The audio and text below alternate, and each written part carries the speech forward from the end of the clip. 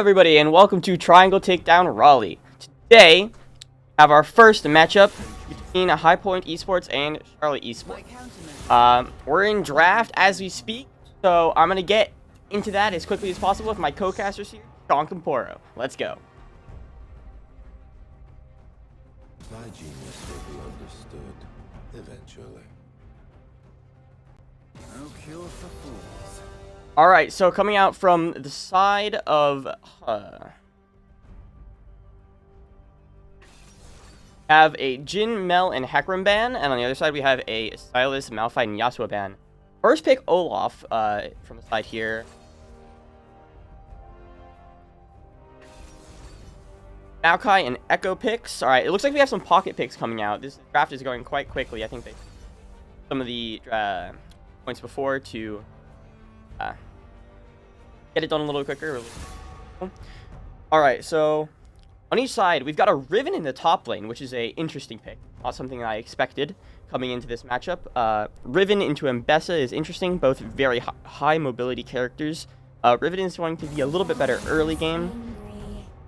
We also have an Olaf, though. I'm not sure where that's going to be going. They have some interesting picks here.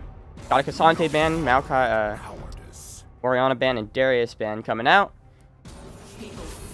Not sure. Darius ban is interesting here because there's already two top laners picked for the side of the left side.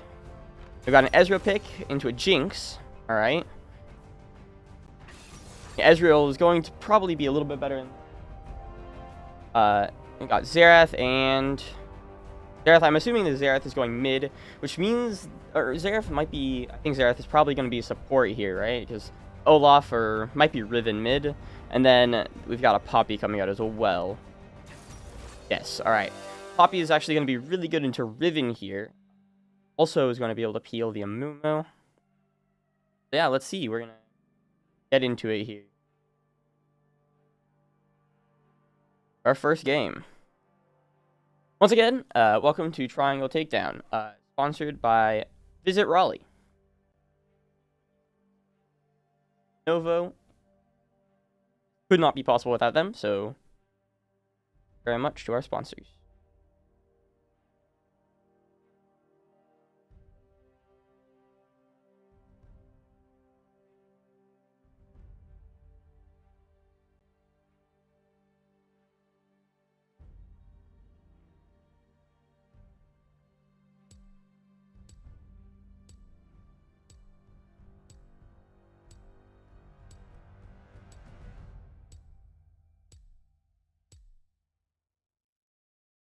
See that there?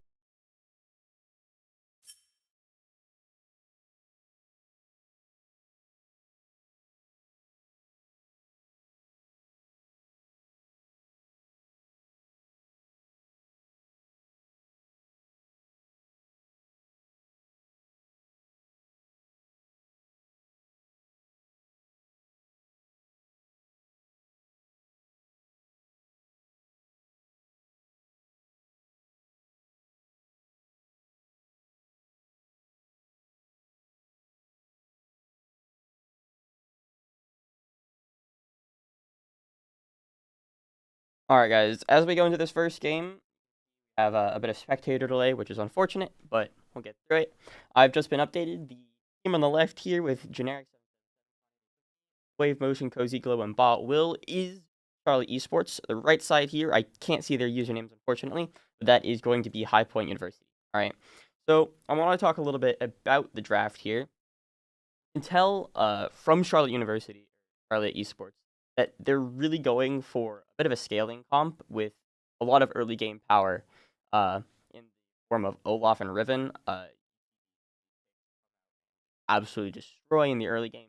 Then, of course, you have the Jinx, which is probably going to be their late game win con. You know, if they can feed the Jinx, then she's going to be able to run over the opponent. On the side of High Point University here, we've got the Maokai, which is just a really good pick in general because he's got a lot of CC, very tanky, good poke and vision because of the sapling, and as well as the Echo, which is going to be able to use the CC that Maokai has to follow up with his W, which, yeah, time stop there, which is really impressive powerful. And then we've got the Bessa coming out, which I believe is probably going top lane. The Bessa is going to interesting into, I'm not sure if the Olaf or Riven is going top lane, but if it is the Riven top, like I think it is, then it's going to be a very chaotic matchup there in the top lane. Then I think should have, I believe this is an Ezreal Poppy bot lane. So the Poppy is going to be good into the Riven. They don't really have too much else that the Poppy is going to be good into here. The Ezreal is also going to be good against the Amumu, going to be able to escape the big CC that he has. It looks like we're getting into the game now, so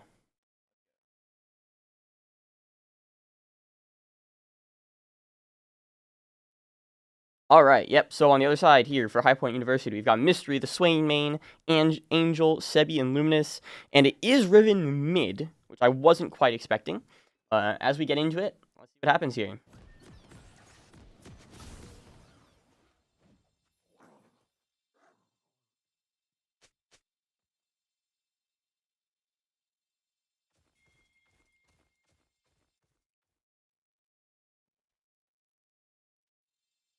All right, there we go. Team's coming out. Looks like Charlotte is going to be opening with a 5-point opening here, so going to send both their larger top here, and then got the Zerath and things holding down that bottom side. Doesn't look like there's going to be any level 1 drama as of yet. I'm not seeing any calls coming out from either team to invade or anything, so it looks like we're just chilling and waiting for some action here.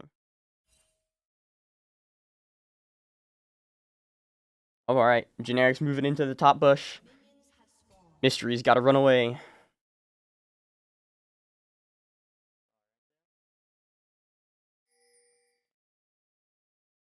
All right, we see this Jinx and Xerath moving into the bottom lane a little bit early. I wonder if they're going to try to get bush prio here. It's going to be really useful for them.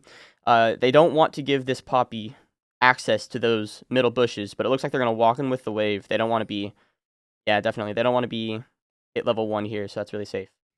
Yeah, it doesn't look like the Ezreal Poppy is actually going to try to take any of the bot prio here, so that's good.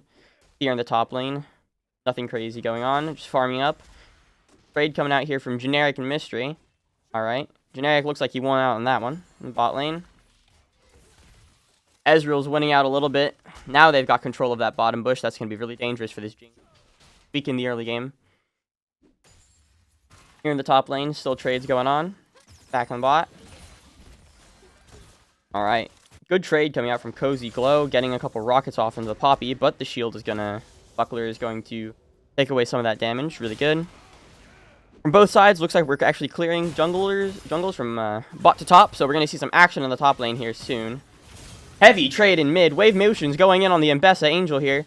Gets the Ignite off really low from Angel, but he does not go down.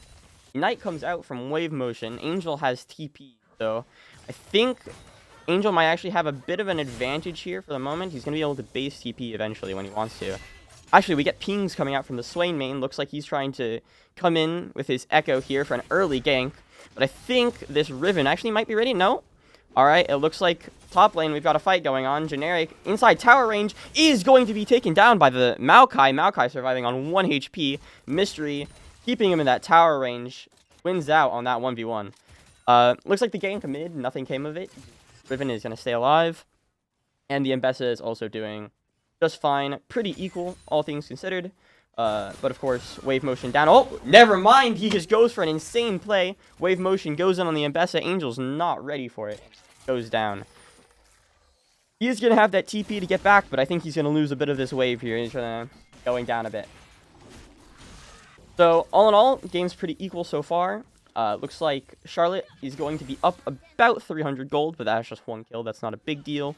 Looks like there's a Mumu and... Alright, Mumu and Echo going to be facing off here. Mumu gets the Scuttle Crab. All is good. He's going to go back, farm his Gromp. In the bot lane, nothing crazy has happened. This Ezreal's not really getting as much lane prio as I would have thought, but I guess it is into a ranged matchup, so it might be a bit difficult sometimes. He does get stunned up, though. and Rooted, but side of Charlie Esports does not have very much mana at the moment. So it looks like they're going to be taking a reset here, or they're just waiting for the wave to push in. Sounds about right. Generic has the wave on his side of the lane. Stay there. Wave Motion's going in for another play here, but Angel with a big, wow, a lot of damage on that counterattack.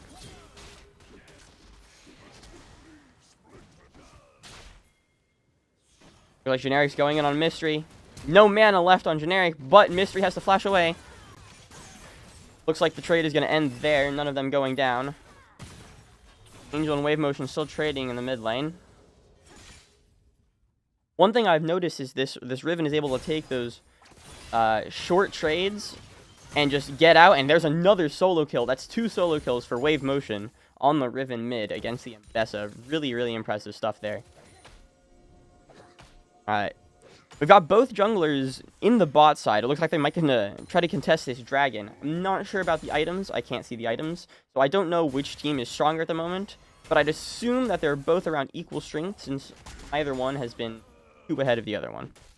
So, depending on where this Amumu goes, they might have a fight over dragon. Generic's in a bit of danger. He should get out alright, though. Alright, Amumu's actually not going to go for dragon here. He knows, it looks like they wanted to take it back in bot lane. So I think he's going to try to play towards his stronger top side. Olaf, of course, being really strong in the early game. And pre-level 6, the Maokai not having too much engage yet. While High Point University is going to get this trade. Alright, yep, you can see in the chat there, Amumu's pinged the Void Grubs. And having all that mid prio, looks like they're going to go for that. High Point University taking our first Drake, a Cloud Drake here. While Amumu is going to take these, or attempt to take these grubs, but it looks like he might actually go for a top gank. Can't tell at the moment. We've got a big trade coming out in mid lane. Ults coming out from both sides. A huge wave for the side of Mbessa. But an incredible kill from Wave Motion, who gets the ult off right as our camera panned. A top lane for Generic 777.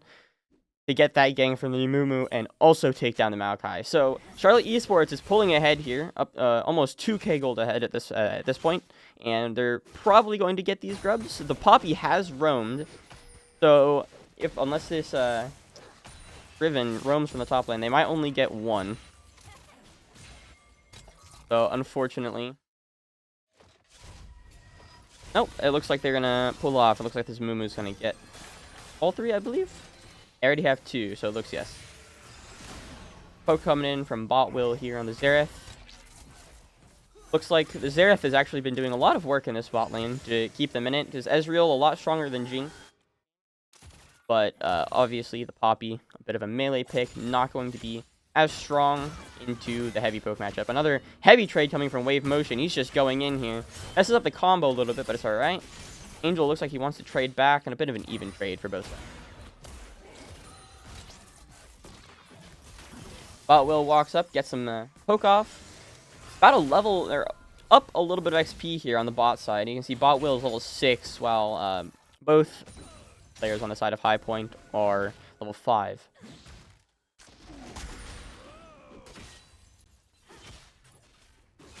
Wave Motion clearing some vision here. Get surprised by the top gank. In. Trade coming out from Generic, goes on the Maokai, doesn't do any damage. Maokai at this point is going to be pretty tanky. Oh, presses the ult button, here he goes. Got the axe, flash in, nice from Generic. Pops the flash, gets in there, really well played. Now this Maokai has no teleport. It looks like his lane is going to be really, really rough, especially into this Olaf. This Olaf is really strong in later game team fights. He's going to take a plate up on top lane. Oh, here we go, the Echo is ganking bot lane here. Good flash from the Jinx as they push back into the Echo, but it's not going to stun. Looks like Cozy Glow is going to go down. Big Amumu counter gank, though. They get a double stun with the Amumu ult. Luminous looks like he's going to be going down, but there's no mana left on this Amumu, and he's also going to be taken out by Sebi here. So, the Ezreal with a double kill. Xerath ult is coming. Oh, and a huge gank by Wave Motion. Cleans it up. All right. Charlie Esports with a macro masterclass, baiting in the opponents and taking them down. So it looks like 4 bot lane here. Angel's doing his best here. Will get the shutdown on wave motion and is not taken down. So that's actually a very good play from Angel to get that shutdown onto the very, very fed Riven. Gonna get 700 gold from that, and he's probably back in the game now.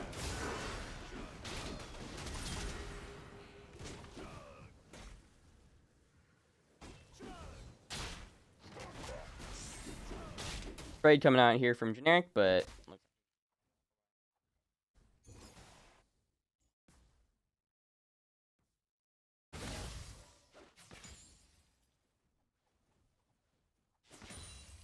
alright, game slowed down a little bit. No objectives up at the moment. Dragons should be spawning within the next couple minutes, but Charlotte Esports with a pretty commanding 2,500 gold lead at this point. So they're going to be looking to extend that lead, build up objectives. I think here, Poppy's just trying to get vision for the upcoming dragon. Generic's gonna run in with the Olaf ult. Doesn't get anything from it, and he has no mana. Will Mystery be able to turn this around? He's got the Maokai ult. Doesn't look like it. I think they're both gonna... Oh, hold on. This Echo in the top lane. Not expecting it. Mystery with 1 HP survives. Great gang from the Swain main to save his Maokai there. Angel with the W. Is he gonna kill this? No, the Riven survives on 1 HP. After almost tower diving the Mbessa, barely gets away. Really well played by High Point University there. Barely getting away with these crazy plays at the moment. Luminous doesn't know this bush is warded. Not gonna work out for him, unfortunately.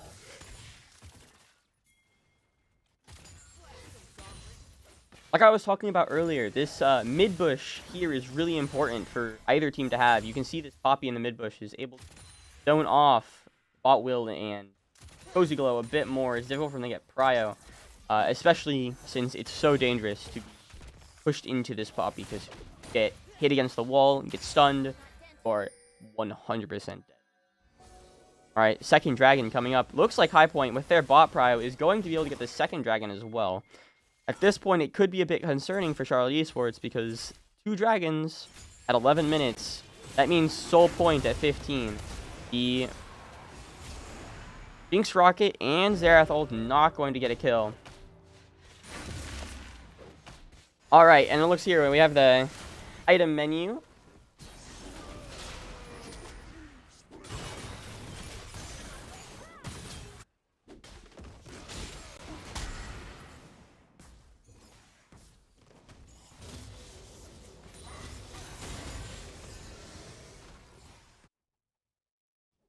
Alright, game is slowed down again.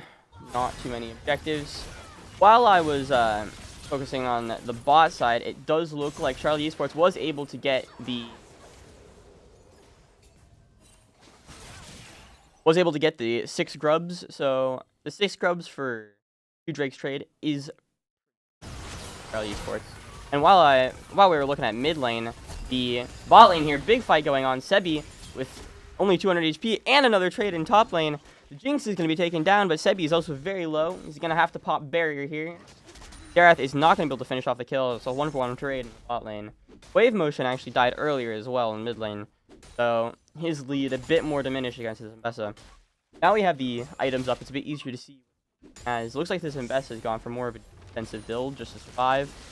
Oh, the Echo's coming back in for another gank. Mystery running away, 1 HP. He's going to do it again, I think. Survive here. Generic, 1 health. Taken down by the Swain main. 2 kills now to Swain main. Well, another crazy trade. There's a Jinx Rocket coming in from bot lane, but it is going to go wide, unfortunately.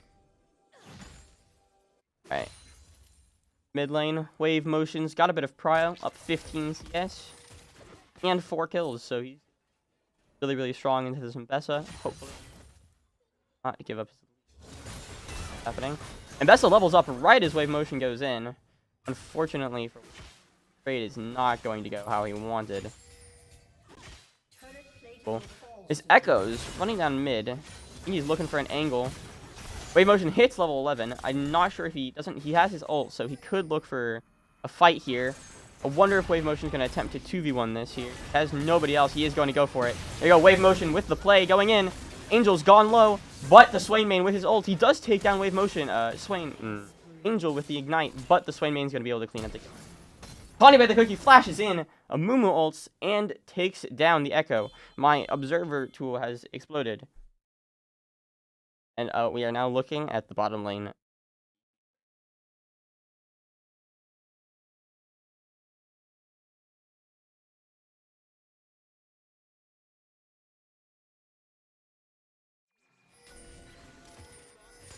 All right, so it looks like we're back here. Oh, good directed camera. All right. Sorry about that. We're back here in the bot lane, the top lane, and the bot lane. Oh, and the top lane again. Here we go. Looks like this Olaf might want to try to get a revenge kill on Mystery. He's gotten ganked twice in a row now. Connie the Cookie goes in over the wall. There's no vision for the Maokai. Will he be able to get away? I don't think so. This Olaf is sprinting at it. Mach 4. Mystery is taken down. I think that Charlotte here is going to be able to take the top tower. The Olaf very adept at taking these top towers.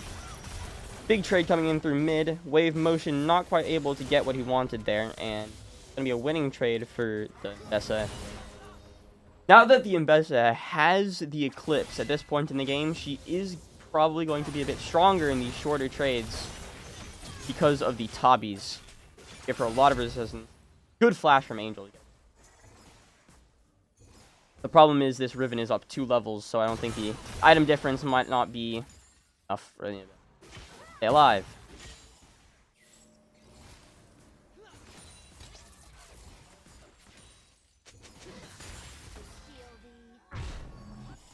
Alright. Looks like the bot lane of High Point is going to be taking it back here, or maybe just the support. Looks like they're going to be trying to go refresh their wards in preparation for the upcoming Drake in about 30 seconds. Wave motion trying to get that mid tower down. Isn't quite able to. He's going to be a bit of an awkward position here. Try to take it back in the bush or maybe proxy the wave. But it looks like he's just trying to run away. Hops the wall. Looks like the wave motion is going to get something up against the wall. Sebi's coming in. And this is a dead Riven. Unless he's able to get away. Doesn't look like it. Generic is also here after TP. Not TP, and he walked in. He's up to bot. But it's a 4v1 for Olaf. He's not going to be getting away. 2 really big kills for High Point here. On the right before the dragon spawns. Looks like you're going to get Soul Point for free. Chemtech Soul going to be really, really strong for this Ezreal and Mbessa. Healing and damage resistance. Allow them to hit really hard. It's an interesting game state we have. Charlotte is up 2k gold due to their absolutely dominant mid lane solo performance. But High Point is up 3 dragons at 6 minutes, which could be really good. Because High Point has the option to give up a few dragons in order to get other parts of the map, gold on other parts of the map, and scale a lot more. So we'll have to see how it goes for High Point here. They're able to make that bit of a comeback because the bot lane of Charlotte hasn't been able to get any kills, anything going here, and Ezreal is really ahead. He comes out from Sebi, Arcane Shift, their FW, and Connie the Cookie is going to be clearing the jungle. This Rift Herald has not been contested by either team yet. It looks like Luminous and Swain Main are going to be pushing towards top lane to try to take this Rift Herald as another trade goes down in mid. Wave motion just trying to beat up this Mbessa. Mbessa R goes wide. Not going to connect. Alright. The Mbessa Angel is going to have to take a base here. So we might see this Herald now started by Charlotte. It would be a 3v4 here with bot Will having roamed up from the bot lane. Wave motion just farm up the wave. Going to be posturing, looking to try to get an angle onto this Rift Herald, but nothing going just yet. Hold on in the mid lane. Bess is pushed up a little bit. Doesn't. Connie the Cookie is looking for an angle, but they're under this tower. And it's gonna be done. My question is, will they try to push to take this T1 or? Okay. Mystery goes in. W on the Maokai does not connect with the Q. The Poppy ult does send away Connie. That's a lot of CC that they're missing now. Olaf goes in, but he's by himself. His entire team left him, and that is a dead Viking. That's a big kill for High Point. They're starting to slowly get back into this game. They're only down 1k gold at this point. Looks like they're going to try to go for this Herald, but Mystery connects with the W onto the... Does not get anything off it. Wave motion, again, is like the Olaf. They keep going in solo. They get picked off. The CC from High Point is too much. And that's another kill going to High Point University. So at this point, this Echo is starting to get very, very strong. Difficult for Charlotte in these team fights to make anything happen, especially when there's strong people on High Point. Their carry is this Echo and this Ezreal. With the fact that they have this Maokai for frontline and Poppy, is going to be very difficult for Charlotte to get anything done here. High Point is going to be taking down this Rift Herald. Looks like it's going to be... Make sure they take that eye. It's going to be given... Looks like. Jinx's base here in the bot lane is cancelled by the Ezreal, so he's going to be able to make her stick around a little bit longer. Does not get the base she wants. As this Ezreal is working towards really big power spike for the Ezreal. Once he hits 2 items, he's going to be the strongest person on it.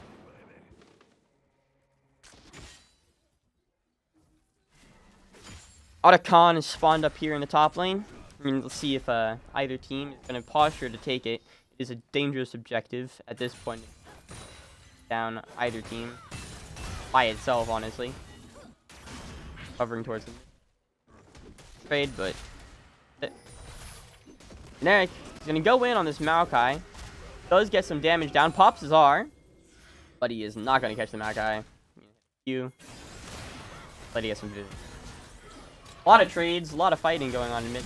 Wave motion pops the ulti, goes in. Connie the Cookie goes in again. Will they ult in? No, they flashed. Nothing for Connie the Cookie there. Swain main with the time warp back into the Jinx, and now the Jinx gets a kill, which is very dangerous. Jinx only off of her second item. Like it's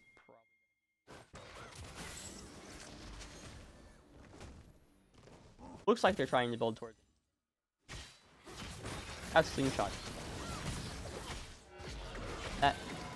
Alright, and off of the mid play, they killed the jungler. It looks like Charlotte's going to start up the Otacon. Main and Angel both down from their 15 seconds, so I don't think there's much of a contest here. But in return, an interesting play, this Otacon, in return, they are giving up Dragon Soul. High Point is going to be getting this Dragon Soul unless Bot Will is able to steal it with his ultimate. I don't think it's going to happen because the Swain main... No, they'd have no smite. This could be doable if Bot Will goes for it. He takes the Chemtech Drake! What an incredible steal from Bot Will. Saves the game. Or at least saves them for now. For Charlotte Esports. They started the Drake a little bit early. Bot Swain wasn't... the Swain main wasn't there, so he wasn't able to get the smite off onto the objective, and Bot Will was able to stun it up and take it. Very impressive stuff. Good timing on the Gareth Q. King's ult is going to connect on bot lane, but is not going to be taking down anybody. Meanwhile, Wave Motion goes in on the 3 members of HBU that are here in the bot lane, but it's not gonna happen. The 3v1 is too much even for him. Fed Riven not going to be able to 3v1, even with the little support that Xerath is able to offer, and a double kill for High Point in the bot lane.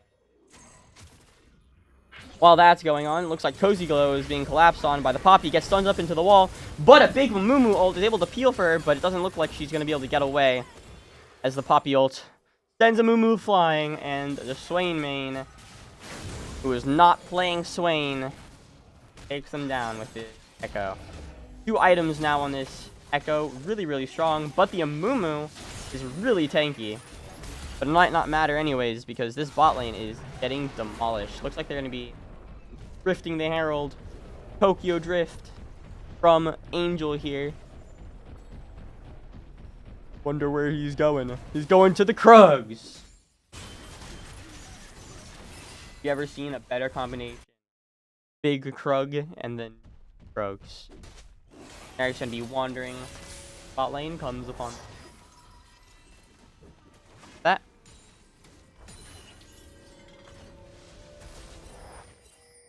So High Point was able to take down the T3 and bottom inhibitor of Charlotte here, as that play was going on top side as well. So they're slowly clawing themselves back into this game. They're up 2 dragons, so it's sole point for them, and they're only down about 500 gold. This Riven, who is the keystone of Charlotte for a lot of that early game, has slowly started to fall behind. It hasn't been scaling. Deaths is really gonna hurt when it comes to late game. The Symbessa is also a bit behind.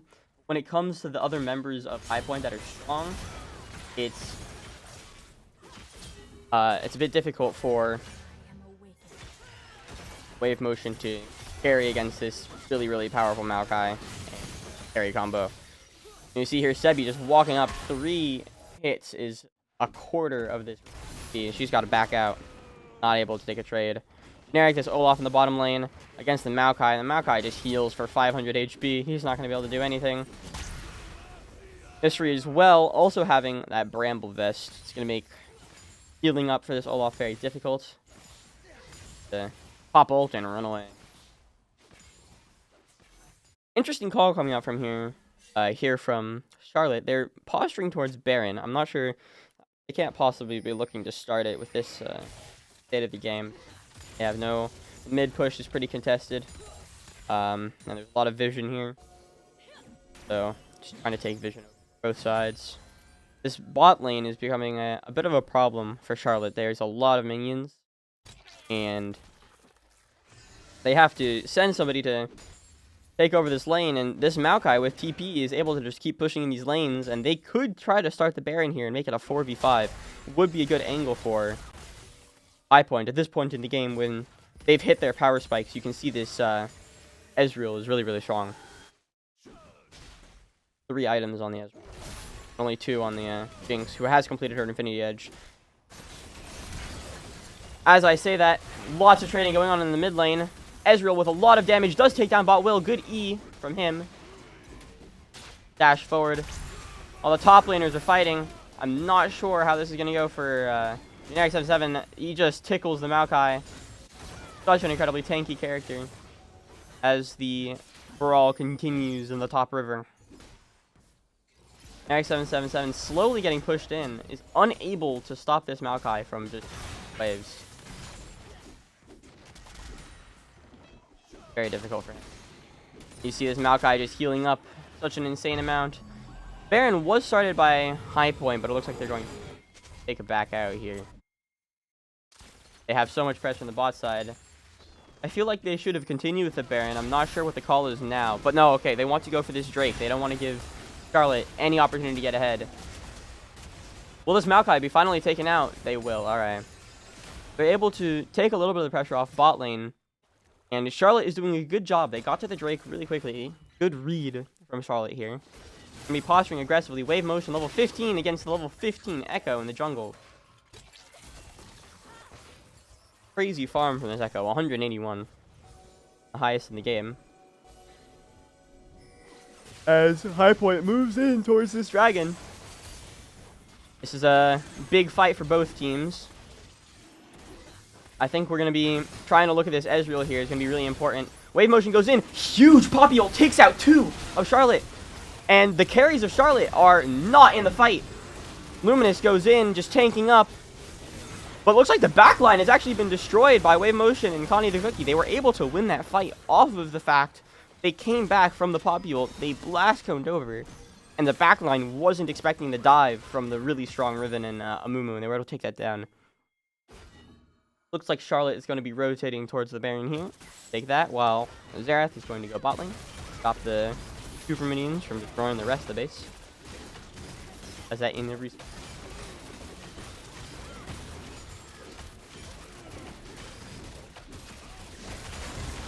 Alright. Baron going to be taken down by Charlotte here, and they've reclaimed their lead, now up to 5,500 gold. They denied the soul for High Point. And as the game goes on, it looks more and more dire for this High Point team. We're looking good before the dragon fight, but big swing from that backline dive by Connie the Cookie.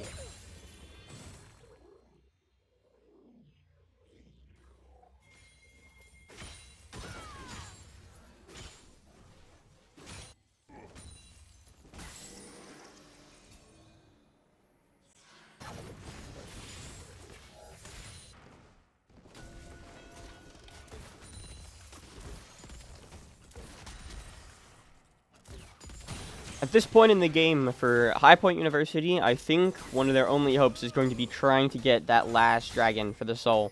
And it's only a Chemtech soul. It's going to be pretty good for the Mbessa, pretty good for the Ezreal, the AD scalers that heal up on their hits. But not having a chance to fight over this Elder is getting worse and worse. The Olaf ult coming out and going to be canceling the Moxie and Diplomacy. Going to be taking down Angel and escaping Poppy. But he's going to be collapsed on here. I don't think Generic is making it out of this one. Going to be taken down. Does not get the bot T2 either.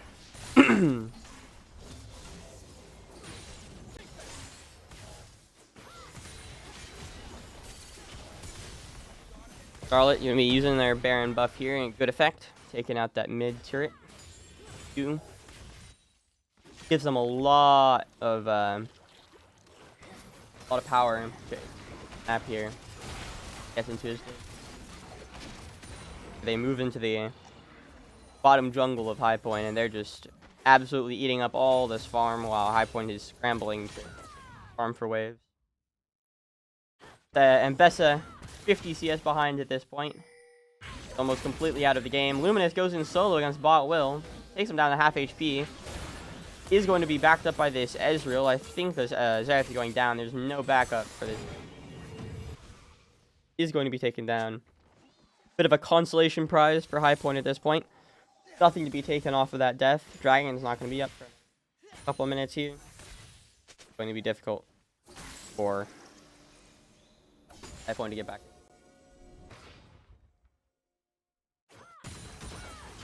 Wave motion, like I was talking about before on this Riven, absolute menace. Just dive into the fight face first. Troy, backline of High Point.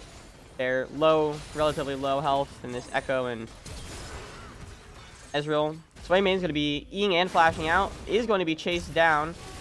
Here's the Olaf ult coming out. Swaymane does teleport back. This Angel's going in. They're being collapsed on both sides here. Charlotte in a bit of a predicament. Maokai gets engaged on. Very, very tanky. Takes absolutely no damage here from front line of Charlotte, but they're able to move away. This Echo is kind of by himself on the left side here. Going to be a bit dangerous. Wave motion is taken. The Swaymane has been taken down by this Jinx, who is getting stronger on 3 items. Has the last Whisper. Is going to be able to slowly melt through heavy armor that High Point has been relying on most of this game. Maokai going to end up getting melted a bit more quickly than you might expect in these fights as Charlotte moves towards a T3 top here. Maokai goes in on the... doesn't get anything done. Going to be clearing up this wave relatively well. His history low. Looks like Charlotte are going to back off now.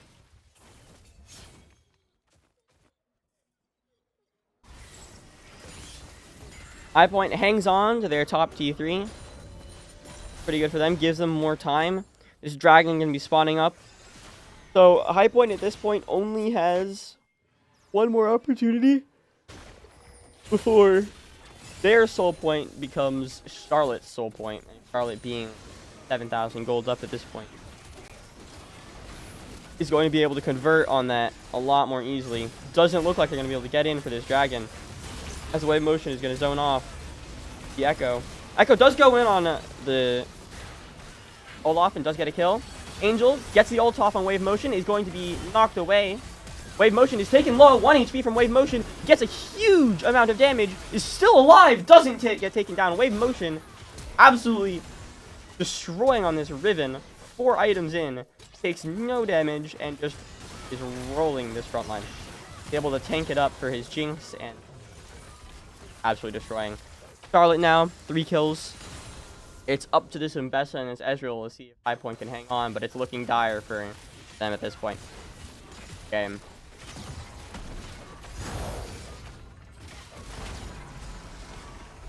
Looks like they're going to be going for the end here. They've got 3 minions and a Jinx. Jinx really good at taking out the towers. Angel goes in, gets absolutely eviscerated. Big Ezreal ult does a lot of damage to Cozy Glow, but the barrier comes out and he's not going to be taken down. This Ezreal trying to hold on solo, but 7 seconds left on the Echo. Doesn't look like he's going to be able to. The Nexus is being taken low, and you're going to see Charlotte Esports are going to be winning the first game in our group stage.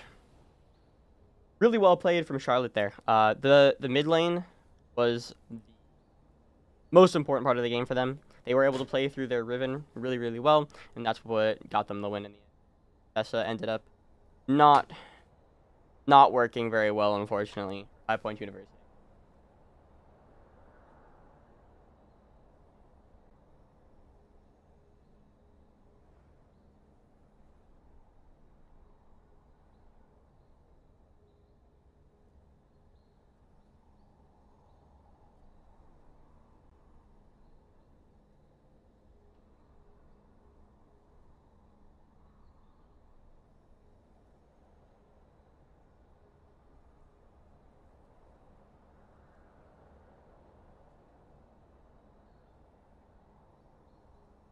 And hello, back on the desk.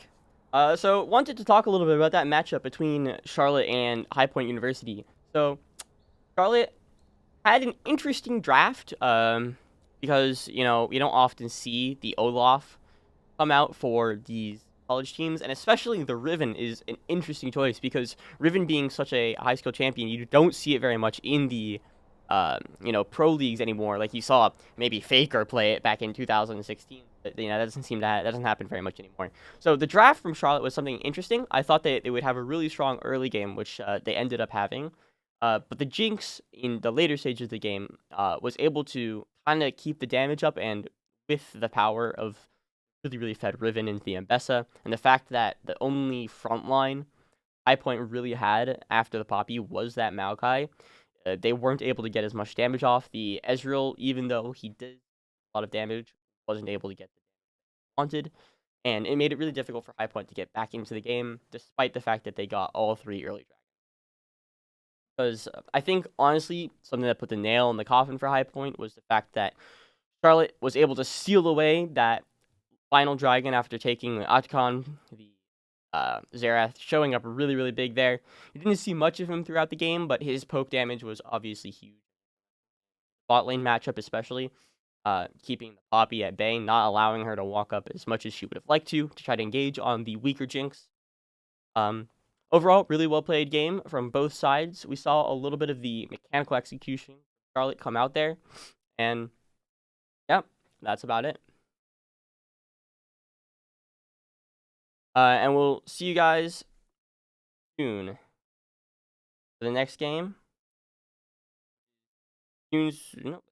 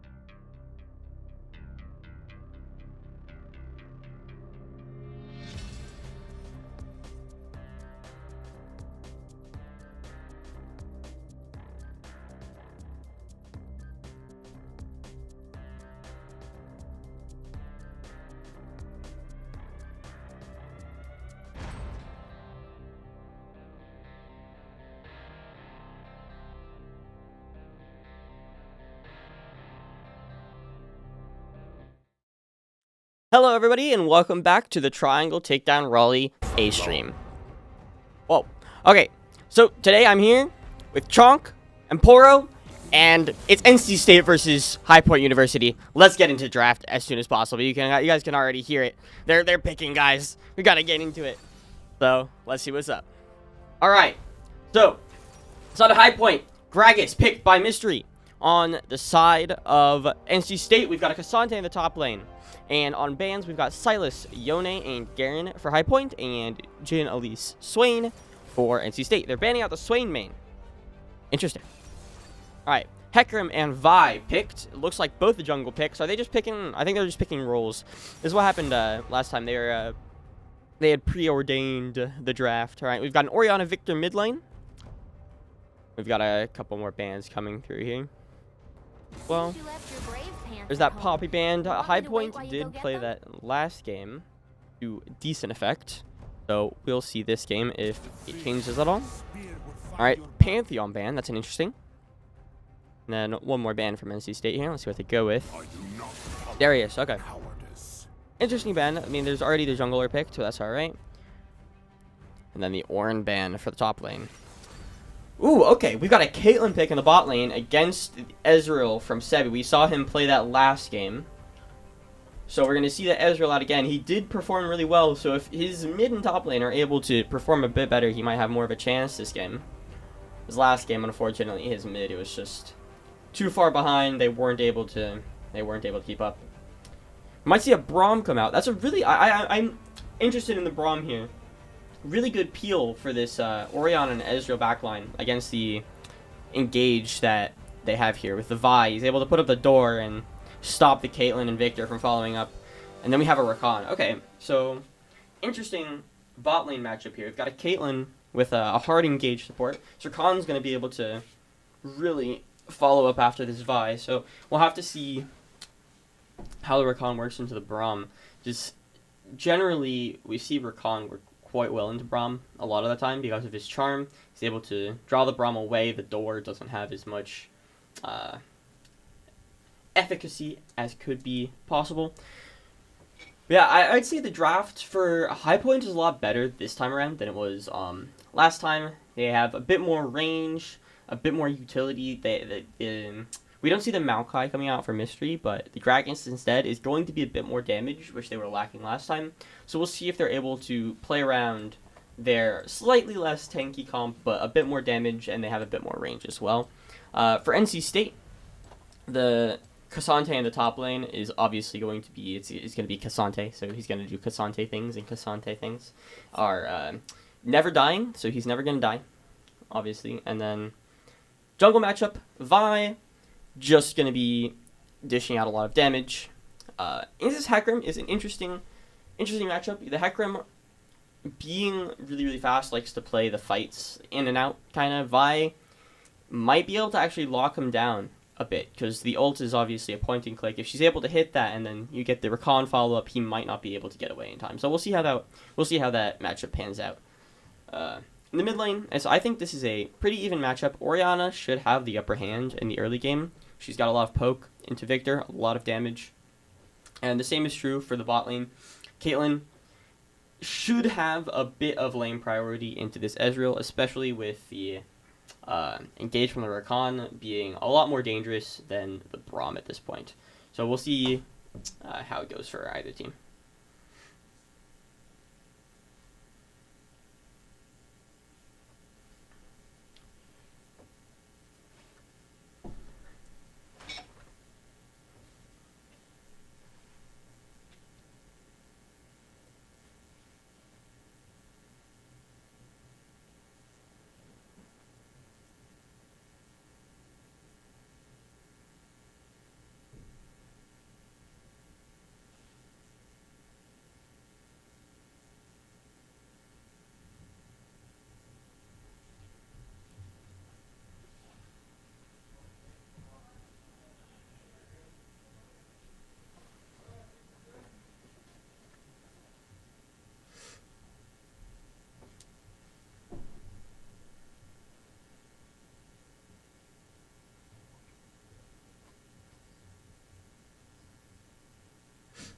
Alright, as we come on to a minute left before we get into this highly anticipated matchup between High Point and NC State, I would like to thank our sponsors again: Rally Cry, C3 Esports League, Lenovo, Marriott, Courtyard by Marriott, Visit Raleigh, and I think that's it. Yes, we would like to thank our sponsors for making this possible, this tournament, and the prize pools. Really appreciate it.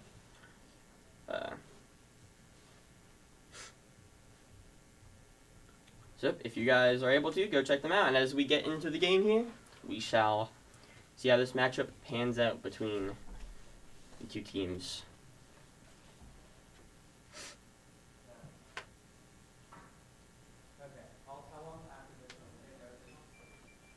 I think one of the more interesting matchups this game is definitely going to be this top matchup. I think this top matchup is going to dictate a lot of what the game is going to end up being about, because if this Cassante gets ahead, he's going to be unkillable, and if this Gragas gets ahead, he's going to be able to absolutely decimate the squishies on the NC State side. Alrighty, here we go. We got the scoreboard up and running. Things are going nice and smooth. Alright. Good stuff.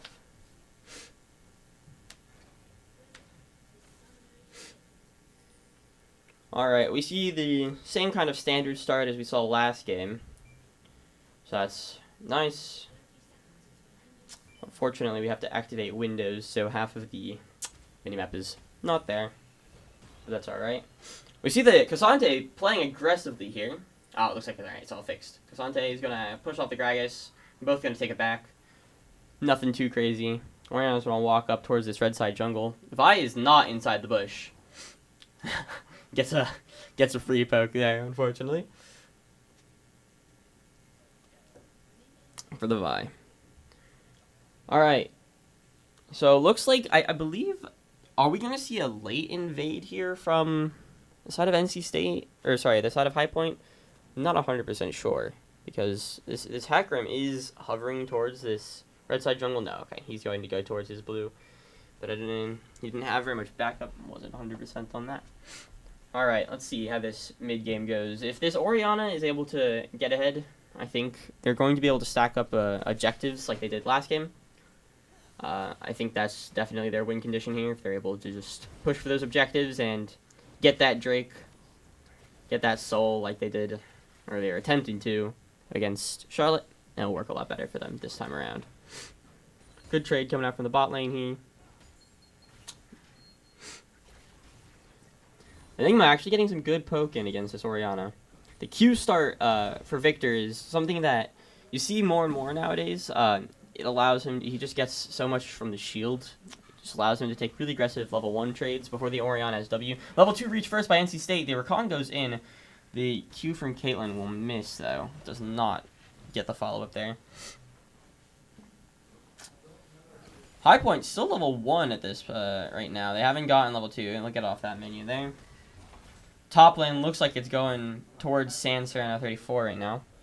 This Gragas is getting quite low on health. In the mid lane, the Victor winning out on a lot of these trades. The Oriana does level up to level 3 first. She might be able to get some prio back. And there you go. Get some poke in. One thing we see a lot with this Gragas is just the sustain that he has in this top lane. So I doubt that he'll, unless, a big misplay comes out, he should be a relatively safe lane. I think a lot of this lane is just going to be how much can he get from this Cassante before he has to back and inevitably lose his CS. Mid lane. A lot of heavy trades going on. Enigma here is low on mana. He's probably going to have to back off a little bit. Look, he's just playing around the waves. Gotta be careful. Bot lane, Swaymane has cleared towards bot side, but I'm not sure if there's an opportunity for a gank here. Looks like the Celery Thief is going to go roam up into the river. Sans Sereno is super low on HP, but Mystery has no mana, can't aggro. Sebi with a good arcane shift to get out of there. And Rakan is going to Miss the W and walk away. Enigma with no mana is going to walk towards Angel. Angel has to flash. The flash from Enigma, good E. A good shield coming out from the Orianna there. But Enigma is going to...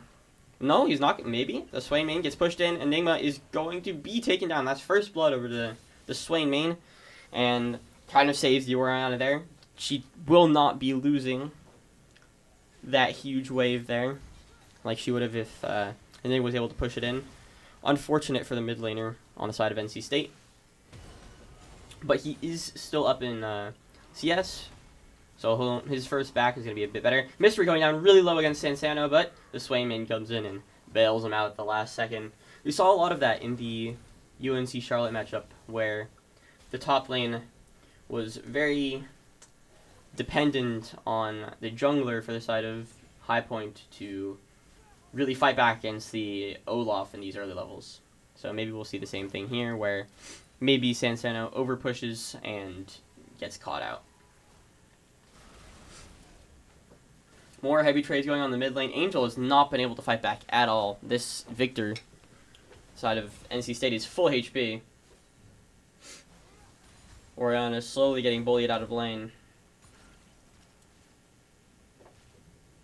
Same here with the bottom lane. The Ezreal not able to have as much power over this lane as he did last time. The Caitlyn with the lane domination is able to really just have total control of his lane. You can see they got the Drake for free there. There was nothing High Point could do. CS difference, still pretty close in the bot lane. It's a 10 up for the Caitlyn, but at this point in the game is to be expected. Sebi's going quite low under tower. He's got no mana. I wonder if, well, the Rakan is in mid here from the Celery Thief, so I don't think they're going to go for a dive, but Ezreal has to be careful. If he oversteps, he could get taken out by this Caitlyn if she manages it to level 6. He has to watch out for the sniper.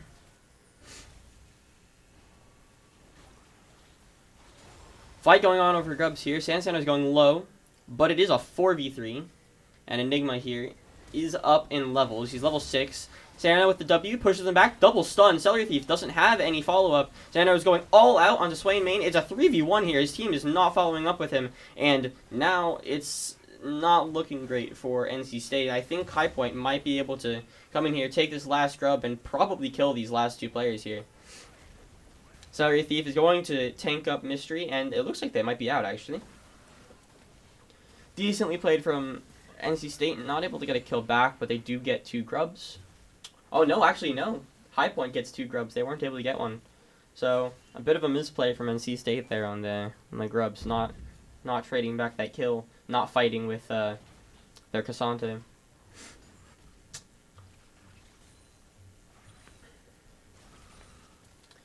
And for our viewers in chat, unfortunately, we don't have an overlay quite at the moment. But the red team is going to be NC State, so it's Sansano, OMG 5-1s, Enigma, Exertronic, and the Celery Thief. And the blue team is going to be High Point University, Mystery, the Swain main, Angel, Sebi, and Luminous.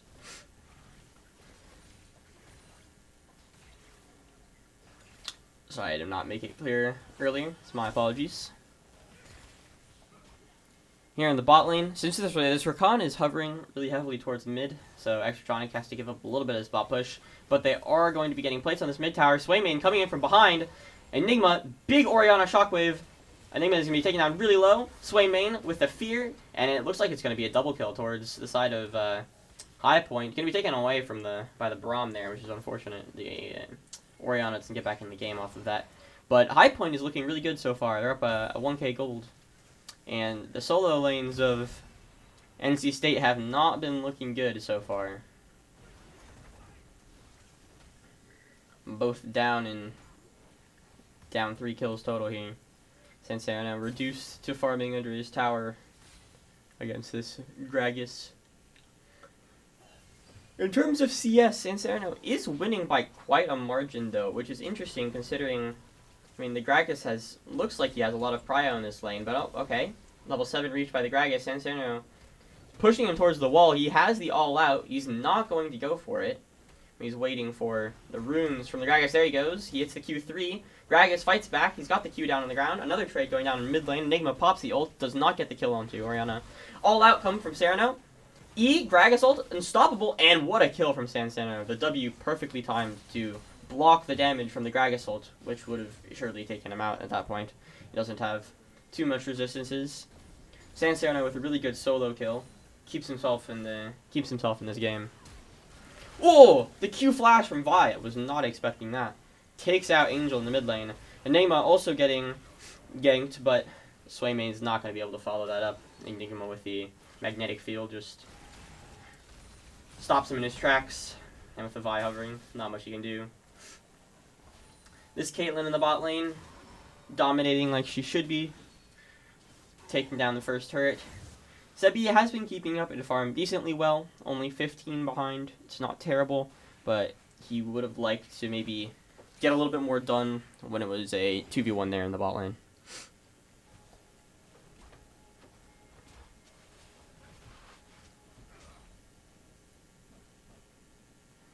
NC State all backing. Looks like they're coming back on the map. Both of our objectives coming up here soon. Got a dragon in 15 seconds and grubs in 45. Looks like NC State are pinging the dragon, so Vi is going to be taking their base, and they're going to bring forward towards dragon here. Because Ante's got TP, so if he gets Pry out here, he could TP in. Gragas cannot follow, so this could be a free dragon for the side of NC State.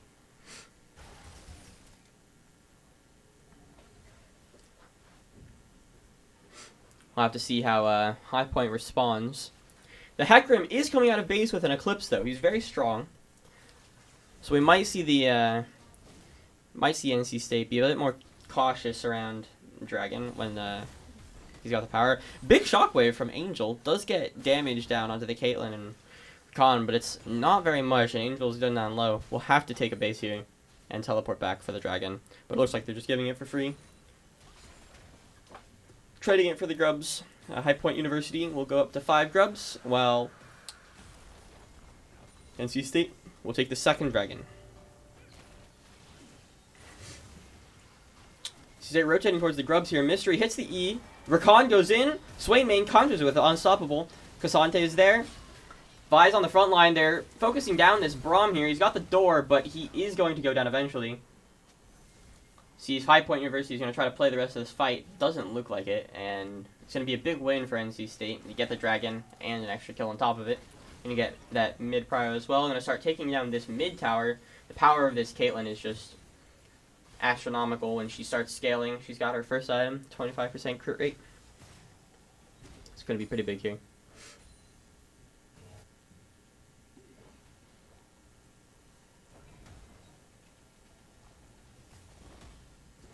Sansano up a level. Not anymore, but he was. Mystery just getting zoned off this wave. It's going to be difficult for him because it's pushing away from his tower. Sansano looks like he wants to keep the prio here though, so we will just push it in. Ezreal ults mid. Get some prio there. Looks like the side of High Point wants to take their bases. I think this Ezreal probably has a Triforce in base. Something I would like. Maybe he's close. Mystery just doing his best to survive. Hecarim looks like he's pathing top side, but he's got to clear all his cams first. Sansano's got the Q3 and the all out. Is he going to go for a dive here? Looks like it. Hits the Q3. W. Gets stunned up. Punches Mystery in the face. Mystery dies. Swaymane's going to chase, but there's no way. Oh, maybe he kills Dixante here. This is a really strong Hecarim. He's a chonky boy. He's got the Eclipse, but it's a Cassante moment.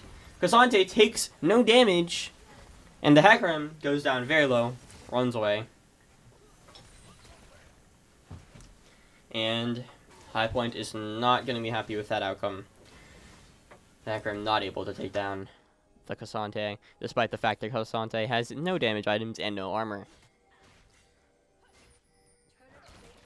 Very balanced character, wouldn't you say, Mr. Poro?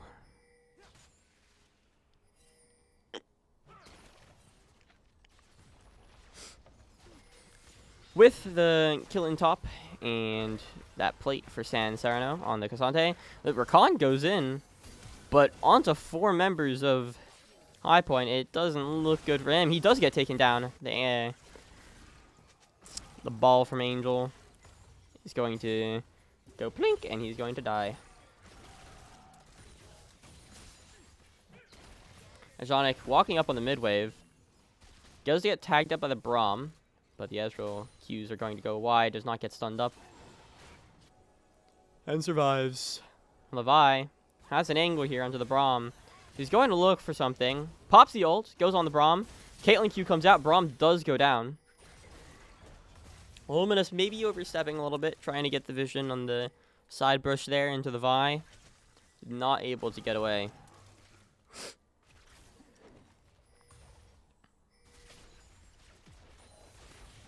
And it looks like they're going to get this mid tower as well. Does get tagged up by the Vi, Sebi does. But Swain Main comes in, stops the follow-up, and is going to be there to block the Caitlyn ultimate. Fire in the hole. Ice in the hole.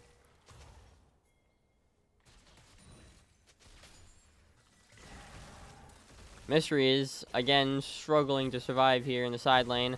Ults Enigma into the tower. Enigma has to flash away. Doesn't go down. The tower shot is not enough. And Mystery misses his E. Almost does a Bomba play, but not quite. As he was not able to hit the E onto the Victor. The Victor will get the kill, get away, and take a plate. Or no, he won't take a plate, but he'll get the tower low. And Mystery is super far behind here. At this point, he's down 50 CS. And looks like NC State are slowly destroying High Point University's hopes and dreams in this second game. Up 4K now at 15 minutes. And 2 dragons as well. As our next dragon comes up in 20 seconds. And Herald's up in 10. High Point, all here on the bot side, looking like they want to fight this. But Sansano has his TP. There is a ward in this Tribush in the bot lane, but it looks like, no, is there? Yeah, Hecarim will take care of it. Not going to have that flank opportunity unless he goes, unless there's another one I'm not seeing. Extrajonic is by himself in the bot lane. No, they're not going to turn around. Okay. I feel like Extrajonic is really split from his team here. This Caitlyn's positioning is dangerous. Swayman's High Point's gonna start up this Drake. Kasante's gonna TP in. They want to fight this. OMG51's got to get in there with the smite. Charm up on the entire team. Big charm from the Celery Thief. There's not very much follow-up. Follow-up onto the Ezreal flashes away. The Victor from the side of NC State is going to be taking down the Ezreal. And NC State are going to run over High Point. High Point does get the Drake, a consolation prize. But it is a ace from NC State. Only losing their Rakan. And they're also going to lose a top T1 and... yeah, and probably Herald. It looks like NC State's going to rotate towards that as well. So a lot lost here from High Point. Unfortunately, the objective timer's not going their way. This Caitlyn being 5-1 and 150 farm at 17 minutes is going to be just super duper strong. So going to be really difficult for High Point to come back at this point. Down 8,000 gold at 17 minutes. I guess we'll see how far it scales.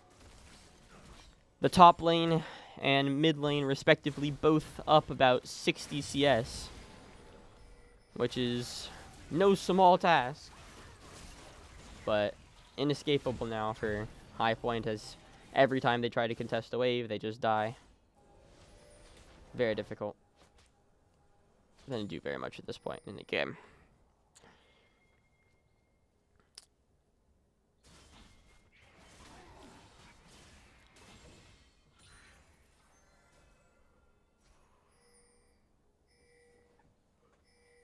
I think now, with this much of a gold lead, about 7,000 for the side of NC State, the only way High Point is going to get back into the game is through basically a miracle. I think if they're able to find this Caitlyn, catch them out on mid lane, and like a good timer, Baron's up or something, and they're able to take her down, get the shutdown, and get an objective like Baron, and maybe a T2, or even a T1 tower. They have not gotten any towers. Get those objective bounties, get the shutdown on the Caitlyn, then they can try to start working their way back. But it's going to be really difficult when their mid laner gets collapsed on here, and another kill goes over to this Victor, who is now 4-2. Swain Main, the only hope for High Point, having 3 kills, taking most of the gold for their team.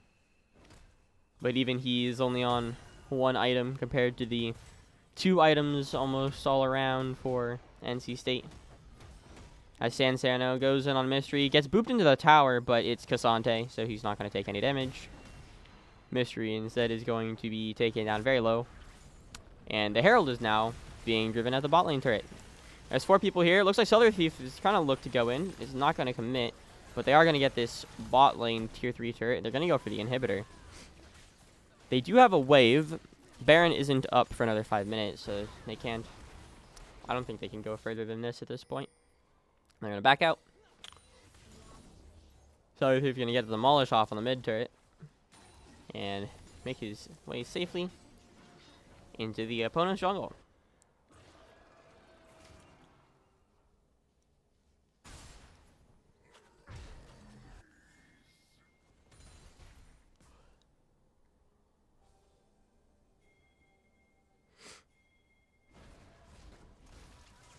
Alright, both teams pinging the Otacon here.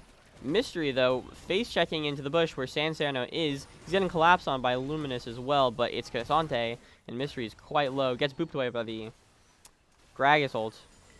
OMG51's not going to connect on the Q. Swain Main, all their damage in the front line. OMG51's, does he have the Vi ult, goes in, knocks away multiple, gets in on the Ezreal, but he's going to be taken down by the Gragas. San Serno going really low here. Swain Main going to be...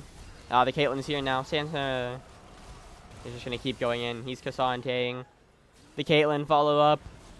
Caitlyn with the ace in the hole. It's just the Braum.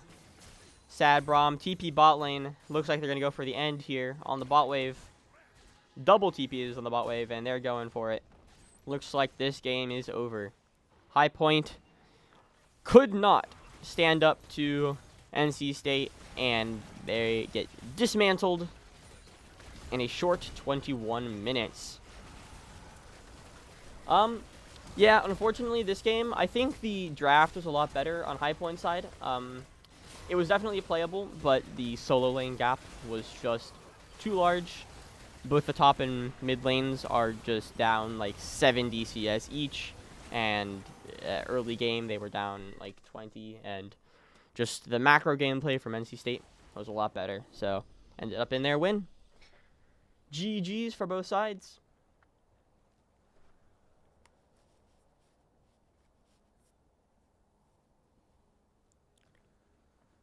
Alright, we've got the post-game screen here. We are able to see that, yeah, there was a bit of a gold differential in the mid and top lanes, unfortunately. This bot lane also really far ahead. Just the Caitlyn, once she gets going, was not able to be stopped. All that range, and the Ezreal was just fell behind further and further, and they just couldn't catch up, unfortunately. So yeah. That is unfortunate for High Point going 0-2 at this stage in the tournament, but really strong showing from NC State. They are definitely showing up in these games. All right. We're back at the desk with our Chonk and Poro. So, I want to talk a little bit about the draft of those games.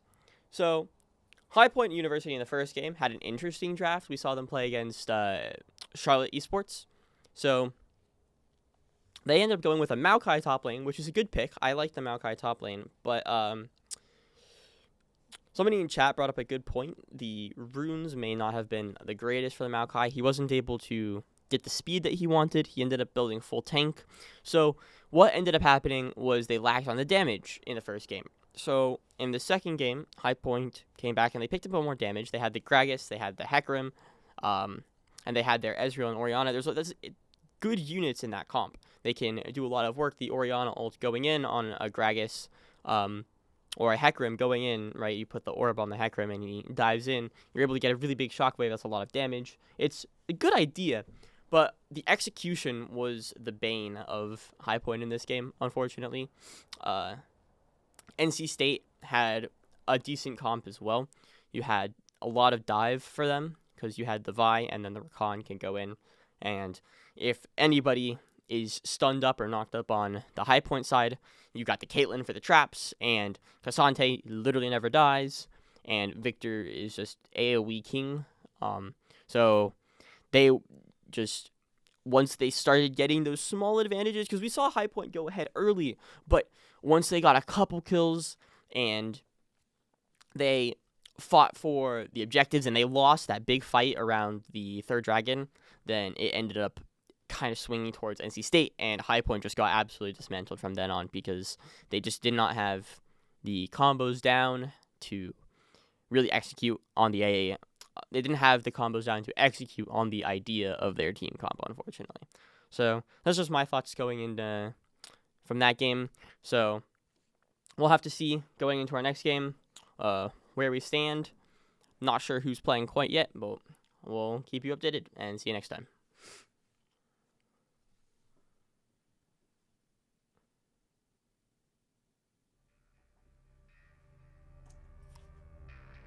Yo. Casting with you for at least the next game. Oh, cool.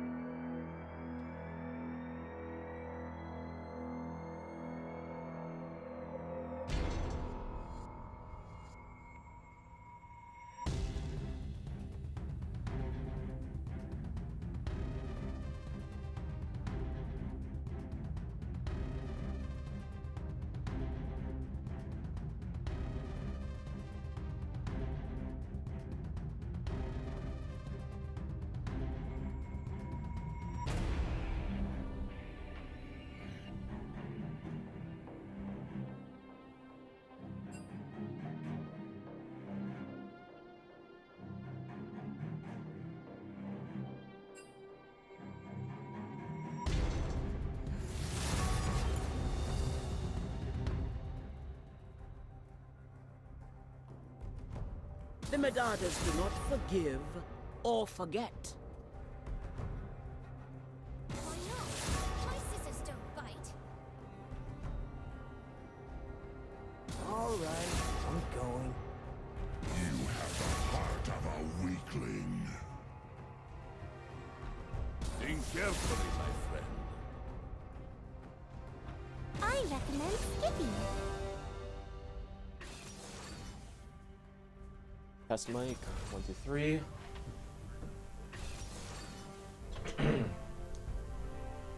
All right, we're good. Tell me, count me down whenever. Wait, check. Okay.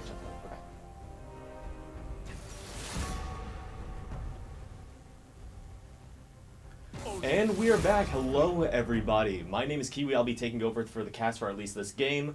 Right now, we are going into the Wake Tech Chapel Hill game.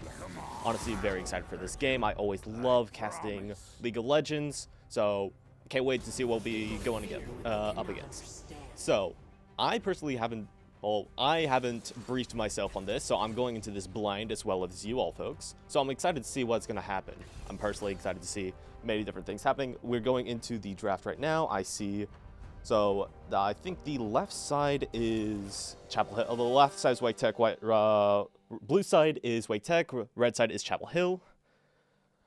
Seems like Wake Tech is going for a very much early game comp, especially with the Renekton and Draven. Zera is going to be providing a lot of utility support from the backline. Jarvan is going to be doing a lot with the engages along with Leona. Chapel Hill seems like they're going for a lot more late game comp, especially with the Hui and the Ezreal. Jace is also Karma's also going to be securing a bot lane, trying to get the lane bully on to make sure that Ezreal is allowed to scale up, but it's going to be very difficult, especially with the Leona engage as well as the Draven damage really early on. And I think Jace is going to have personally a very hard time, at least in the early game, especially against that Renekton once he hits level 3. So we'll have to see how he deals with it. Other than that, I have no other information to go off of, so we'll see what happens when we get into the game. Except for a spectator delay that we're going to at least talk through. So what I think the game plan, at least for Wake Tech, is that they are going to want to, like I said earlier, they want to dominate the early game. So they want to get a lot of early kills early on, at least 1 or 2, just to make sure that they can snowball very much into the late game. Especially with that Draven. That Draven is very much an early game champion. I'm sure we all know this at this point. And then the Chapel Hill, obviously, they're going to want to delay that early game spike from Wake Tech. They want to make sure that they allow minimum to no kills at all in the early game so that they can use their late game power to just dominate the rest of the game. It'll really be about execution execution in the early game, like especially with the duels on Wake Tech side, and if Chapel Hill is able to delay them, then it will come down to team fighting between the two to see who actually gets through. Other than that, bot lane is going to, personally, I think bot lane is going to look like this. At least in the early game, Draven is going to have a little bit of a harder time since Leona needs to get her full kit before she has all of her stopping power with all of the CC. And Karma is going to want to try to lane bully both of them, especially in the early game with her Mantra Q, so that they can secure a good lane state, so that Ezreal can get a lot of CS, and Draven can't really do much in terms of damage at all.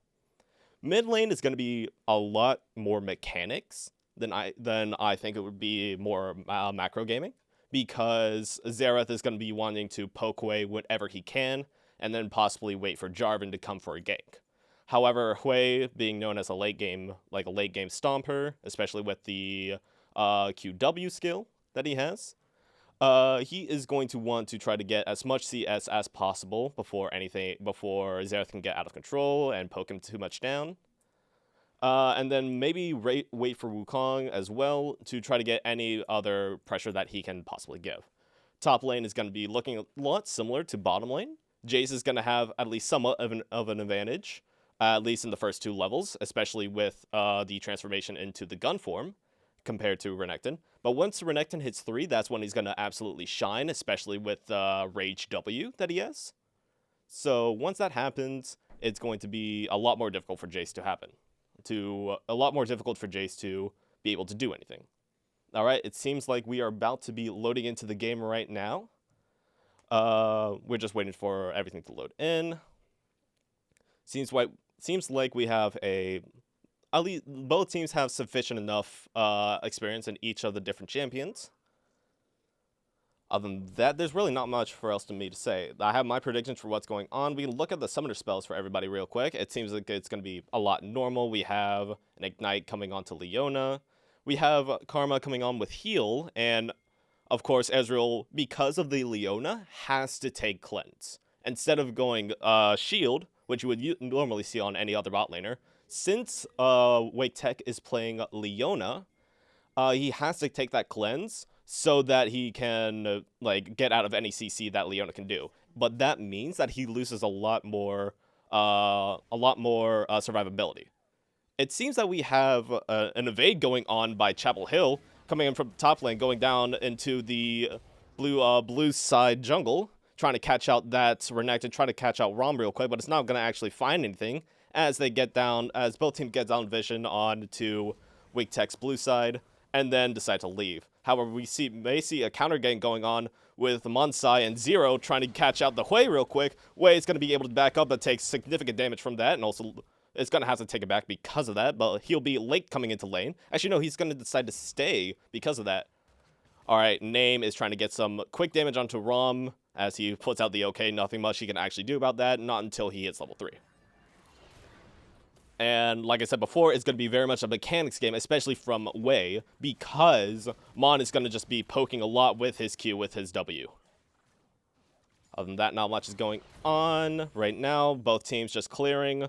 It seems that both are starting on their red side, on their red camp, and then they're probably going to be maybe going for an early gank, maybe not from Wukong, but more from maybe not from JG, but more Zero's probably going to go for an early gank. Some good damage on to Dog Owner, and there's going to be a quick trade on the top lane. Nothing else much is going on. Trying to get some quick grass procs going on, but nothing else is going to come from it. Some just small trades going on. Not much is going to be happening until everybody hits level 3. Level 3 is where you're going to see a Wake Tech try to force a fight force a duel on either top lane or bot lane because of the completed kits from Leona and Renekton. Other than that, some quick lane bully coming in from the bot lane of Chapel Hill, trying to get as secure as much CS as possible before they hit level 3.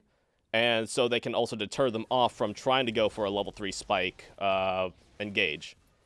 Some big damage going on to Mini right now is going to be stopped by Ima. It's going to get a quick kill. That's going to be absolutely terrible. It's going to be a trade from Jay onto Mini right now. It's going to probably, since the damage of Leona is a lot low, it's going to be, going to be able to get out of there. But that is honestly, it's a win for Wake Tech. Quick trade coming in from Rom. He's going to try to get some damage on it, but actually it's going to be named to take it at the end because of the quick engage. Very, honestly, very terrible. At least for the top lane onto Wake Tech, but bot lane I'd say is more winning because of the Draven stacks. So right now it's kind of even. We're going to see, oh, that's Jay's dead. Nope, Jay is actually going to be able to survive out of that because of both the heal and the and her E ability. Getting that quick boost of movement because of her shield, and thus going to be able to get out real quickly. A missed engage from Ima. Not going to be able to find anything off of that. It's going to take some quick damage off of it. Wei and Mon are both trading. However, Zero is going to be coming down for a gank. Most likely going to be Wei death. Bot lane comes in for a quick dive, and it's going to be able to find both bot lane from Wake Tech side. And no deaths onto Chapel Hill either. This is honestly very terrible for Wake Tech. Because of the fact that they need to snowball early game, these early deaths from them are absolutely, destroying them. Rom trying to take a quick trade right here is going to be slammed away from Name. Not going to be able to find anything else. That's honestly a winning trade from Name. Rom is forced to stay unless he just decides to take the freeze from Name. Gonna have to be forced to stay, trying to get some quick trades. Other than that, get some health back from the Rage Q. However, it's going to be taking a lot more damage. Going for another quick trade. Name is going to be trying to find the kill right now. Is able to knock him away. Turns back into his gun form. Tries to flash for it. However, misses the Q. It's going to be... He's able to take... Oh my goodness. With the Rage E, he's able to dodge whatever skill shot that he has and be able to get the kill. JG tries to goes in just to get the trade onto Romb. Looks like it's going to be a trade to top lane. However, that is honestly very good for Romb. I wouldn't say it's too bad for Name because he's able to outscale Romb. However, it's still very much a good way to recover on the Wake Tech side. Seems like another skirmish is happening in the bot lane. Mini gets rooted. It takes a lot of damage. However, it's not going to die to it. However, he is going to have to back. This is absolutely terrible for Draven because of the fact that he has to just give up a lot of CS. He can't kill them early game because of the fact that Jay just does so much poke damage from being a lane bully like that. Wei does a lot of damage going in for the quick trades, especially with his passive like that. They try to go for a quick dive. Name does come down. However, he's not going to be needed as Dog Owner just finishes it off. Actually, sorry. It was Jay who finishes off the kill. And then both of them just head out with more life than they can ever ask for. Dog does get ulted by Mon, trying to get finally gets that last artillery shot. A quick TP down from Name, trying to get that trade onto Mon. However, they're not going to find that as he returns back to his first tier tower. And we get a TP from Name, trying to reduce any other damage to the tower that he has. And then it just returns back to normal laning phase. Rom is up a level, though, so he will try to find some sort of engage. He's going to be able to destroy that ward in the back. Other than that, a lot less happening right now. We see first Dragon being taken by JG.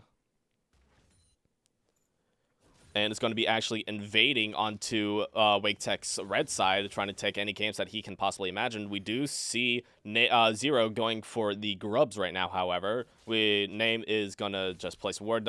They do, in fact, not know that he is taking those grubs, so it's going to be probably free grubs going on for Wake Tech side, which is honestly very important for them, especially for early game tower. Jay just doing their best to try and just force the bot lane from Wake Tech.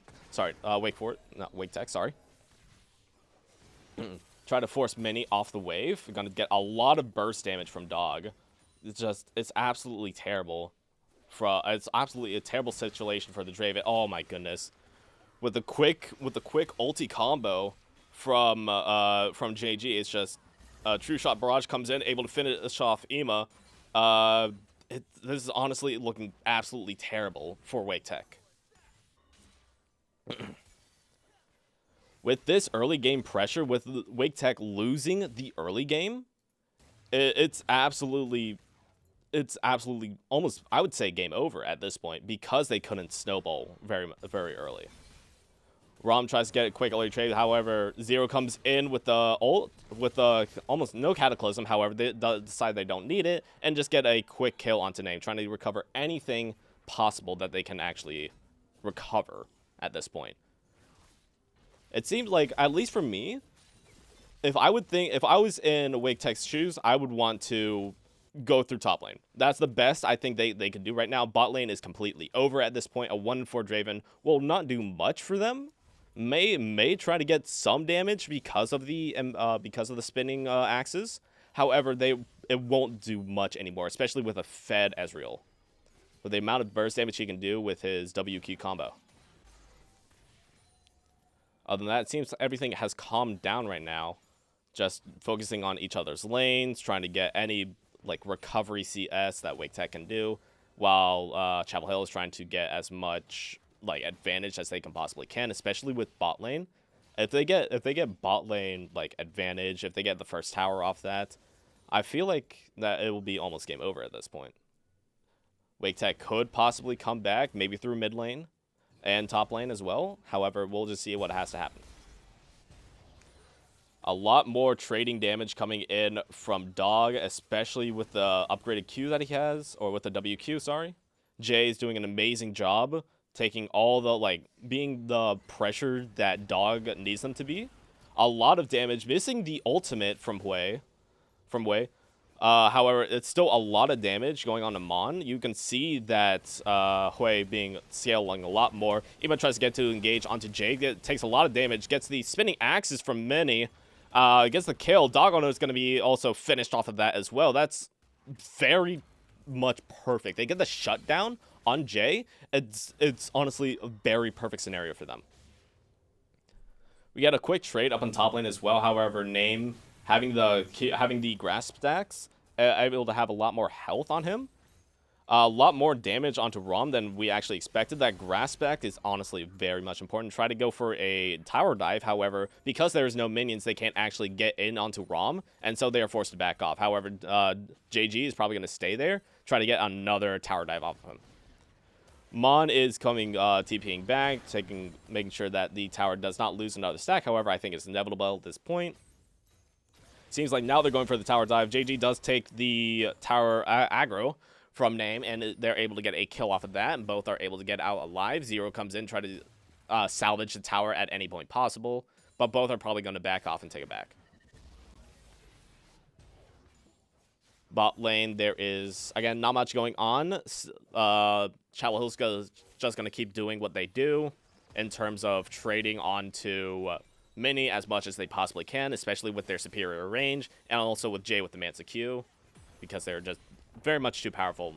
With Dog being like a complete item up above the Draven, Draven is basically just out of this game at this point. You can see that the Mantra Q just does like immense damage onto Mini. They're trying to take as, like, Dog does take a little bit of tower shots for some sort of a trade, but Mini is still very much in a less than favorable spot.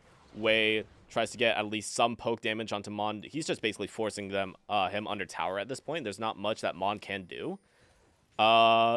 First tower is going to be onto bot lane. Even before the tower plane goes down, Chapel Hill does take first bot tower 11 minutes in. It's honestly a very terrible situation that Wake is experiencing right now. Zero tries to get a knockup onto Name, however, it's not going to do anything. Another missed ulti from Wei.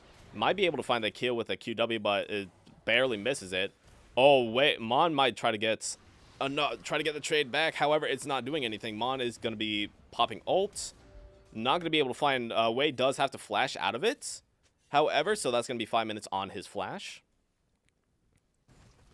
Seems that Wei might be caught out by Zero. However, he does hit the EQ on him to get the fear, and thus is able to back out safely. Right now, I really can't think of much that Wei can do at this point. It's really kind of just a lost situation.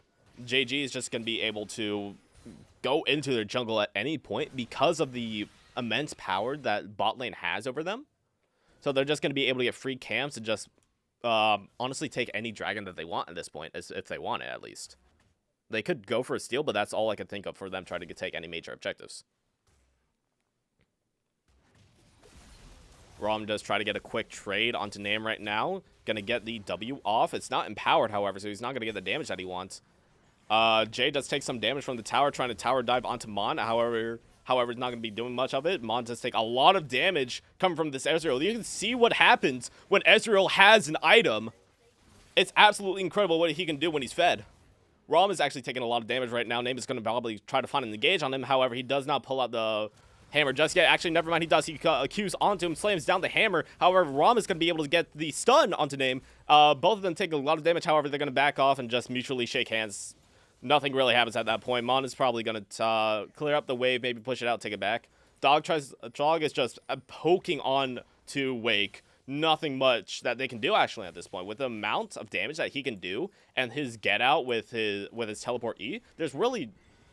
They don't have too much engaged. The Leona can try to do something. However, if that happens, Jay's just going to come and be at Dog's side at all times. And this is exactly what happens. True Shot Barrage not going to be able to find the kill on Eva. However, it's just too much damage for them to actually do anything about. Any CS that happens, Dog can just buffer his teleport E. Buffer the, I think I forgot what the name is called. However, Jay does find an engage. Zero finds the engage on the J. Jay's going to be able to Zero's going to be able to find the kill on the J. Zero does take a lot of damage. However, Dog is going to be able to get out in time because of that teleport. Rom is going to be able to find his E onto Name. No damage is going to come of it because he does not have the correct.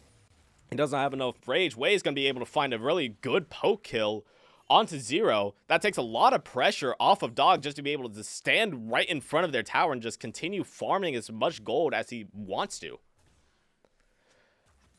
Name honestly trying to find another angle onto Rom as much as he can, just trying to continue on outscaling Rom with the amount of CS that he's getting. He does have less CS, however, he does have the level advantage above him. Jay, it looks like Chapel Hill is trying to set up for the Rift Herald spawn right now. Trying to just get as much vision they can into Wake's jungle. Name is going to be able to find a good trade on the Rom. Take some tower shots in the end. However, it's not going to be enough damage for it to be noticeable. Dog does take... It's just engaging on a mini. All this game, the shield is not even going to save him. Jay is stuck in a rock in a hard place as Ema and Zero both the engage from Wake, trying to go and get that kill. However, Dog comes to Jay's save as he shoots out the true shot barrage, trying to find Zero. However, not going to find it as he retreats back to the tower. And honestly, this is just a free Rift Child at this point. Rom, we didn't see this, but Rom did actually kill Name up to the top lane, so it seems like Wake Type is trying to find the trade. We see right now that Dog actually just absolutely annihilates Zero in their jungle, in Wake's jungle. Rom is actually going to be taking the execute right now from the top lane, just to make sure that Chapel Hill does not get any more CS from him. Dog continues to just burst through each tower from on the side of Wake.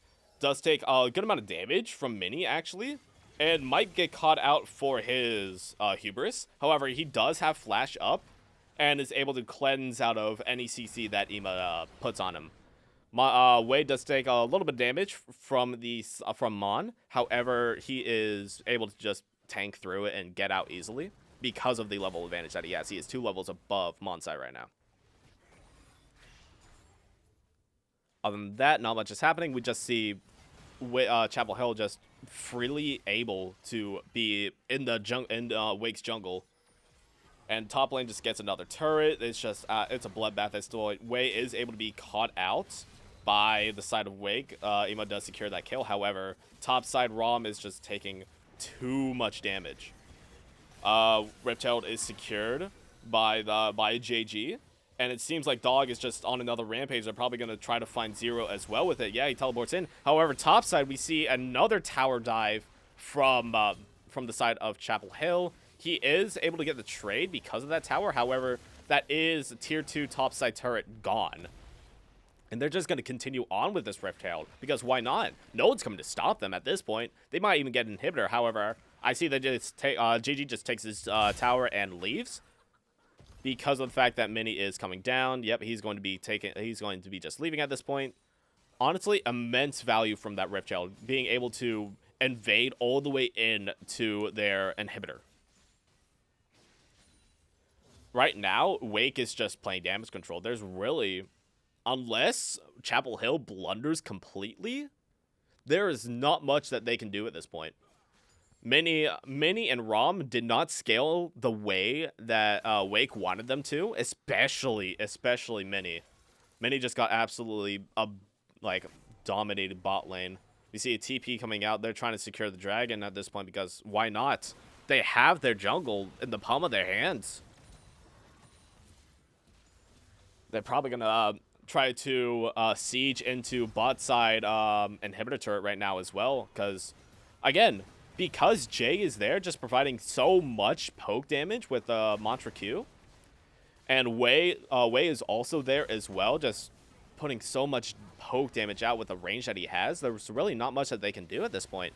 Name is trying to just push them out as much as he possibly can. Dog is main damage source. He's just doing so much single target damage. Even just try to get in with the engage. However, JG counter engages with the spinning ult, and it's just there's too much damage. Dog just does too much damage to them at this point. there's not much that they can do. Just sieging into the last turrets, the Nexus turrets. Monsai does pop the ult. The Cataclysm does go in, but it's nothing they can do. Romulus is just stunned for Kingdom Come. What can I say? I'm stuttering at this point. A masterclass from Chapel Hill right now. Even with the early game pressure of Draven and Renekton, there's like Chapel Hill just played it absolutely perfectly. Jay, just with the amazing lane bully with the Mantra Q. Anything that they can do right now is just futile. Especially True Shot Barrage coming out. This is just mean at this point. They're just trying to get as much kills as they possibly can. It's over. They finally finish off the Nexus turret. Honestly, it's just incredible what happened. 10 kills for Dog at the end of the day. 10 kills, 10 assists. That's 5 off of having 100% kill participation. But honestly, if it were me, I'd say the MVP of this game is Jay. Jay absolutely dominated bot lane. Just absolutely took the reins, being the lane bully that Karma is, being able to just absolutely secure so much space for Dog on Ezreal, just allow him to scale up as much as he can. At the end of the day, we have Dog having being one full item up above Mini at the end of the day. It's honestly incredible what happened. Chapel Hill being a powerhouse at the end. It's just it's incredible at this point. It's just I have no words. I'm struggling to find the words right now to describe what happened today. They came in with the sense of, all right, we're going to make sure that we can scale bot lane, that we can make sure that Dog has the chance to just get as much CS that he can possibly can. And if we get a kill, cool. However, I did not expect Jay to pop off like that. Of course, we got a Name also did amazing job top lane as well, being able to settle down Renekton from his rage and be able to just dominate top side. We have JG being doing an amazing job, just putting in so much work on these tower dives. Like Wukong is an especially powerful champion, but you need to be a powerful player just to make sure you use him correctly, especially with the ultimate. And then Wei just rounding it out at the end, being the consistent damage that he can be, especially with the QW, and also doing amazing CC with his E abilities. Just incredible things that happened today. Though we can't deny Wake. Wake did try to do as much as they can to try to come back from it. It's just absolutely, I mean, there's not much I can say. Again, I've said this so many times before, I keep on repeating myself, but I feel like it needs to be emphasized so much that this was a Chapel Hill masterclass. And throughout Triangle Takeover, we're going to see Chapel Hill dominate. I'm going to be excited to see what they pull off next. Other than that, that is it for me. Right now, we're going on a lunch break just to make sure that everybody's refueled and recharged for the next set of games coming up. Other than that, my name is Kiwi. It's been a pleasure casting for you today. I hope to see you guys again soon, and we'll be right back.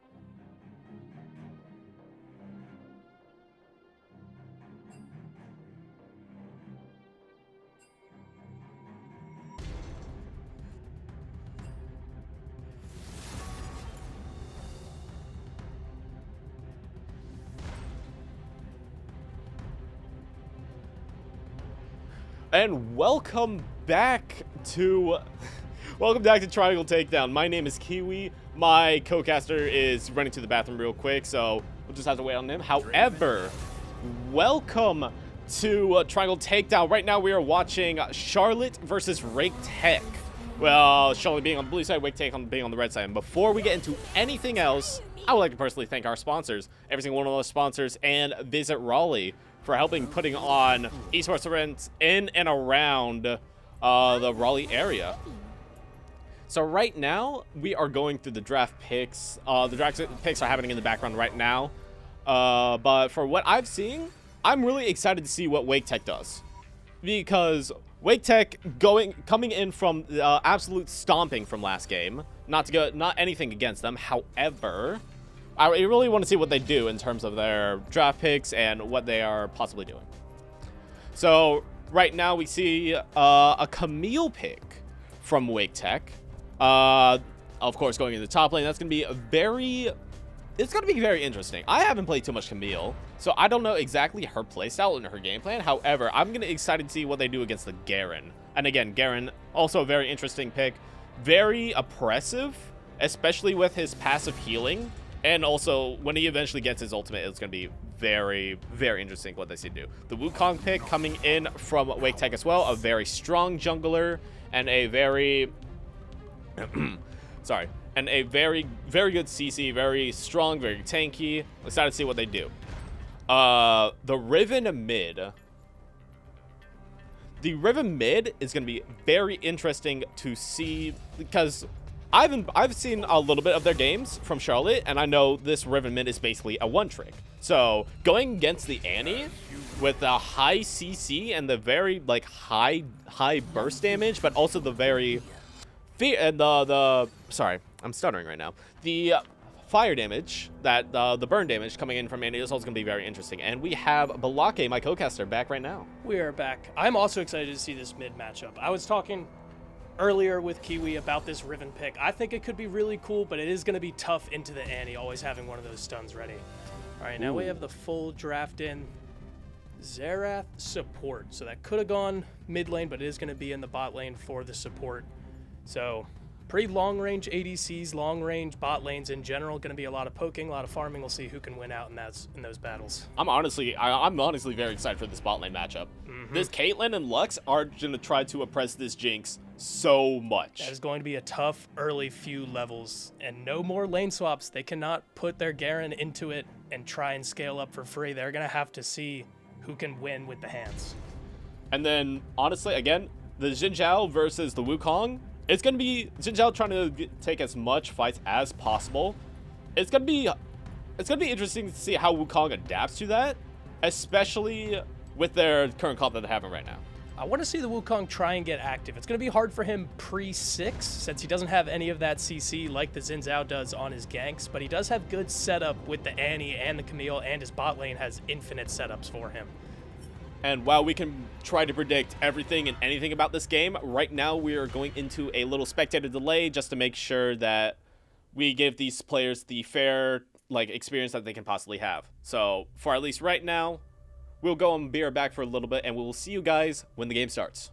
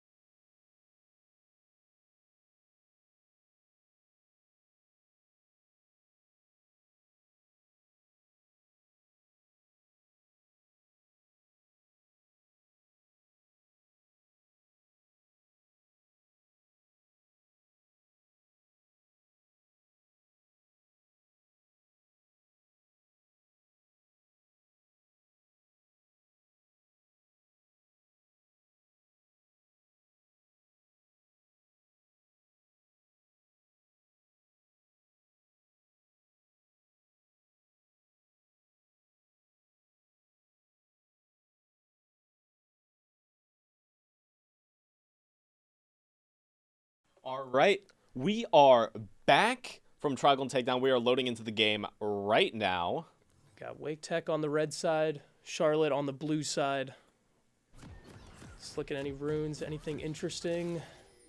Pretty standard runes across the board for everyone. Summoners look about even. There is the Ignite on the Riven mid lane and the Garen tops. They have no globals compared to Wake Tech's 2 TP, so it is going to be hard for them to move around the map starting kind of a little bit later once those teleports get unleashed and it's a little bit quicker to move. So we'll see if they can keep up around the map. What I find interesting is Xerath taking heal. Ooh, So good point out. seems like a little shaking hands happening right in the top lane, just both sitting in the bush, both spotted each other out as well, so they know they're there.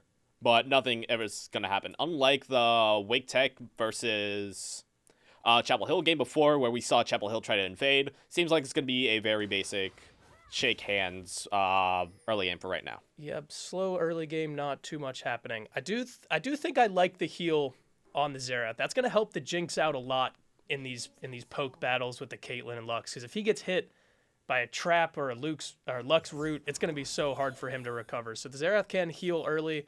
I'd also expect to see the Jinx barrier pretty early on. Maybe even if he gets hit by the first thing, he might pop the barrier right away. Try and negate some of that damage. No, I get it, yeah. So what I also find interesting is Garen not taking phase rush. We know that Camille is trying to do very early trade, like very quick trades, and then get out as quick as he can, because Camille's not made for those elongated fights until he gets their ultimate. Right now we see a quick trade happening now between Rom and Generic. However, nothing's going to come of it as they both go back. We see the stun coming out from Wave. It's just very quick early trades for right now. Nothing much is happening. We see Crazy Glow taking a lot of damage from Minnie's Q.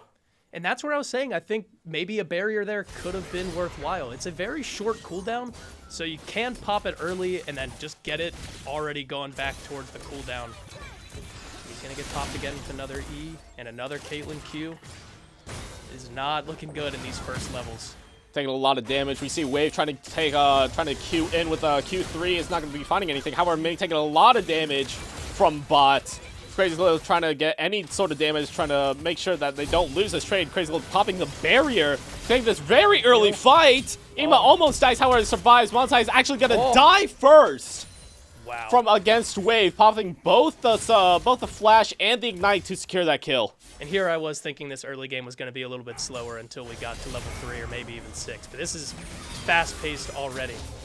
Rom doing a lot of damage onto Generic, especially with Camille's passive, getting that physical shield so he can take all those spins. Yeah, it's very hard for that Garen to trade back in. If the Camille's passive is up and she gets that physical damage shield, Garen just really struggles to get through it. Good dodge on the W there, though, to save a little bit of health.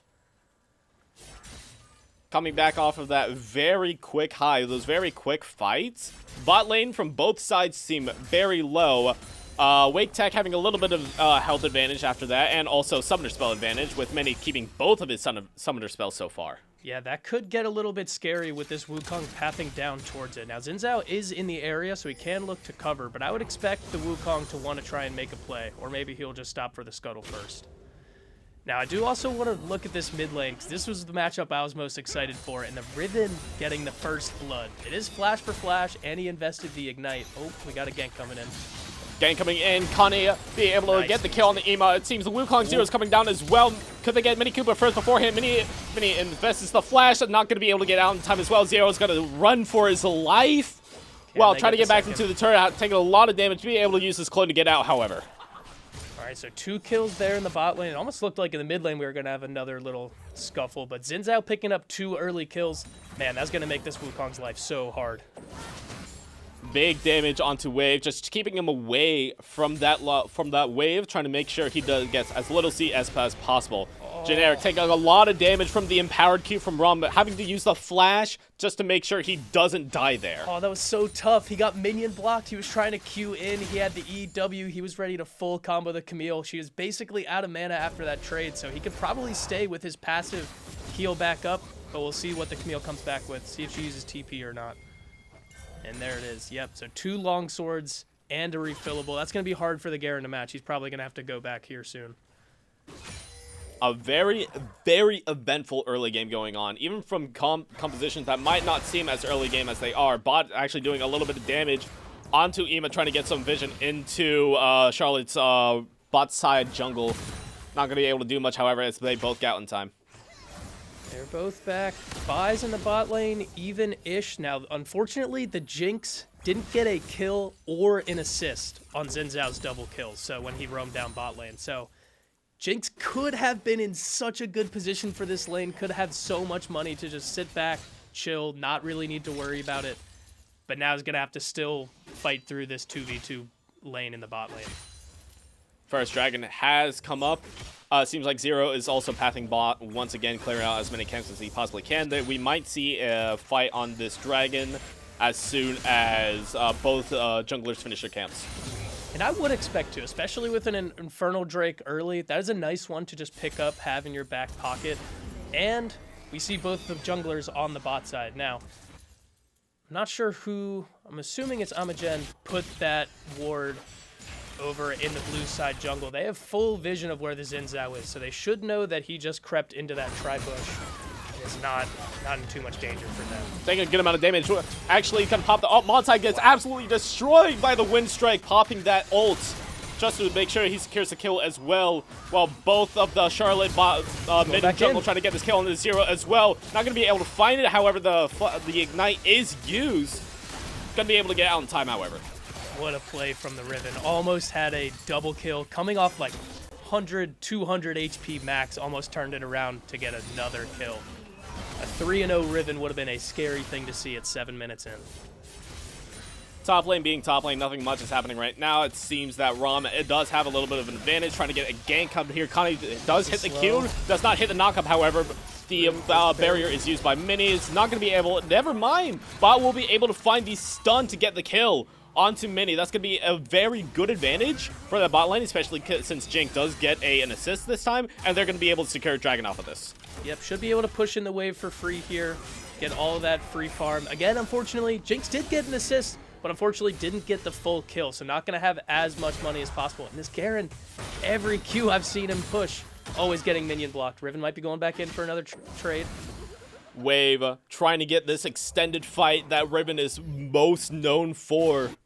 However, not going to be able to find it as he gets stunned out. Still does triple Q just to get in. It does get the stun off, however, does not get enough damage. Monsai does get a good amount of damage. He's going to be able to use that flash and secure the kill as Charlotte secures Dragon. And that should be helpful for the Annie. We'll see if that actually gives her enough pressure to keep the Riven off her. We'll see how much she can actually get off the back of that with Xerath coming up to cover it.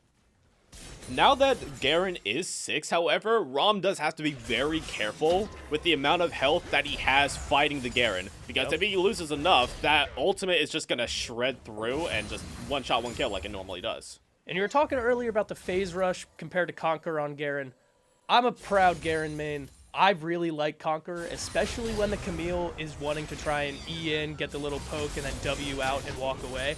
If Garen can get his Q to stop that W stun or even get on top of her before it matters, the Conqueror is very, very nice in these long, drawn-out fights so that he can whittle her down to get to that R range. We see the support in jungle moving up. Looks like they might just go over towards the Grubs now. With no vision on Grubs from Wake Tech side, it seems it's just going to be a free Grubs for Charlotte right now. Again, not much is happening. Romulus does have a major health advantage against Generic right now. So we'll see what happens. Cozy just getting a slight bit of poke damage because of that Xerath not being there. So, other than that, not much is happening too much now. Ema does get stunned for a tiny bit. Not going to be able to find anything off of that. However, we do see Zero going for a slight invade here, trying to get as many jungle camps from Charlotte as possible. And he is a good bit ahead in farms. This is going to put the Xin Zhao even further behind on farm, but I'm wondering how much those 2 kills has carried. Actually, Kadi coming in here trying to get a gank off. Not going to be able to find the knockup, however. Does get the triple Q in. However, Mon is able to get that Tibbers off. It actually does find the kill in the wave. Is going to be able to turn it into 2. No, however, Connie does pop the ult and is actually a trade.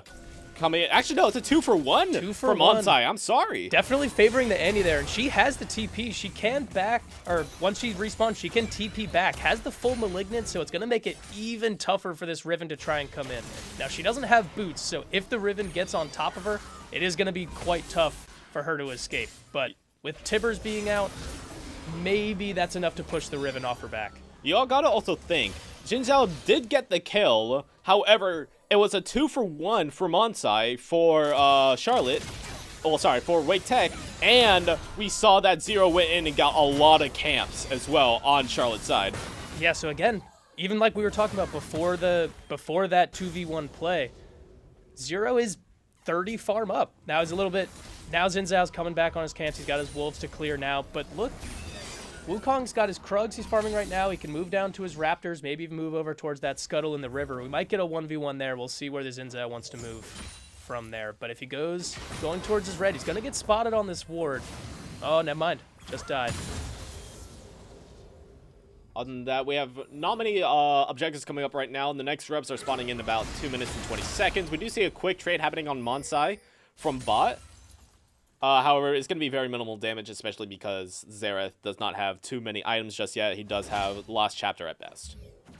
Yeah, it's not going to be too threatening. If he gets his full combo down, it is still a significant chunk of damage, but not anything that you should be worried about getting one shot by.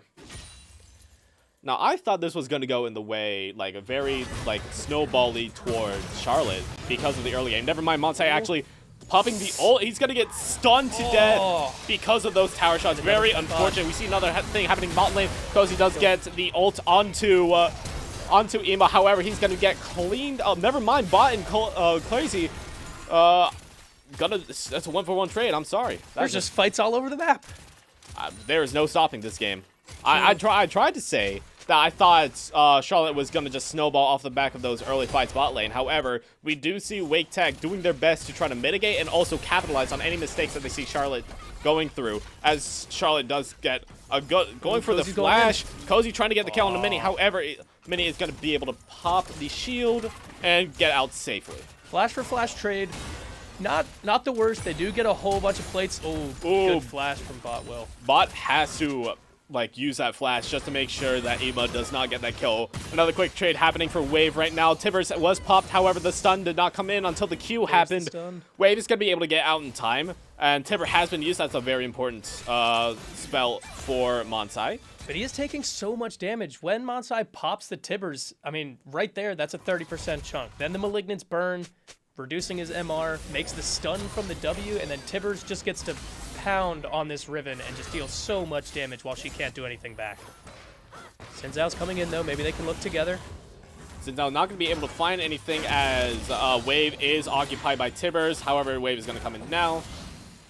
And they can punch down Tibbers. That is basically a camp for a jungler. Might as well get that free 50 gold. But no kills to be had there. We do see that Dragon is up right now. However, since both junglers are topside, it's going to be no way for them to get them for any time being. However, we do see Grubs coming up now as well. I think Charlie's going to be looking for that because they already have those 3 Grubs. They're trying to get those 6 Grub advantage. And I also want to talk about the solo kill we saw earlier, the Garen into the Camille. Garen was down at that point. I think at that point it was closer to 25 farm. So pretty significant deficit there, but then gets the solo kill and then gets tower plating. So right now we've seen the Camille. She's close to getting, oh, nice little trade, gets the grass proc, and Garen trade back in. Big Q silence. However, we do see that Connie does secure the dragon. However, since there is no vision onto... Oh, never mind. There was a little bit of vision because of that rocket coming through. Wave trying to get a little bit of trade on there. We do see Rom trying to get the kill. Finally secures the kill onto Garen. That's actually a very huge advantage because of the wave state that Rom was already in. Monsai does get out with their life. However, that means that the wave is definitely not in the favor of Monsai in this moment. And now the top lane is going the exact opposite way of what I was just saying, right? Garen got the solo kill, Camille gets the solo kill back. Ooh, big trade happening right here. Connie gonna have to use that ult, try to make sure that he does not get the... He does eventually get killed by Zero in the end. However, Wave and Bot... Actually, never mind. Wow. Zero be securing the double kill from the invade. Try to look for 3. Bod not going to be able to do any damage Gets the onto Zero honey without fruit. any summoner spells happening. Misses the stun. And Zero's just going to get out for free, getting 2 kills. Wow, this Wukong is now monstrously ahead. And a fed Wukong is a scary thing to see. Being able to come in invisible, snake through your backline with the W and the E, being able to dash so far, and then just knock up your entire team. So it gives a lot of setup, lets the Camille kind of come around on weird angles, lets Annie come in close range for that Tibbers, try and get him on more of the backline carries, and just buys so much space for the Caitlyn and the Lux. They have room. If this Wukong is in, they'll have room to do whatever they need to, move around wherever they want to. Wake Tech in such a very strong spot here. Oh, pause coming in. With how Maybe some active technical difficulties. We do not know the reason for the pause just yet. We'll keep you informed, however. But I really enjoy, even though Charlotte is down right now, look at the objectives. 4 grubs and 2 dragons already. Yep. It is a Chemtech soul, so not the most impactful dragon soul, but they do have the feats of warfare. And I know at the start of the split, everyone was super crazy on these. Kind of died down in the hype later on. Doesn't seem like they're too impactful, but it is a nice thing to have when you're down only a little bit of gold. It is a nice little gold increase just by just having your shoes on. So decent little gold influx there, and I'm surprised they were actually able to get it with the grubs, or with the Xin Zhao being bot side. I was surprised they were able to come back top to steal away a grub from the Wukong. I agree. I just been informed, however, this is going to be a 3-minute pause. So for right now, we're going to be chilling. We'll be talking a little bit. Maybe we'll go into a little break. We'll see how we feel. Yeah. So, but for right now, let's look at the items real quick. We do, even though we see the Wukong being 3-0 up, the Xin Zhao is like matching him. He's honestly may have a little bit more with that extra longsword. Yeah, I want to see what happens if we come out of the pause when the Wukong goes back to base, because they both have 3 kills. Xin Zhao's got 2 more assists, but Wukong is up so much farm. He's up 50 farm. So he should, when he backs, he should be on a very, very big buy compared to where he is now and compared to where the Xin Zhao is now as well. But also looking at the items, if we look back in the top lane, Camille full item, Garen getting close to that Triforce. Maybe he's backing now, so maybe backing for that Triforce now after the pause. Also want to look at bot lane as well. We see Caitlyn. Of course, Caitlyn, a little bit more early game champion than Jinx, so this is what I assumed would be happening with early game spike with that collectors. However,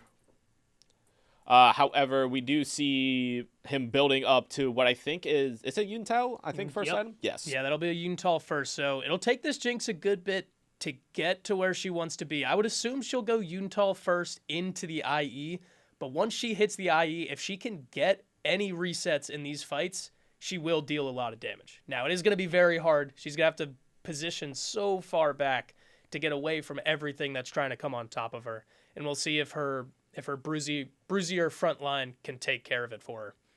Right. I'm also... The Collector's pick is obviously a stable pick for most bot lanes. However, with both the Riven and the Garen, they're both pretty tanky. Yeah, I don't know how they're going to be able to punch through it. I don't see the Caitlyn, especially... Oh, there is no tabbies on the side of Charlotte, so maybe Minnie will be able to punch through, but it will be a lot of health throughout the rest of the game. And with the Riven Eclipse and the shields that she gets from just kind of existing, it's going to be hard for her to punch through. And it seems we're almost done with this break. We had a little bit of break. Some people had to go to the bathroom, and that's totally fine. We get it. Stuff happens. But right now, we should be coming out the break any moment. What do you think is going to happen next? We have Rift Herald coming up in about 30 seconds, and the next Dragon coming up in 3 minutes. So those are very desynced. So we'd probably see both teams wanting to go fight for it. We see Wake Tech's bot lane opening back up bot, so they would have to push and then rotate pretty soon afterwards. We see Xerath backing for Charlotte. Maybe he will back and then open up towards that Rift Herald. And we do see the Xin Zhao on that top side. So he is in a better position. He can sweep out. He's got a control ward. He can get some vision. And you can see they already have a decent amount of vision. They have a ward in the pit. They have a ward on the back side of the red. So they can see if this Wukong comes. They might be able to see him depending on which path they go. So I would imagine the Xin Zhao goes, try and places some vision before 40 seconds is up. What I'm worried about in terms of Charlotte's side is that, sure, the wave has crashed into Rom's tower. However, when the Rift Herald comes up, and if there is an eventual fight that happens, it's going to be pushing in. It's going to be pushing into Generic's tower. Yep. Yeah, it'll bounce. If it crashes, it's gonna bounce. So we'll see how fast it'll end up bouncing. Seems that we have maybe some technical issues happening right now. Maybe not. We'll see what happens. We did see Zero just leave right now, so we'll see what happens. Might be a tiny bit longer break. Maybe for that we'll just. They paused for the bathroom. We're paused. They're paused because they went to the bathroom. I'm on 0 left. We've been paused? No, they have. Oh. Either way, it seems like we're going to go into a little bit of a be right back right now. Just wait till everything's finished. Wait till everything is up again. Never mind. We are back in it. I'm hoping that Wukong did he reconnect? Yeah, it looks like he's actually okay. All right, cool. All right, so we are back in it. So we see the Xin Zhao on his wolves right now, moving towards his bot camps. Wukong's backing right now. We'll see if he wants to go up towards that Rift Herald. But right now, neither team placing a lot of prio on it. Getting a little bit of lag right now happening on the production side, so. For right now, let's do a little bit more predicting. We see that Rom is going for the bounce back. Yep. Like we predicted as well. Never mind, we are back right now. Again, nothing too much happening right now. We're seeing both teams trying to push out their wave, trying to get priority so that they can rotate towards Rift Herald. And it should be a little bit easier for this Caitlyn Lux to push in the waves. Just with the Caitlyn. Actually, no, we see Wave coming in, trying to go for a gank. Does not get anybody with knockup, however, does get the W stun off. Not going to be hunting anything. However, nice. Bot and Cozy both using their almost global ults. Wave is actually going to be able to find the kill as well. Wow. That's a double kill bot lane. Gonna be massive for setting up for Herald. However, we actually don't see anybody trying to go for it. Instead, we see bot tower getting destroyed right now. Yeah, that'll be first tower for the Jinx, so she's going to get a nice little influx of gold. We'll be able to push in this wave. I assume back after that, she has to have the money for Yuntal in her pocket right now. We'll see how much of that, what I assume to be IE, also in. Garen's going in for, there's the flash. Pre-ignite, trying just to force out that flash as much as possible, especially with the scary ult coming in. We do see very big knockups, very big stuns. Bot does get that kill instead of Wave, however, that is mid lane secured for now. Zero coming in for a tower dive right now, trying to get Cozy, trying to get Generic up right now. And it's actually a trade. A trade because of Garen ult. Gotta love Garen R. It is such, the Demacia is crazy. Even when a tower dive happens with a tower so low, they could still secure a trade 1-for-1. And it's because of that Triforce. Yeah, I can see Imogen getting caught out right now. Imogen is not going to be able to survive this at all. Yep. No way. Yeah, bad place for a Lux to be. And with that Garen, now that he has that Triforce, his all-in, even for that short little trade, if someone's at half health, if you can auto Q E into R, you can melt just about anyone on Wake Tech's side. There's no one that's super, super tanky that Garen probably can't one-shot if someone's at 50% health or lower. Does have 3 daggers, so I'm wondering if he will go towards the Phantom Dancer. I know there were some nerfs on it. Some people have still been playing it, especially in solo queue, but the Bruiser build has what's been taking off more in popularity. We actually don't see a little bit of both. Yeah, we don't see any setup happening for Rift Herald. It seems like it's going to be focusing more on Dragon, especially because Charlotte has those first 2 dragons. They're going to probably try to set up to get Soul Point. And that is going to be super important. I know I said earlier, there's lower priority for flash from the Caitlyn.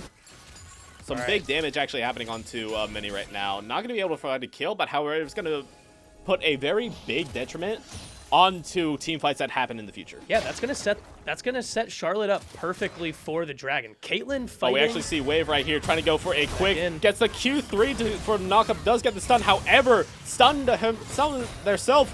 Wave does get enough damage. Actually, be able to find Montu to gonna get the win streak off. Stun Tibbers. Make sure that she doesn't get killed by that lingering Tibbers. Gonna able to find another kill on a Monsai. And that should just be Dragon. Right? Annie's dead. She has TP, so if they wait too long, Annie can TP and they can fight it, but it looks like Wake Tech is just going to give it up, try and find something else on the map. It has been a very back-and-forth game that we've seen. We do see a stun onto actually the clone of Zero. Not going to be able to find anything off of that, just kind of a shake hand trade. We do see Charlotte secure Dragon right here. All right.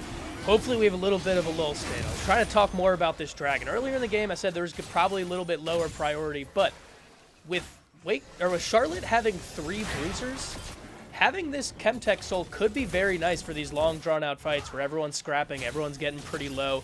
That might be very, very nice for someone like a Riven or a Garen to have. Not only that, Wake Tech are now kind of forced to try to go for every single dragon from now on as well. Yeah, and that, I think, is kind of... Big ult coming in from bot, trying to find someone if it possibly can. Going for Ema, actually. Going to get It's low enough, but not able to secure that kill. Not quite. Maybe a Jinx Rocket? No, it's on cooldown. I also want to take a look at this. Look at the vision score between the two supports. Massive, massive difference. Especially with those catch-outs for Ema happening, like, almost, like, very often. They're not able to get enough vision to do much. Well, I think part of the reason of that is let's also look at the support score line. Xerath 2-0-5. It would have been better if those 2 kills got onto the Jinx, but 5 assists, pretty solid, but hasn't died. So he's been out on the map the entire game. He has not seen a gray screen. Ema 0-4-1. Has not been super involved in a lot of the fights. Most of his team has been fighting around the top side of the map. So he's just been getting picked off by these Xin Zhao and the 2v2s that have been happening in the bot lane. So he hasn't really had that time to try and sweep out vision, to place wards, to get control wards down or anything like that. Right. We do see, again, Charlotte going for the Rift Herald right now. It's going to be able to secure that with no opposition whatsoever. It's another objective for Charlotte. And they've just had basically full control, right? Wake Tech has 2 grubs. That's it. That doesn't really get you anything. Might be nice if the Camille can get some side lane pressure, but a Garen with 4 sounds a little bit better to me. Already sieging, using that Rift Tail to try to take as much tower damage as possible. We see go Wave going on the charge. 0 right now, being able to get a knock-up. Still on that Wukong, trying to get as much as they can as possible. Wave actually going for the tower dive right now. Oh, being able wow. to do massive damage onto both the bot lane of Wake Tech. They're gone. It's over. Connie does a little bit of damage onto Zero. Zero actually goes back in using Rom. Rom's damage, putting in that Hextech ultimatum.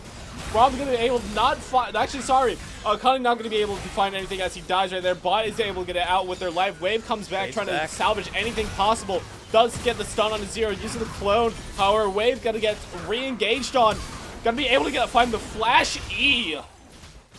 Bot not going to be able to do anything else. Got to just try to stay under tower farm and make sure that the wave does not crash as much as possible. Maybe gets a little bit of damage. Maybe even find a kill with this ultimate coming in.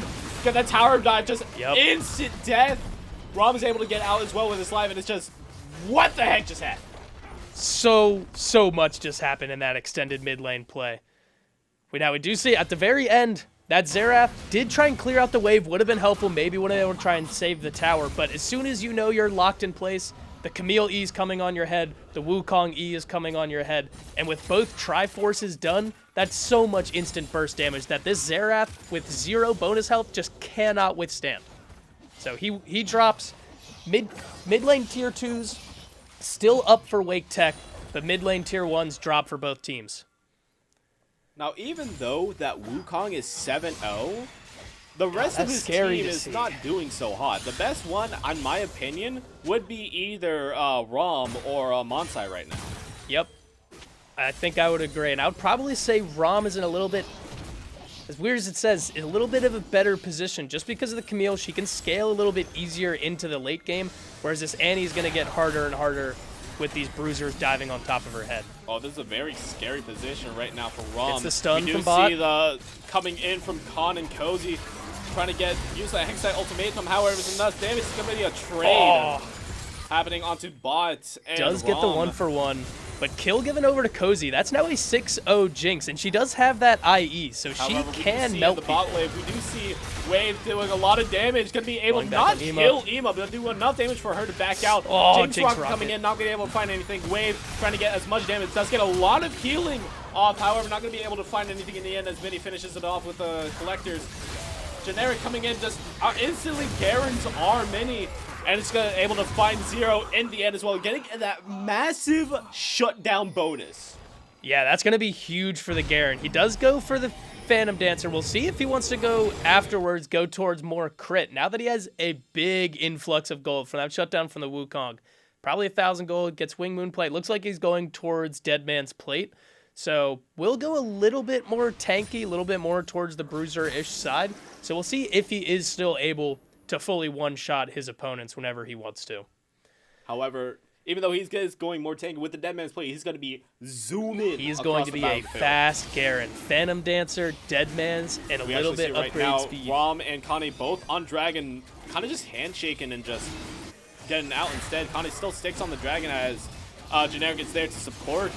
And I don't think Wake Tech can get here in time. The Camille, although the Q is very powerful, it's not quite the Cho'Gath R that everyone makes it up to be, so that will be Chemtech Soul going over towards Charlotte. Charlotte has just been so in control of these objectives. It's honestly incredible how much they're able to get without much to, like, with a little to no opposition as well. It just seems like they're always there first. They always have Connie in the area. Wherever objective their team wants to play for, Connie's there first, sweeping right now out we vision. actually see Monsai might getting get surrounded. engaged off top. Never mind. Big damage, Does get big the kill damage. However, will it be the trade back onto Monsai? We'll see right now. Tibbers does get initiated, but it's not going to be doing anything to protect Monsai as it is a trade. Now, does save the flash, which I think is very, very smart from Monsai to do, because the next fight, most likely... Oh, actually, no, sorry to interrupt, but Generic does get caught out right now. Might find Imogen actually not able to get the Garen R because of the shield, and is able to be caught out. You see Wukong getting another kill. Mini Cooper, Jinx reset. Mini Cooper not going to be able to find anything as he doesn't get out in time. Rom does find the kill onto Wave as well. That is a 2-for-2 trade. Yep, 2-for-2 trade right now. Not much that can actually get off of except for extending their wave pressure. And I think that's what Wake Tech wants to really go for. Try and find one dude that's out of position and just take him out as fast as possible. We do see Zero 1v1ing the Otacon. He's got Rom coming down, so they will be able to help out. We'll see if Charlotte's able to recover and make it out to this Otacon. But it's going down pretty quick now that there's two of them. I don't think they'll be able to get there in time. I think it's just straight Otacon for Wake Tech. Actually, And no, Xerath coming steal up it. from Xerath. Gonna be able to spot. Probably not, but good smite from Zero. The ult does not do anything to secure the objective. In fact, it's kind of just a wasted ult at this point. Yep, and they do get all of the flowers, so that does give Wake Tech a good bit of XP, which they might have been kind of behind in. Now we can see, if we look across at levels, Monsai is 2 levels up on Wave. Now, gold looks even-ish. They're both at about 2.5 items, but having that level 16 power spike for the Annie is so, so nice. Tibbers gets very thick, very annoying to deal with, and basically acts as a third bruiser for Wake Tech going into the 3 from Charlotte. You also got to look at the difference between gold. It's actually Wake Tech Very that is even-ish. about 1,000 gold, maybe like 7,000 gold up, 700 gold up from Charlotte, even though that Charlotte has most kills and more objectives.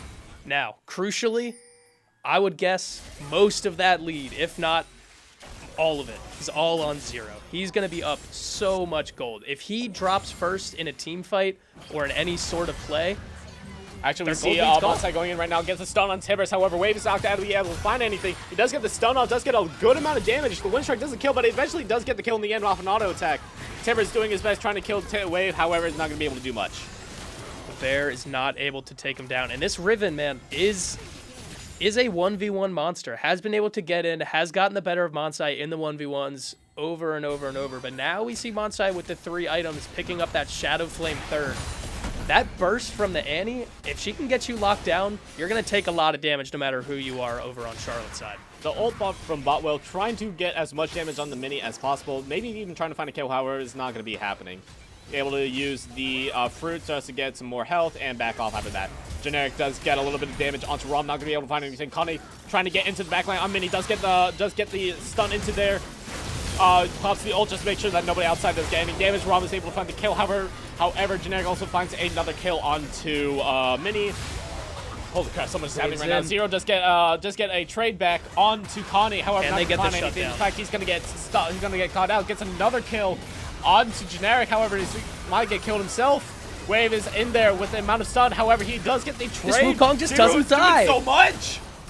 Both, oh, but There's the Jinx. There it is. Because of the stun from bot, Cozy's able to find so much value. This late game Jinx is finally starting to pop off. And that Runans is just going to be so helpful for the Jinx. Being able to auto-attack basically both of their front line at the same time just feels so nice. And that Wukong, man, Death Dance, Maul, Sundered Sky, so much healing, so many resistances. It takes so much to knock this guy down. But if Cozy can open up and can get his lethal fully stacked, if he can get a reset on someone like Ema, he can probably melt through it, right? There's no tabbies on the Wukong, so he doesn't have that damage reduction. The only armor he's got is from that Death Stance. Now, we see the Jinx with the Last Whisper. Yep. I'm honestly questioning, does he go Lord Doms or does he go anti-heal?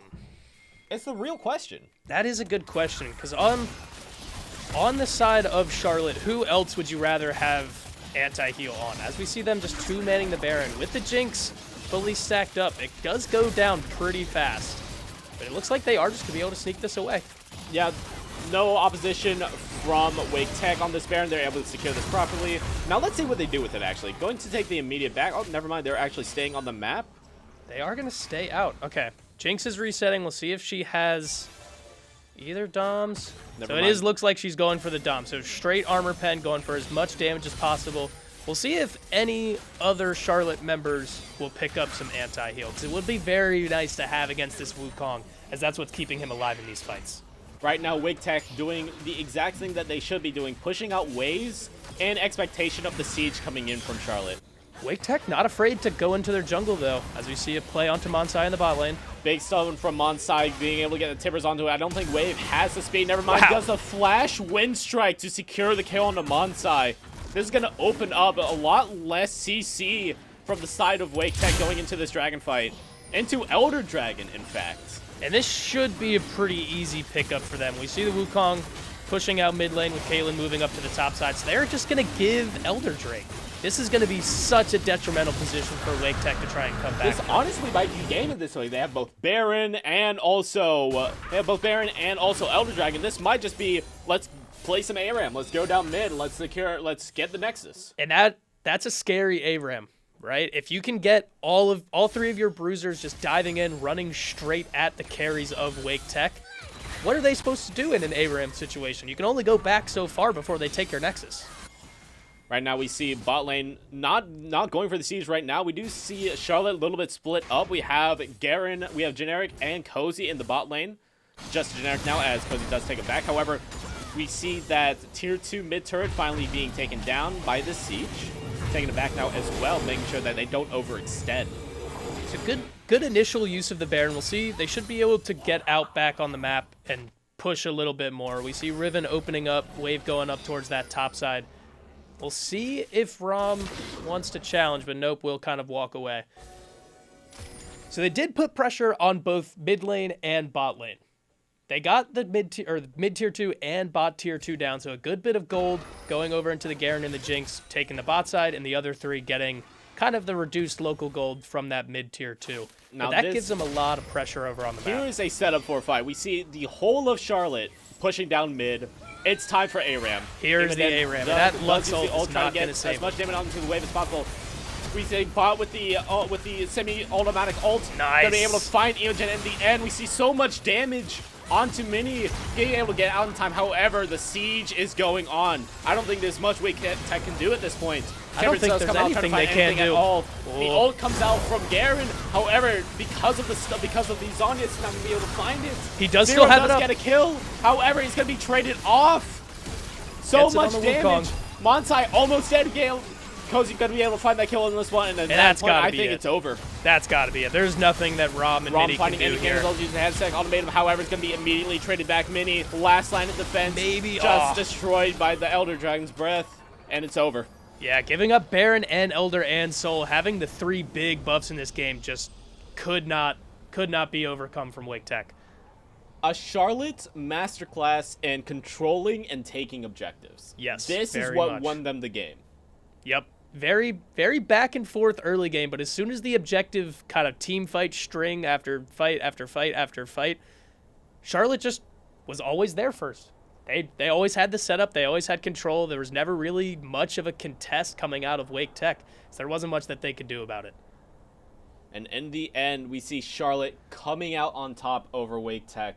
I'll be excited to see what Charlotte does in the future going into, I don't know if semis or finals are next, but they're going I up. believe They're going semis up. are after this. So semis are after this. So going into semis, I'm excited to see what they do. But for right now, my name is Kiwi. This has been I forget you. Balake. I am terrible. I'm an absolute. That's all right. That's all right. I'm We an had fun. absolutely horrible caster. I'll see myself out. But you guys have been great. I've been excited for casting you all. I'm sure Balake has also been excited to cast you all as well. Again, I want to say one last thanks to our sponsors. Thank you, Visit Raleigh, for our sponsors and Visit Raleigh for empowering esports all around North Carolina area. And for right now, we'll be right back. Stay tuned.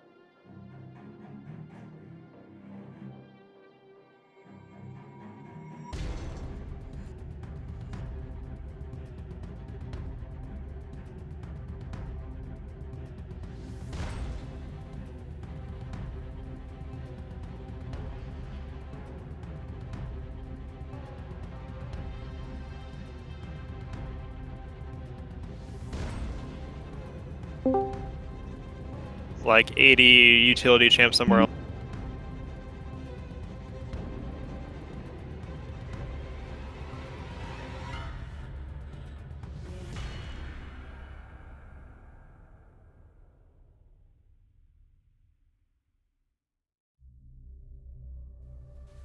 What if we look deep into each other's gaze?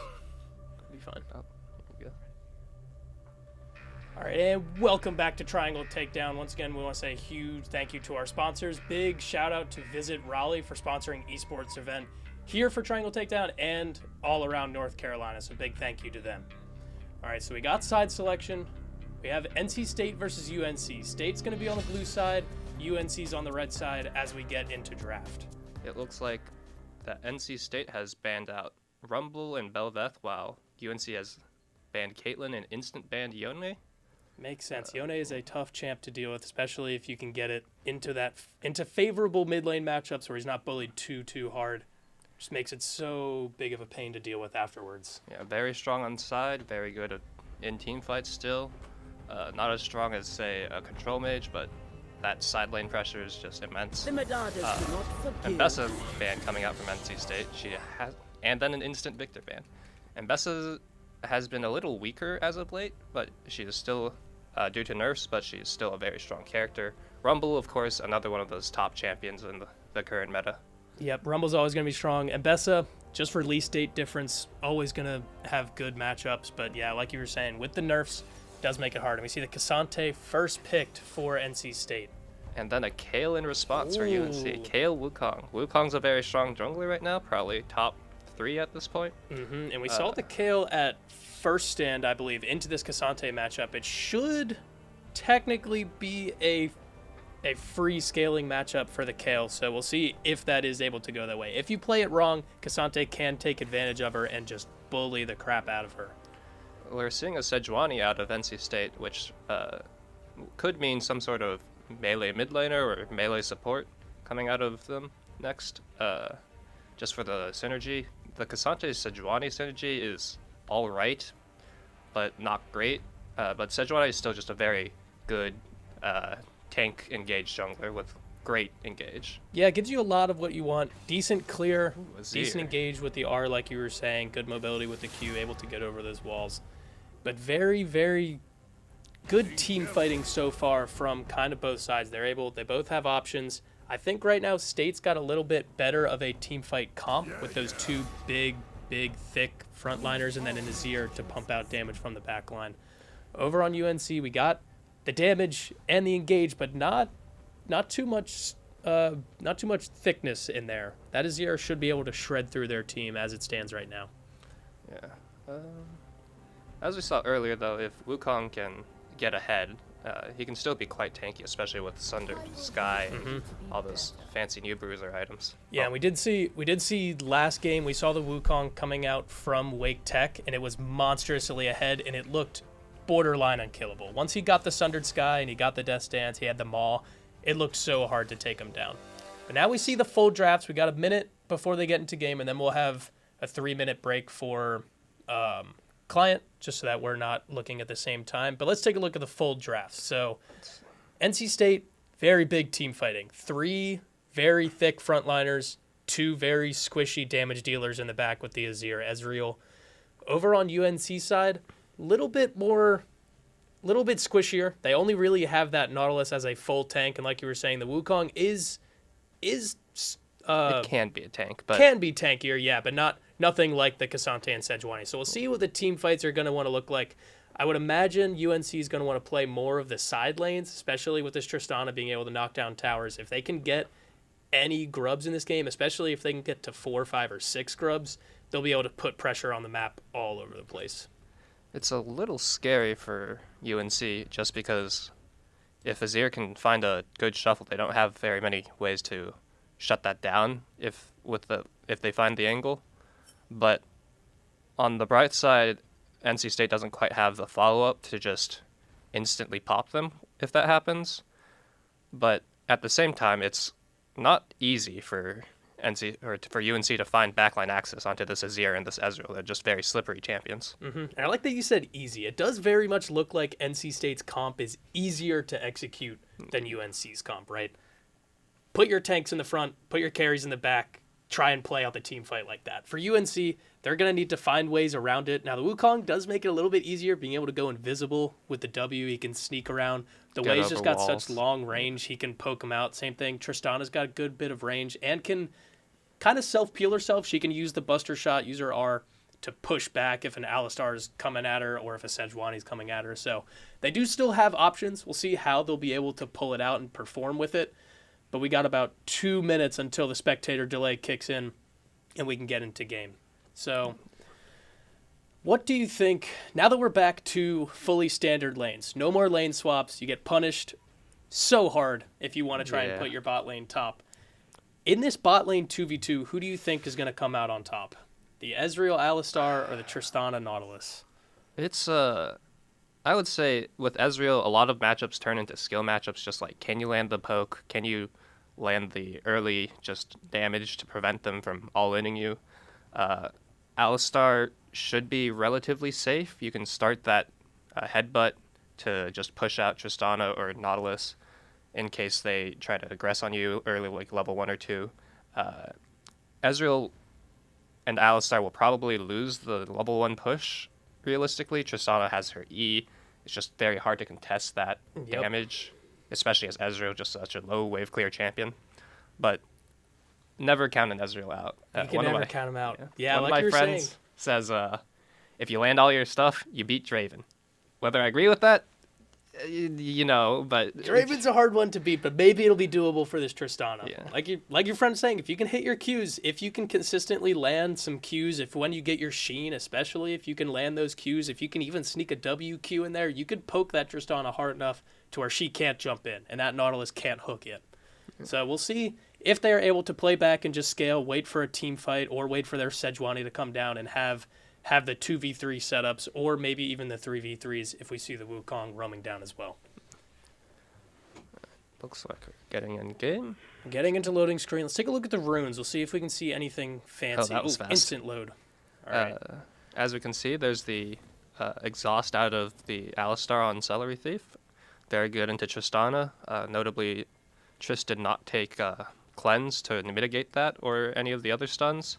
Admittedly, there's only really Sejuani and technically Pathmaker from Cassante, so Cleanse not great outside of the exhaust, but still something to look at. Yeah, the barrier she can use more in lane. You can use it a little bit freer. We saw it last game with the... Actually, I think both ADCs had it, and anytime there was a small amount of poke, you can just pop it, mitigate that trade, kind of back off once you see it, and then walk away, wait for the cooldown to come back. Nothing super interesting happening. We see Tristana Way walking in, will get spotted by the Azir in that red side, but nothing too extravagant right now. They don't appear to have gotten a ward down, but they may decide to go for it. Hui popping the, readying up the Q, maybe to look at poking or scouting. The NC State bot lane is moving up to just Will they scout about. see? Oh, this might be dangerous. Nautilus hooks in. Nautilus hooks in. That's very deep from the Alistar. That could be... Oh, that's... Nobody look at Tristana Summoners. No one look at Tristana Sums. No one saw that. No one saw that. That could be kind of brutal. We'll see if he's able. That if was this insane. Ezreal is able to land in those Qs. If he can get a WQ against a no barrier Tristana, that could hurt in these early levels. And we can see Cassante already trying to bully out Kale. Usually it's the other way around, but it's just like the old Yuumi Zillion matchup. If you go scaling, I'll go scaling her. We'll see who scales better. I am excited. So happy that lane swaps are gone. I'm excited to see how this matchup plays out with the Cassante Kale. Both of them have TP, both of them have flash. The Kale's not going ghost like some people have gone, especially in solo queue, so she will have the map mobility. And we have an engage from the NC State bot lane. It looks a little... Oh, that exhaust might cost them. Jill does not want to go for the flash forward onto that Celery Thief, but that will be a massive chunk out of the NC State bot lane, making this lane much harder for the foreseeable future. Ezreal hits the WQ on the back end, though, so a decent little poke back, and Alistar does have Not a lot, not like a Nami, but does have decent sustain in lane with the passive coming off of minions. So after a couple of waves, he might be able to get back to higher health than this Trist is. So we'll see if she wants to take it back sooner than normal.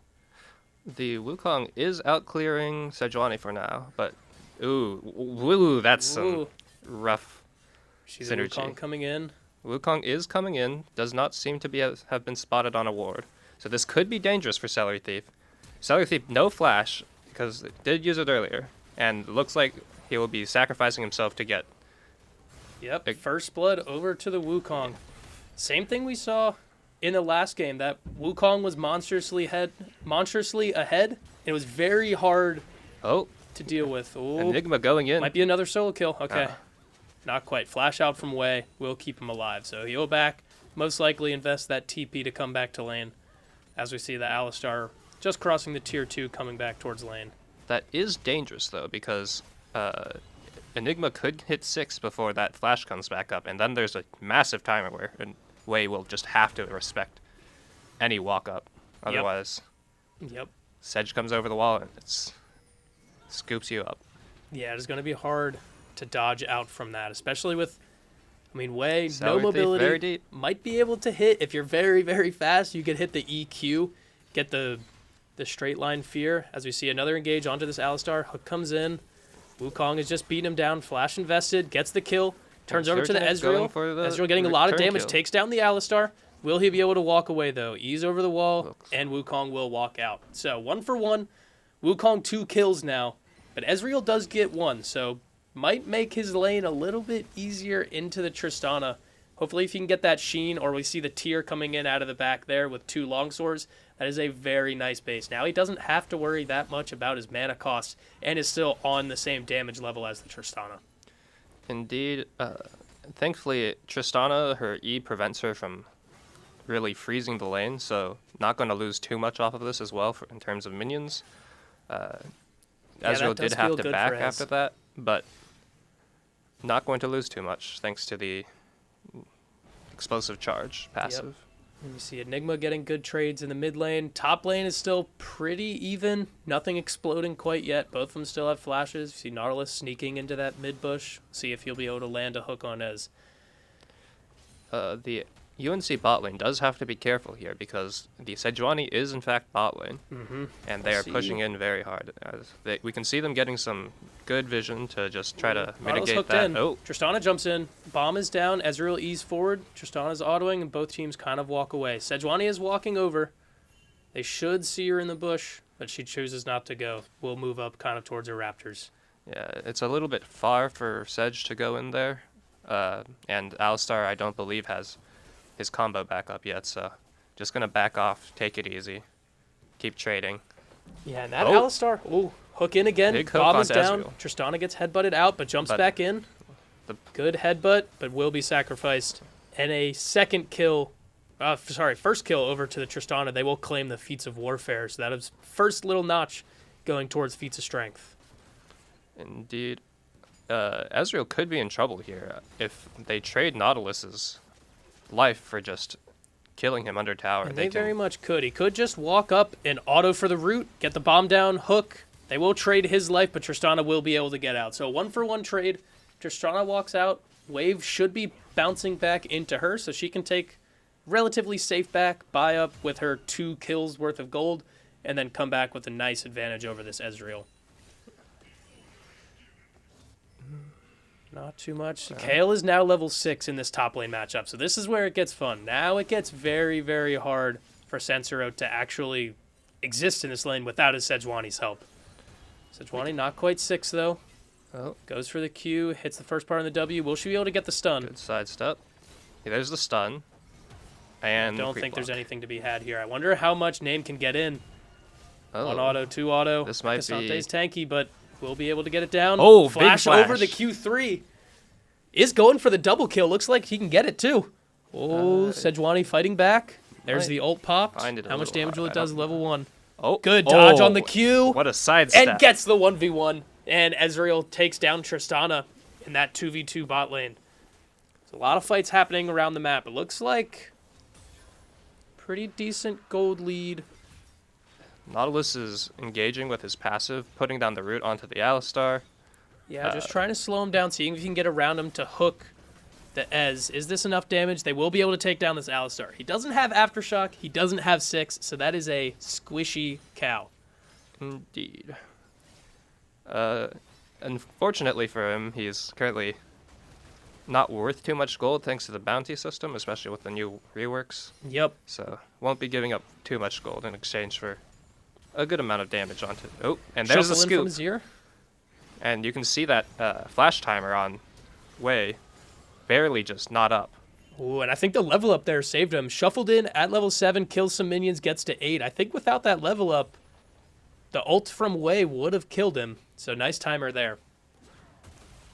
That's interesting pull combo, but it will work out. Get some nice chunk onto Triss, take her down to about 60%. Just a decent little poke. I suppose more like 70%, somewhere around there. All right, so let's take a look around the map. We got Grubs coming back up in about 2 minutes. Drake's not for another 3.5, so shouldn't be too much happening besides junglers walking around. Now, State was able to get the first full set of Grubs, so they're at 3.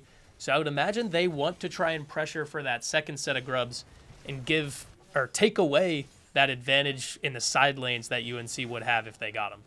Yeah, especially for the Azir. Cassante probably won't be hitting tower too much. He's melee. He's got okay wave clear. But the Azir will tend to like really push down a lane and will be able to hit towers with those 6 Grubs. Gets spotted by the Wukong, immediately pops the ult. Second proc. Flashes away from the Wei stun, but still gets dropped from the Wukong. That Wukong Q damage with the Sheen, just too much in this early game. That is 4-0 now for this Wukong. Now, as we were saying earlier in Champ Select, one of the big strong points for the UNC team is if they're able to get this Wukong ahead, then they will have a very strong front line. And that seems to be happening, so you have to wait to see how NC State will respond.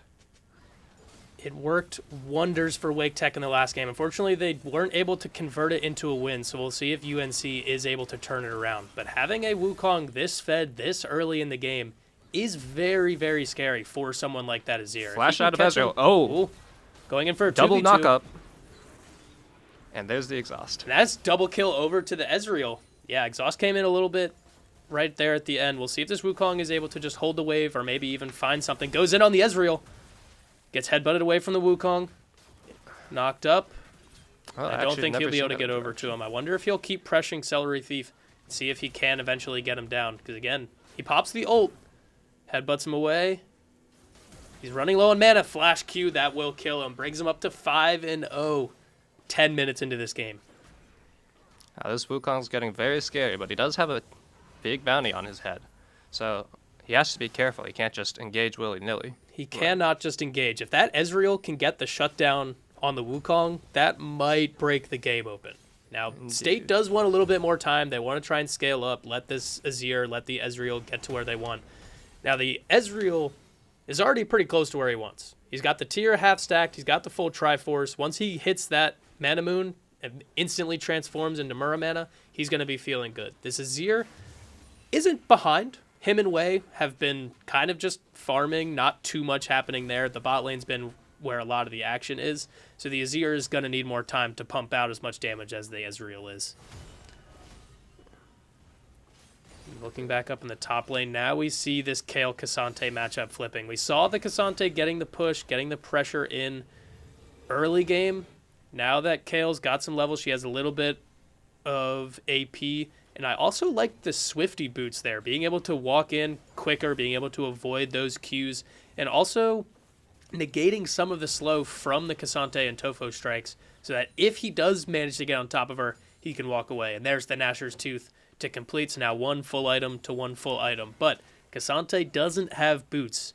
So Kayle can run him down if you get a fully extended trade with the lethal tempo fully stacked, as we got to play here in mid lane. Celery Thief did manage to get behind Wei and does manage to land the backwards headbutt. Wei is smooth speeding out, but does get stunned up, and that should be him gone. And there's, on the opposite side, there's the power of that Nashor's Tooth. He had the movement speed. If you can just keep auto-attacking over and over and over again, that damage does add up, and it is enough to take down the Wei. Jay from day 7 in trouble here as the Sejuani cues into him. Wukong is coming around, so Sejuani may be sacrificed to keep Celery their Thief gold alive. lead. So she flashes. Tristana jumps in. Tristana jump in. Flash over, gets the reset, is stunned up, should have the jump. Doesn't not need want to to. use it. Oh, the Azir ult doesn't take Wukong over, and now he's Cyclone. And that a will double burn down kill the for the Azir. Wukong. 7-0, 13 minutes in. That's got to feel bad. Oh, Ooh. what a snipe from the Ezreal. Ease in towards the Nautilus, isn't able to get much, should be able to just push out the wave. And now is where this Kayle kind of just gets to get money for free. She can just auto-attack this Cassante. Is dealing a lot is of this damage. Cassante? Dodges the Q3. Oh, attack Pops champions the ult, only. and there it is. Free kill. And that's why we always turn on attack champions only. Yep. Yeah, make sure you don't auto-attack that tower. And I honestly think that Sen Sereno should have probably backed off there, especially knowing that the Kayle ult is up and level 11 now is starting to really pump out damage once you get a couple of auto-attacks going with the flames spitting out. Yeah, it always just feels really bad to let Kayle freely farm and take plates under tower, but sometimes you just have to let her hit you as the ranged champion in the lane. Yeah, if you're dead, you fully can't do anything. If you back off, if you stay alive, if you can get out and then come back, you can at least come back. We see he's gotten the null magic mantle, so it'll take a little bit less damage, but honestly, I'm wondering if it's too late at this point. Right? He went Iceborne first, as we see a play here in the mid lane, Wei ulting as you're able to shuffle out. Will it kill? Yes, it will. Solo kill for the Wei. You can see that the power of the confirm off the ultimate for Quay onto the QW, just so much damage. You get, for an solo hit on the W or QW, you actually do get a bit of execute damage as well. And that ultimate just makes it, the slow from the ultimate just makes it so hard to dodge.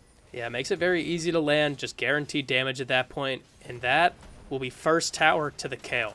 She is 3-0, up 10 farm, and got basically a full tower's worth of plating. So this Kayle, while the Wukong has a lot of gold and is monstrously ahead, 7-0, this Kayle also is very, very scary. And once she hits level 16 and gets towards Jill. 2 items, oh, we've seen a shuffle in the bot lane. Will find the solo kill. Easy pickup for Enigma. That looked easy for him. As you see another potential kill, not quite. And Fighting around Wukong's this top just side. over here hitting the enemy team. This Wukong might be No too care. deep now. Nautilus hooks in. Ezreal eating in on Wei. Does take Can him they down. shut Now down we the got Ezreal Kayle here? coming in. Auto-attacking this Alistar. With the ult is pretty tanky, but should be able to get him down. Wukong dashes in, takes out the Ezreal. So it will be a 1-for-3 play here in the mid lane with the Herald coming up in 10 seconds. That should secure UNC the Herald, but they do not appear to be wanting to go for it. They're wanting to go for choosing more. To go into Cassante. They see this Cassante. This is a legal place. Nautilus hooks in. Root. Kale's able to free hit. Flash comes out. Are they going to chase it? Yep. Easy kill. So across the map, 4-for-1 for UNC. And they're kind of just dominating. That seems like any play that State wants to make, this Wukong is just there to counter it and to take the kills. And we can see, even without Sundered Sky, even with just the Merc Treads and the Triforce, he's incredibly tanky, and he does so much damage just from the sheer level lead, I suppose. Yeah, having that XP, he's a full level up on enemy jungle, and against this Cassante, who I think is also still level 11. Yep, also even levels there, so he's pretty far ahead on XP from where he should be at this point. With 2 Drakes and a 20 farm lead. He is just farming like a madman, killing people like a madman, taking objectives like a madman. He is doing everything for his team right now. We can see the Ezreal coming out from NC State, probably trying to scout out the Herald in case they're taking it. UNC notably did not go for it, but We see it's a the good Wukong move, nevertheless. moving towards mid. I wonder if they want to try and get this Tristana this mid wave, as they might look on engage towards Ezreal. Has the E, can just go over the wall. Celery Thief keeps him safe. There's the hook in on the Alistar, rooted. Pops the ult. He is starting to walk away, but he will definitely not be able to survive. Tristana jumps in, gets the bomb down, resets, jumps in again, keeps auto-attacking, but Ezreal ease out, no other kills. So just 1 kill over to the Kayle as she moves back bot side, and we got Dragon coming up in a minute now. Now, unfortunately there, I don't believe you need to body block for the Ezreal. He still has his arcane shift to get over the wall, and it does cancel out the pullback from Nautilus. Yep, yeah, I agree with you. He could have just stayed in front, let the Ezreal get hit, and hopefully, if you don't mess up the buffer, you get rid of the Nautilus hook, and no one really gets affected by it, as long as you time it right. Now, if you don't time it right, then Of course. then things go sideways. Could be very, very bad. But so would always rather want to sacrifice the Alistar than the Ez. Also, notably, here we see Kale going in for some big damage onto the Cassante. Yeah, wow. Nashers and Ginsu's going. So looking more towards a full-on hit style build for this Kale. She will be able to shred through this front line. Just looking to take down those 3 tanks out of... As they engage on Tristana, Alistar combos in. She jumps over the wall. Bomb explodes, jumps out. Sejuani tries to follow to get the Heartsteel. Tristana ends up killing. Is able to turn their focus over toward this Alistar. Jump in again. Has another jump. Looks towards Ezreal. Bomb down, and that's going to be a triple. Oh, not quite, but gets 3 kills over towards UNC. And what happened to the bot side? Is that a solo kill for Kale? It appears so. Either a solo kill or Nautilus came down while we weren't looking and just hooked him away to the Shadow Realm. All right, so now as we look at the map, we got Tier 2 broken down there in the bot lane. Tier 2 about to drop in the mid lane. Wukong is taking Herald right now. As we see Azir flank TP on the way. We'll see if he can do anything with this. Now he has been spotted, and he doesn't quite know where the Wukong is, so he's not sure, but we'll take the safe route. We'll not go for the solo kill onto way there. All right, and Wukong does pick up that Herald. So they could try and get all 3 Tier 3s or maybe push towards an inhib. We see red pings onto the dragon, so they're going to look towards maybe getting towards Soul Point. Now it is Chemtech Soul, which isn't the best, especially for their team. It would be pretty nice if State's beefy front line had all those extra Chemtech stats, but looking like it's going to be a clean dragon for UNC. Yeah. Unfortunately as well, a lot of the CC that NC State has is not affected by the tenacity you're getting out of these Chemtech Drakes. You just got Alistar knock-up, Azir ult knock-up, Sejuani notably, several stuns, but Cassante again, knock-up and suppression. Yep. And then 1 stun. Now Wei is Enigma looking in a for the bit of solo danger kill here. onto Enigma. QW misses. Wei will speed himself up, and I think this is just a free kill. Flashes in for the shuffle, but doesn't hit it. Wei gets the ult down, and that should be enough to kill him on the pop. There it is, and Alistar cannot damage him down. Now, do have Sejuani in, doesn't throw out the ult. Just trying to hit that Sedge ult onto the flyby Sedge ult onto a sped up play is very difficult, and even if she does. And they get the Otacon. I almost forgot about the flowers. Wukong's coming back to feed up the flowers, so that gives them an even bigger XP lead, even more adaptive force, just so much raw stats. And if we look at the XP lead, top lane, 3-level lead, jungle, 2-level lead, mid lane, I think a 3-level lead, bot, 2-level, support, 2-level. It is just all over the map. You're down levels, you're down items. This is a tough spot for State to be in. Kale could be in trouble here, but should be fine. We'll just walk out, nobody around to follow up the 2 tanks. We'll try to take Sejuani's Gromp, and we'll get it. Yep, free frog for the KO right there. Hard for them to contest without having... You need at least the Ezreal or the Azir there. Without one of those 2 there, you don't really have any damage. Cassante can, as we see Kale trying to come in. Azir shuffles out. Jay from Day hooks in, gets the Alistar. As we see, not much happening. Gets the stun down. Wukong comes in. Kale getting CC'd up by the Sejuani. Wei comes in, gets the stun onto Celery Thief, and we see Kale just free hitting on the Sejuani. Easy 1-for-1 for her. Wukong, easy kill there. Jumps in, gets the ult. The cycle comes out. Reset from the Tristana, gets the jump, but flash away from the Ezreal. Wukong goes back in with the ult, and easy triple kill for him. Now they get that Azir turret down. They pop the Herald going in toward this mid lane tier 3, and I don't even think they're going to need it. Maybe we'll they can see use Shelly it on the Dance inhib. tonight. Maybe not even there. So they will save Shelly's health. Now they can use the charge going in towards the Nexus towers. Only have 1 grubs. They're not going to get a lot of packs, but I think this might just be it. And that looks like all she wrote. I don't think there's anything State can do. They just don't have the damage. And that is a very, very fast 22-minute game. Notably, Playing for kills, not able to get it in the fountain. So Alistar will pick up a kill. Doesn't end the game killless. But that'll be it. 29-11 in favor of UNC. Notably, several effects such as Kale ult, Zillion ult, and Guardian Angel do not work against the Fountain Laser. As much as we want them to, unfortunately, you cannot dive the fountain, pop your Kale ult, and survive. So But you can use Rise ult. you can Rise ult out of it. You can TP out of it, but will not happen for the Kale, so they will end with a death there. But, I mean, from start to finish, it just seemed like UNC always had the pressure, always was ahead. It seemed like just from laning they were ahead. And then once the Wukong had kills, had his Triforce, there was no stopping him. Yeah. I guess you would have, out of NC State, you might have wanted to see a little more pressure onto that top lane just to shut down that Kale. It just became such a big problem when she hit 11. Yeah. Just pulling away from the Cassante. Yeah, and it needed to be a lot earlier. It seemed like Sejuani came up once or twice, but after Kale 6, it's hard for Cassante Sejuani to really get on top of her. She always has the ult, so she always has that safety, but they never blew her flash. They never came back for a repeat gank. They never got her killed until the very, very end. So would have needed to see some of that early pressure, like you're saying, to get the Kale far behind before she's able to do exactly what we just saw her do and melt all of NC State's front line. Notably, a interesting itemization for the third item onto the Kale was the Rylai's. Now, Rylai's is not great onto Kale. Your Q already slows. Your ult, if you're hitting it, you probably don't need the slow. Probably not. And you're really only using it for the E and the health. But that health just makes it so hard for them to take her down. Well, and the Swifties just make it so hard to keep her in one place. I'm going to be completely honest, Panda.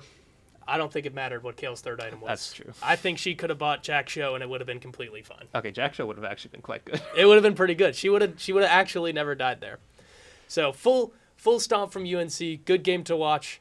And we will see you guys right after this break. Once again, big shout out to our sponsors and thank you for Go Raleigh for sponsoring this event and all of the other esports events in and around North Carolina.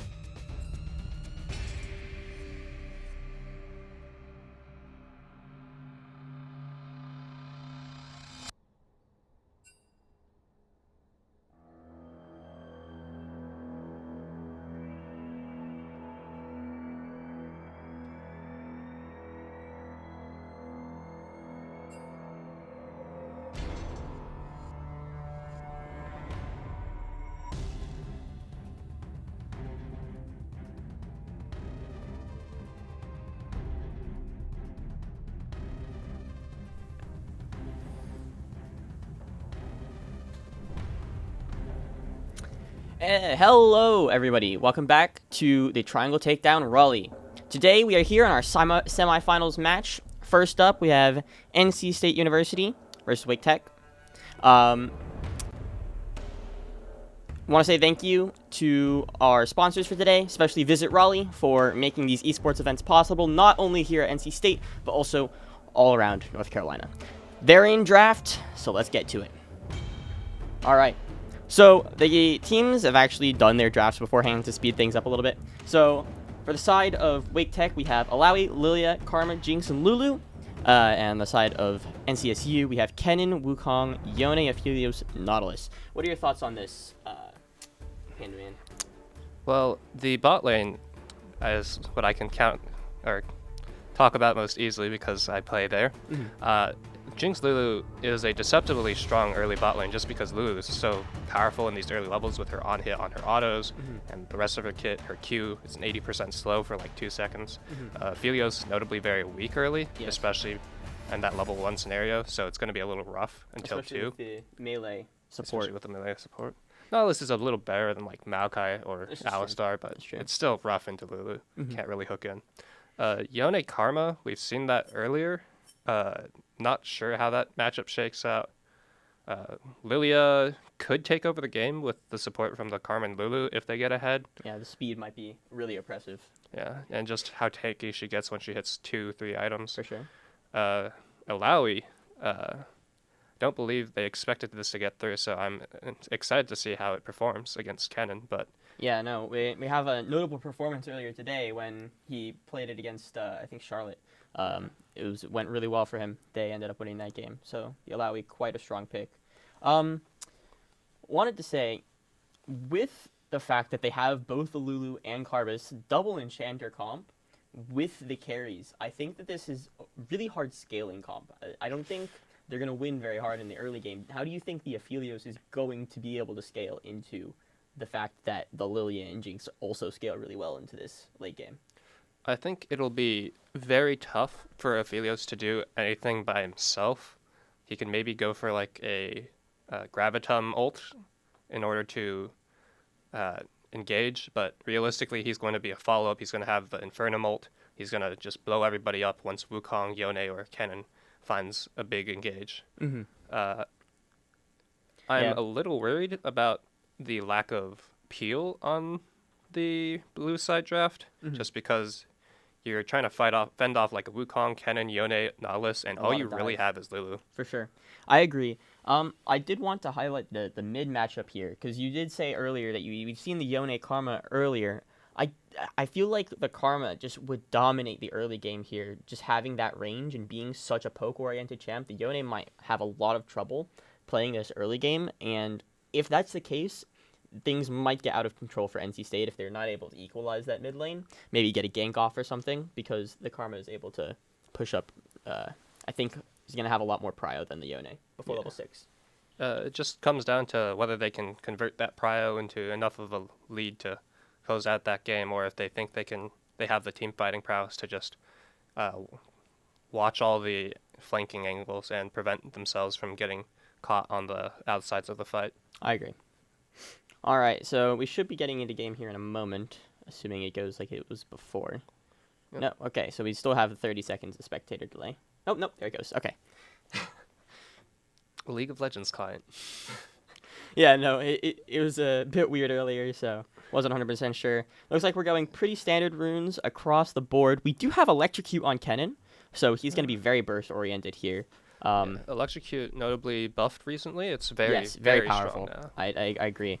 Playing against the mid lane assassins has been difficult recently because of the Electrocute buff.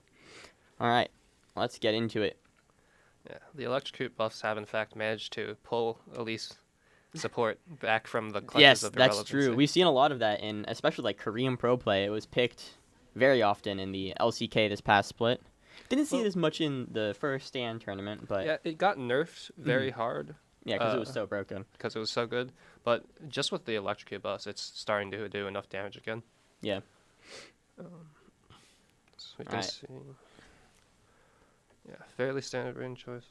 No weird summoners, it looks like. Yeah. Just stocks. Nothing crazy at the moment. I can't really see the mini map, unfortunately, but looks like everybody's doing a pretty standard opening here, just hanging out in the bushes. Kennen notably has the mid bush here, able to get a little bit of a prio, but it's not gonna turn out too much, I think, for in some, the like, end. level 1 poke, just using his Yeah. range to For sure. get some damage out before Alawi can just start Mm-hmm. sustaining. Looks like the Aphelios and Nautilus are going to be walking into the bot bushes here. I wonder if they're going to try to push for that mid bush. I talked about it in Oh, the first game that I looked cast like today. I Alawi's think the gonna- mid bush control is going to be really important for this Nautilus because if they're just getting poked off, he has to be able to do something.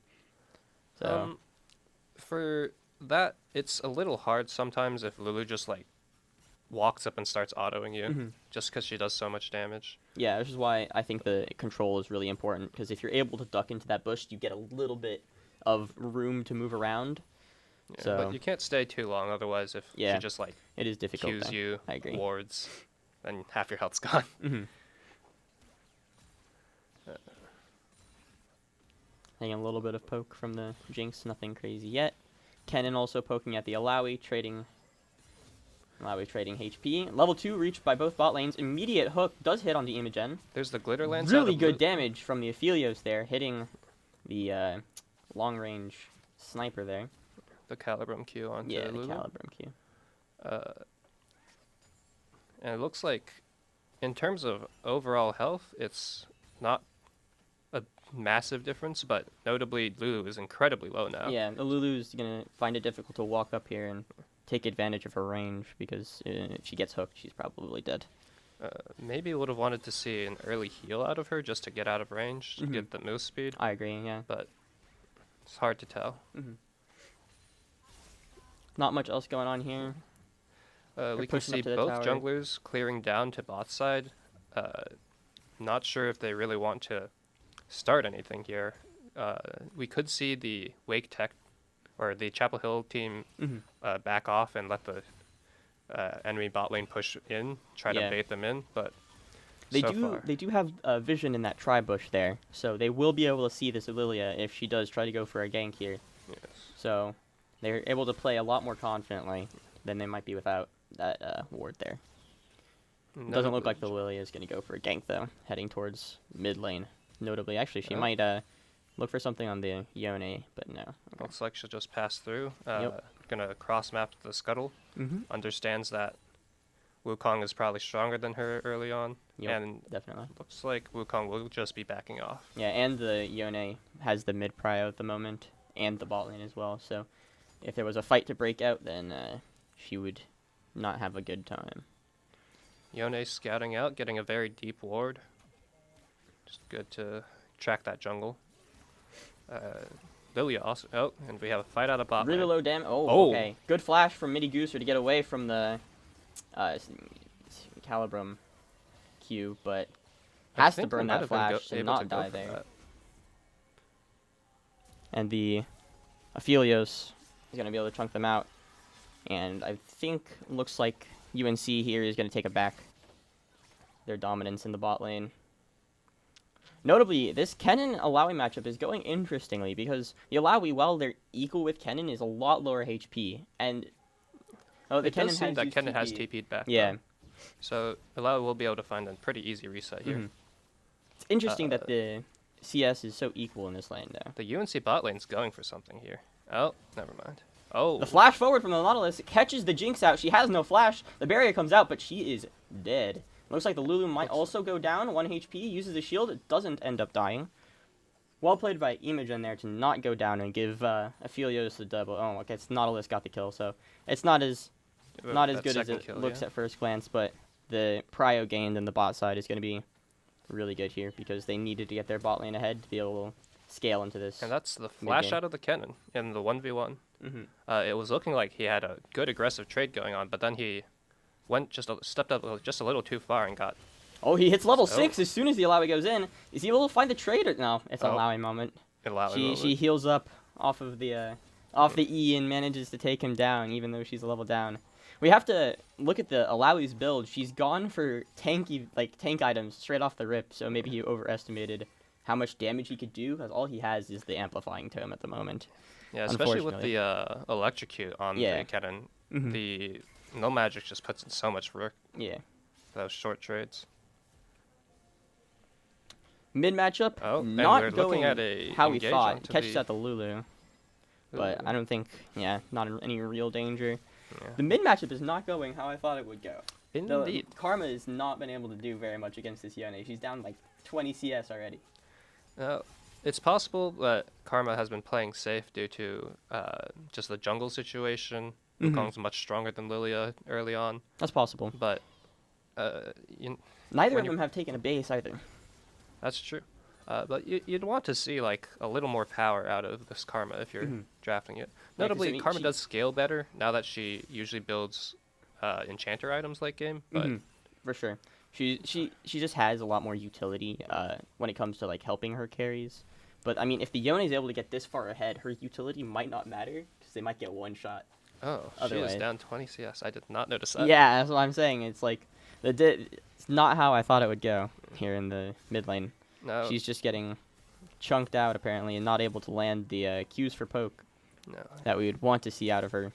Now the Kennen Alawi matchup, it's absolutely vital that you dodge that E, and Mhm. just hasn't been going name not Kaz way Yeah, as of late. definitely not. Unfortunately for him, Rhomboid now up a level. Oh, Ooh, and a flash big hook forward into from it. the Nautilus hits the hook on the Lulu under the tower. Does take several tower shots back. Lots of damage. Oh, The Calibrum comes through. The ultimate slightly misses. Lulu was dead there if that didn't miss. He had the Chakram stacked, but not quite enough. Alawi up here. Still ahead that kill. Equal in CS to her ranged counterpart. Notably, Kennen does have coal, which is This is true, yeah. It's a bit of a weaker something- item Ooh. to buy on a first spec, but it will scale a bit better. I think, honestly, this game will come down a lot to how each of the teams plays the team fights, because other than the mid lane, the solo lanes have been somewhat equal. The bot lane is down a little bit, but their top lane is up. I say that, but the Oh. Alawi flashes forward onto the Kennen, 0 mana. I think she might go down here. She's still going. They're both 1 HP. Oh, They trade in the top manages lane. to go 1-for-1. But it is a bit better for the Kennen because the wave is pushed into Alawi's tower, so she's Indeed. going to lose a bit of farm Bonsai might here. be in a little trouble here. Does back off. A flash but forward from the Nautilus, does flash find- into the Alawi. Yeah, Yone. Oh, and there we go. And That's all she Karma's dead. And the lead in mid lane is starting to get out of control here. He's up 25 CS and a kill, only 9 minutes into the game. Notably, Karma is going for a lower economy build, just going straight for that Yeah. Moonstone, or That's I guess probably Redemption Moonstone. it could be, off the top of my head. Mhm. But still just down that gold onto the Yone. It's going to be very hard in the side lanes, Yeah. very The dangerous side in the lanes, team yeah, fights. are going to be very, very difficult. I mean, even if, they play around this Alawi really, really well, and both the supports basically on the side of Wake Tech play around them, they're just going to have 2 lanes that are going to be stacked. So you can only contest one, because if this Yone is really strong and you're trying to contest him, you have to send more than one person. You can't 1v1 him. It's going to be really difficult, because while the top matchup has been pretty equal, the Alawi is 40 CS down on the Yone. Yeah. So the Yone has a lot more money here than the Alawi. And, the mid lane trades going as bad as you'd think for such Yone a gold doesn't lead. have the Vamp Scepter, though. That is true. Has gone for the Scout Slingshot instead, so he's not going to regen too much here. No. Lilia ball goes Oh, we wide. Not going to pop the ult.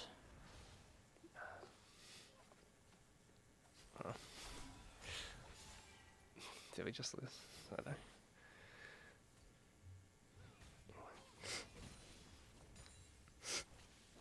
Alright, looks like UNC is posturing up here. They want to get priority for these grubs. You want to deny the Deny last 6. Wake Tech the 6 grubs. Yeah. Kennen ults in. Yeah. Doesn't get very much. Rhomboid is going to have prio here. Might be a bit dangerous for UNC to try to stick around for these grubs if they're able to get their support up there. Because while the Yone is strong, not having a top laner at all might be difficult for them to play around.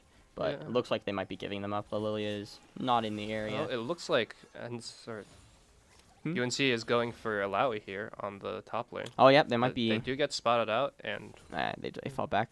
Alawi will fall back. Looks like Wake Tech is Doing a giving good job up the keeping vision grubs. on the top side there for sure. See a lot of wards in the river. menu wards. And that's a lot of control wards out of UNC. Well, it's better having that vision, I think, because I mean, kind of we're able to zone off this Lilia. She couldn't really do anything. Flash forward from the Nautilus. Hook is missed. He stands there in dismay for a moment. I do believe that was supposed to be a Hex Flash. That is unfortunate. And then Flash came up. I have done that once or twice. Is that what happened? I didn't see. That's pretty funny. It could have been just a normal Flash, like attempt, but... Yeah, it was one of them, but he missed the hook either way, so... Oh, Yone good ult flash. forward, Karma flashes away, everything goes wide except for the Nautilus ult. And the depth charge knocks up, and the Yone follows up, and the Wukong is there, and this Karma is just getting bullied. Notably good play from Jay, making sure that even if the hook does miss, that they can still follow up with the... Helios 3v1 in the bot lane. He's Helios going to be able is to take a doing kill damage. here. Lulu ult onto the Jinx, And barely Jinx saves barely her. moves. That was almost an insane play from Jill there. Maybe could have saved a little more health on the Jinx just to be able to catch the wave if and step closer for the ult or the knock-up on the Lulu ult, but... It's you won the difficult though, because you're trying to run away, and then you have to go back in with the Lulu ult, Yeah. so maybe a conflict in the communication there for like that. Definitely something that is just hard to work on in scrims. Gotta really get that down in order to have just synergy like that. Agreed. Top lane going similarly to before. He's not able to dodge And the another E. He just keeps getting hit by this Alawi E. It's not going well. Rhomboid, notably a Alawi one trick, I believe. Yes, So he's very good at landing confident on those. this pick. Hex Flash coming out from Nautilus. This is not a good position for this Karma to be in. can She they get is the quite tanky, W? shockingly. She's not going to go down. Is able to survive the onslaught there, but now she's going to be pushed out of lane. She's going to lose even more farm. And all the while, this Nautilus has been in mid lane, and the Aphelios is still hard winning bot. And he's able to even take this. I think this is first tower here, unless the Jinx is able to clear the wave, which I think she will be. But Yeah. it's very difficult. Oh, he's going to hit an Amis, I think. Notably, Karma does have ult W just in case, but does not seem to be using it very much. Yeah, I think at this point she needs to be focusing more on just trying to minimize as much as she can, because Oh, she's going in looking for a heavy looking for a trade, on but the Yone. Wade does have teleport, so she will just be able to back off, buy their items, and come back even stronger. Kennen trading against Alawi. Equal health bars here, but it can be deceptive. Alawi And does have there's the the ult and grasp, and hits Testosphere. another E. So, I think this Kennen, if he tries to go in again, he's The gonna Aphelios ult goes wide. He might be in trouble here. Jill is dead That is unfortunate. on the side lane. Jinx gonna have a bit of reprieve there because she was struggling before. Gonna be able to push out this wave. Meanwhile, A in little the bit of a mid breather for Wake Tech. lane- Oh. Ooh, just wide. If Not that- sure is Alawi. She does die there. Yeah. She'd used the ult to take out Kennen earlier. It's a 1-for-1 trade on the top lane. Honestly, if that E had hit initially, Yeah, it might It's have possible been. that- She might have been able to take out the Wukong as well. been able to live. Well, the Wukong does have Triforce though, so can't discount his strength even though he was a bit low level. Indeed. And also, Alawi has been buying components for either Canic magic Ribbon or resist. Spirit Visage, so missing that gold that has been put into magic resist versus Yes. Wukong. Mm-hmm. Or maybe it's the old or the pre-rework AP Wukong with the W max. Yep.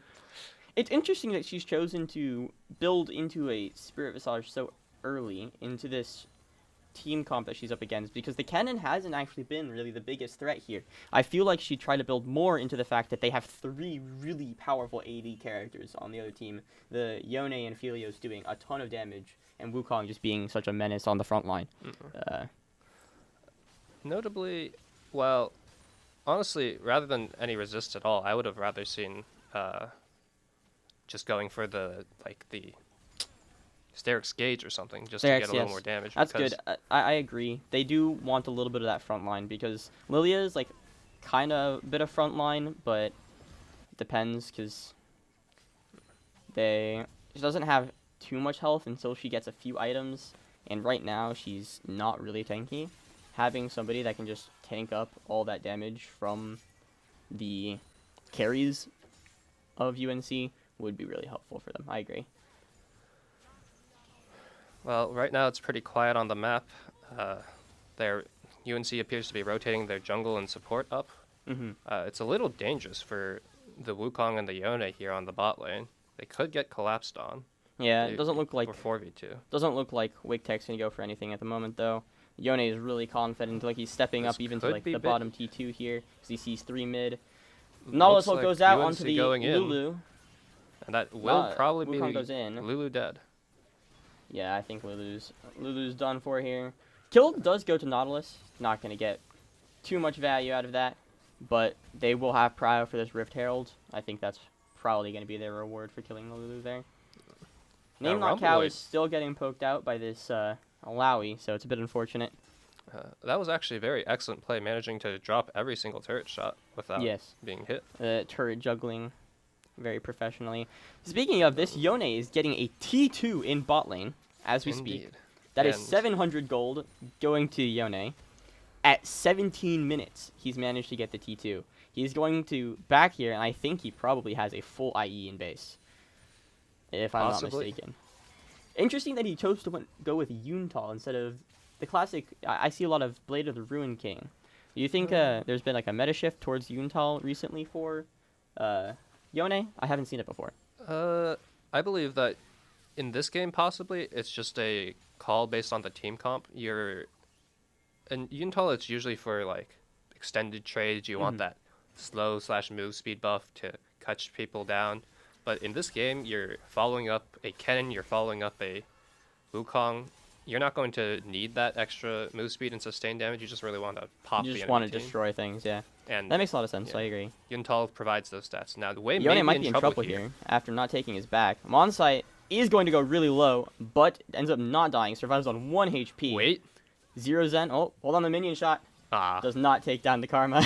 Unfortunate for 0 Zen. Wave there. RL is able to save the Karma and get a shutdown onto the Yone. He was a bit greedy staying there for so long. Yeah. He had an entire IE in base and chose to stay on that bot lane. I mean, it's possible he was like a little bit well. I don't know. He bought the control ward. So yeah. Maybe he was buying it for the control ward. You know, good. Yeah, good team. He was like, I need this wave to get a control ward. You'd be surprised. It's a pretty common thing on supports.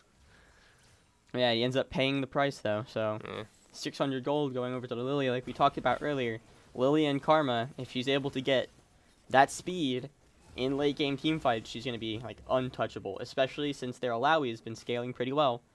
Yeah. He's going to be a tanky frontline, and he's going to allow that, allow this Lilia to really destroy. And it will be the Nautilus picking up the Eye of the Herald, which is that is an interesting unusual choice. I have noticed today there's not been too many junglers picking them up. Jinx just dies in mid lane. Walked up too far, unfortunately. The alternate version of Arcane, where Powder did not make it past. The ultimate version of Arcane, where Aphelios kills Jinx. Ah, yes. The classic Arcane character, Aphelios. Yes. Looks like they're going to be taking this T2 mid as well. North Carolina is just slowly destroying Wake Tech on all fronts. If you can see here, they're up 7,000 gold in 20 minutes and on Soul Point.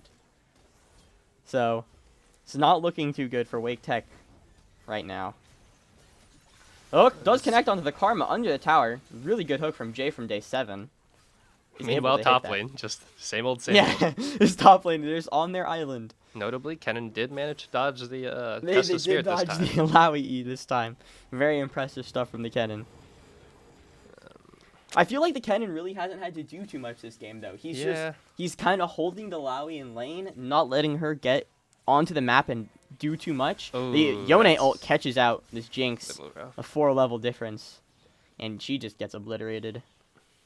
Possible that maybe would be able to stall for a little longer if they ran the other way, but yeah, it's unfortunately hard. For Wake Tech, they're just getting caught out. There's so much engage from the side of UNC. I mean, with the Yone ults, does not dodge that Q3. With the Yone ults, Yone Q3, you have the this Wukong. Could be Lulu dead, and that will be Lulu going down. The damage from the Yone 2 items. The Soul Unbound, my favorite ability in the game. It is getting a nerf here soon. You're gonna be able to see Ilaoi's him. going in. All right, Could all the be engage onto good for Ilaoi. She is going to go down, Oh. even though she just used ult. But even though she is the strongest member of the Wake Tech team at the moment, This she's could not be able bad to for 4v1. Is getting caught out. Yeah, that the will Yone be does him get caught going out down. again. We've seen this a couple of times. I think he's just overstepping, playing a bit too aggressive when he doesn't have the support of his team, and he's just getting caught out by the Karma. And she's getting the root down, and the follow-up from the Lilia has been there. I thought that was a quadruple plant, and I was really excited. And then it turned out it was a double plant behind a double plant. Let's see. Looking forward, the next objectives appear to be Dragon and Baron. Dragon's up in 2.5 minutes. Baron's up in 3:30. Probably from Wake Tech, you just want to try to stay safe and Maybe not this. scale off of the objectives, but I mean, if you're getting solo killed like that in the side lanes, it's really difficult for them to do anything. I think, but all of these objectives are going to be going the way of UNC. They're up 10,000 gold here at this point. On soul There's point, it's going to be really difficult for them for Wake Tech to claw back in here if they can at all. They'll maybe try to fight over the Baron, I think is their best hope if they can maybe steal it. They could good drag the damage game out out of a little Karma, bit, but that will be Karma going down to the. Oh, maybe or not. She does manage to get away. The redemption is This coming could be a down, big but cyclone. the huge cyclone from huge Jungle No sleep. Mechanics Wait, and this the will be massive Athena's going down. The Lilia Lilia is hold up. popping off. Zero's NRL just goes in. 4-man sleep absolutely evaporates the entirety of UNC. Gets a triple kill. Unfortunately for Wake Tech, Massive there- shutdowns onto the Lilia. She is 6-1 now. Yes. Unfortunately, there are no objectives up right now. No but objectives, but that's a lot of gold going is to a the big Lilia. gold She probably has injection. like half a full item in the base. It's going to be...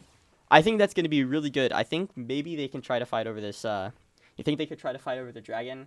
I'm not sure. They could try to just go for a Baron steal. I think they but- have a chance now. Yeah, they just this have to really Lilia- play around the Lilia with the double support comp. It's going to be really important. This Lilia is very strong, and so their main point of pressure. So they really need to find a way to utilize them well.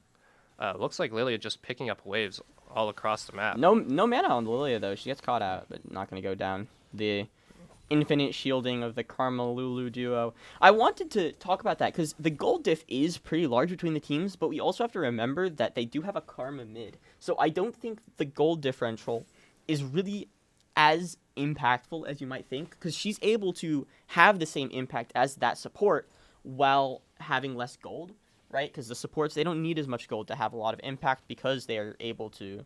Their items are cheaper. They have might other not be able to utilities, have but she much is impact if they playing go really down aggressively here. in this top jungle. Is going to Mantra you away, but That is is stunned flash up by out the of May cannon. Not Is Cow. going to die. Monsite Should is die. still running. She's and running, but not able to get away. Oh, Jay from Nautilus day might be 7 traded here back. with the Yone.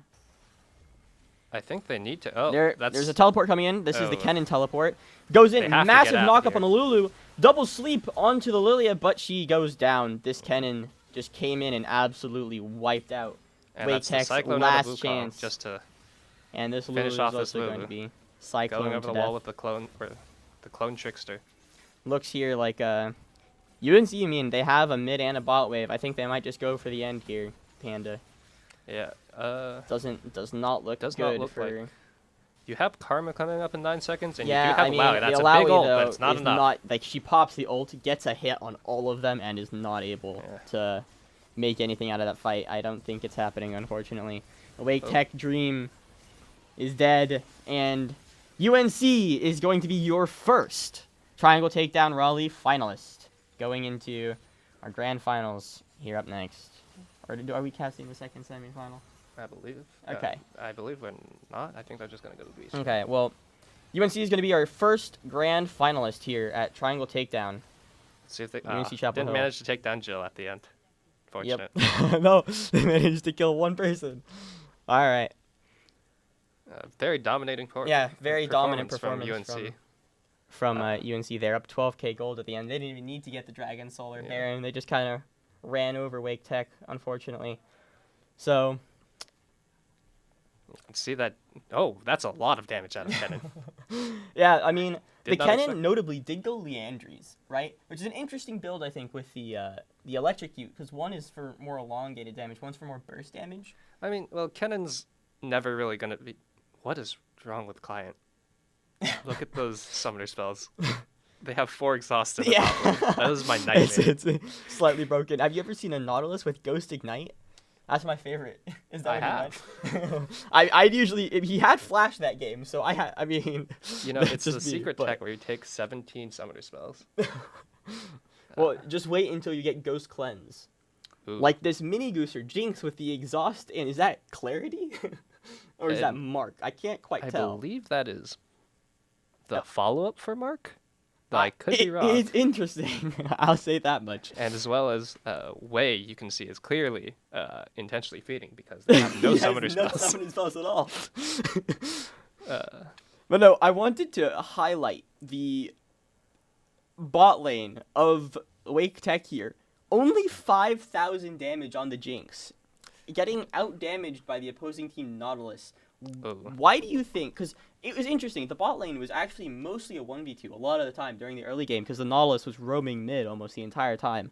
The Aphelios was able to play the 1v2 and still come out so far on top that the Jinx was able to do almost nothing going into the mid game. I think it's just a possibly discomfort against playing against Aphelios because once this Nautilus leaves lane, and if you're not capitalizing on that 2v1 to just really hammer down the Aphelios 1v2, you have to follow that. Yeah. But it's possible they didn't feel comfortable leaving Jinx alone, that they didn't quite have the vision to do so. But at the end of the day, you just have to drop something, and they did not. It was unfortunate. Aphelios is one of the better champions in the 1v2 just because of his kit, especially when he has chakrams. He can just output so much damage, like Yeah, we saw and in the then he's got- 3v1 where he almost killed 2 people. And he's got peel with Gravitum as well, so if he's in a sticky situation and he happens to have that weapon, if he just gets a tag on both of them, he can root them and just kind of run away. So I do think that is pretty good for the Aphelios just to be able to find a way to come out on top of that lane. But yeah, I think just all over the map, it was just a total domination from UNC. I mean, top lane was going all right. but Yeah, the top not lane was alright alright, enough but I to- think the matchup wasn't too great either. It was surprising. The Kennen was just falling into so many Alawi E's. He was getting hit Yeah. a lot. So Alawi is just one of those champions you don't see very often, and That's then when you're true. against a very experienced player. yeah, especially at this level, she's a bit of a pocket pick. So we don't see her come out very much. So if you don't have the experience playing against it, then definitely might just be a little bit rusty against her. But that was UNC versus Wake Tech. UNC making their way to the grand finals, and we'll be back for more in a little bit. We'll see you guys soon. Thank you to our sponsors, especially Visit Raleigh for sponsoring esports events all over all over North Carolina.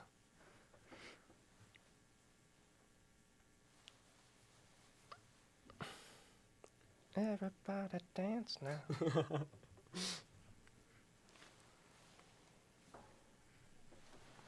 It would be really funny if we were like on cold mic. Was it? Are we still on? I don't know. It's broken. Should we go? Go Oh, yeah.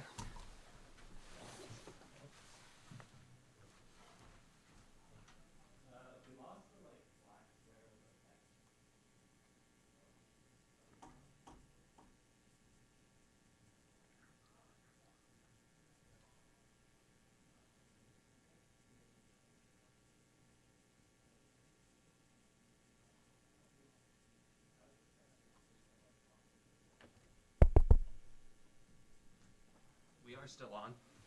Why? I don't know.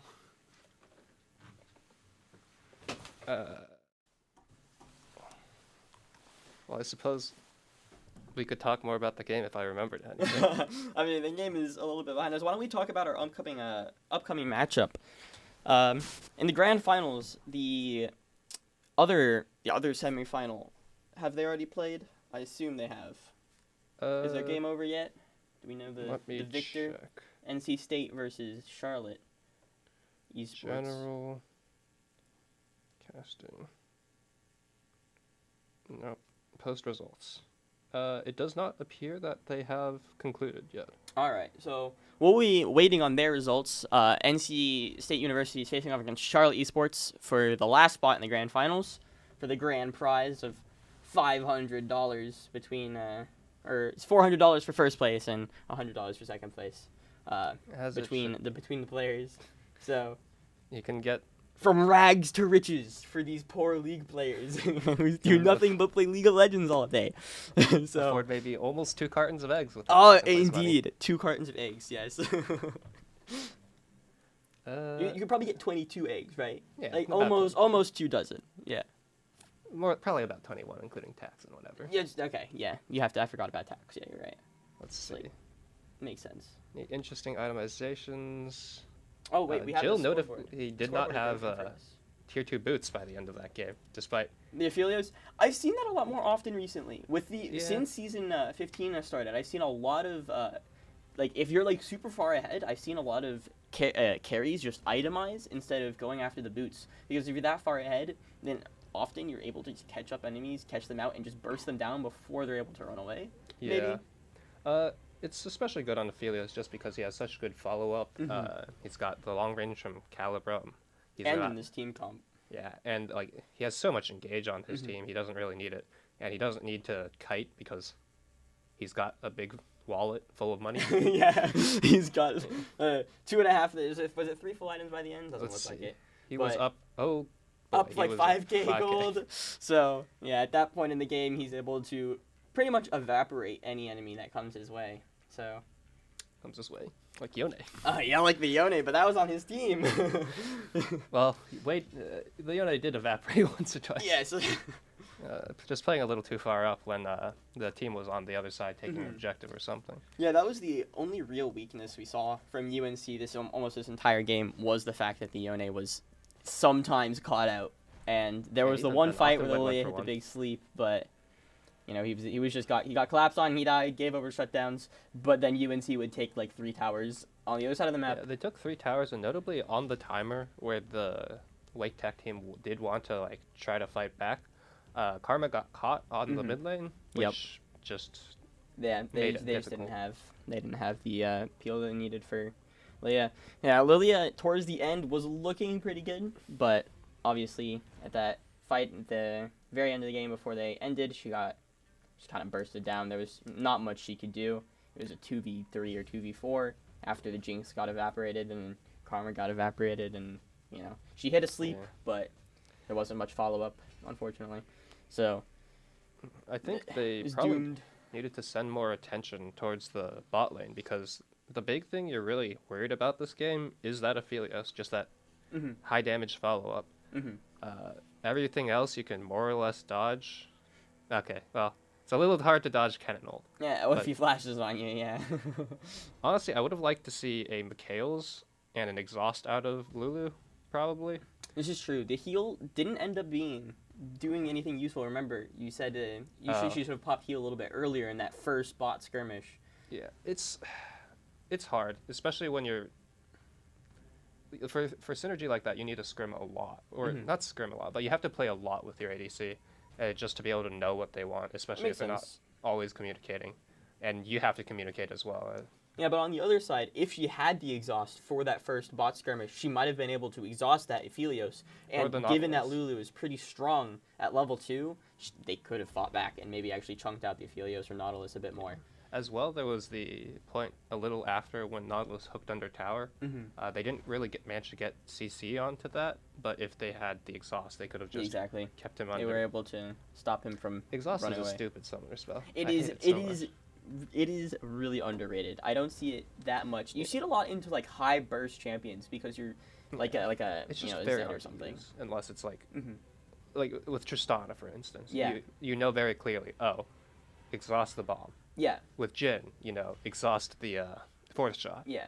But if you're like Aphelios, it's like It's also a Who do I lot on exhaust? champions that go in, right? Because it like you said with Yeah. the Tristana wants to jump on you and do all her damage. If she jumps on you, you exhaust her. She doesn't do damage and she can't run away. It kind of negates her entire yeah. kit. You Well, know? she can get the bomb back. She can, but if she doesn't do very much damage and can't run away, then well, no, she's if she detonates the bomb, then she'll yeah, but it's still gonna be the jump difficult back. for her to, And she's she'll take at a a lot to severe jump back. disadvantage in that position because she wants to get it like the damage out quickly and get out, but if she doesn't get the damage, she can jump out, but it's still rough.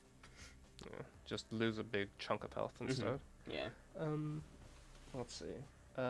We saw the Wit's End coming out from Yone, just paying respect to that Lilia, who got more than a few gold injections. Yes. She shut down the entire team at one point. Indeed. Did Nautilus have a shutdown?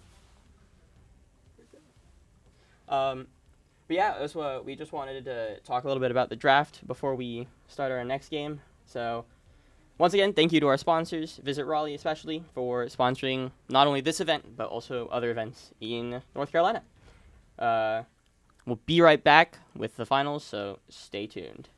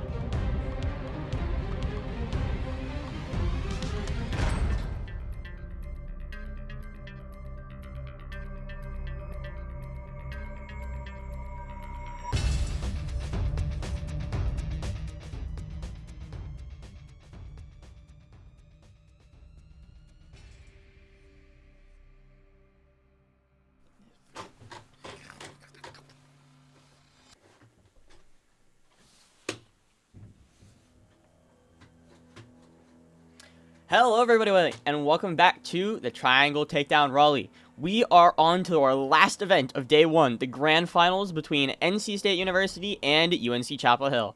NC State's going to be on blue side this game, and UNC is going to be on red side, and we're really excited for this matchup today. They've both shown really well played games today. They did have a matchup a bit earlier that went the way of UNC, but it was a close game. And, have any thoughts? All right. Well, I'm sure that we're about to get into draft, so let's head over there and see what's up.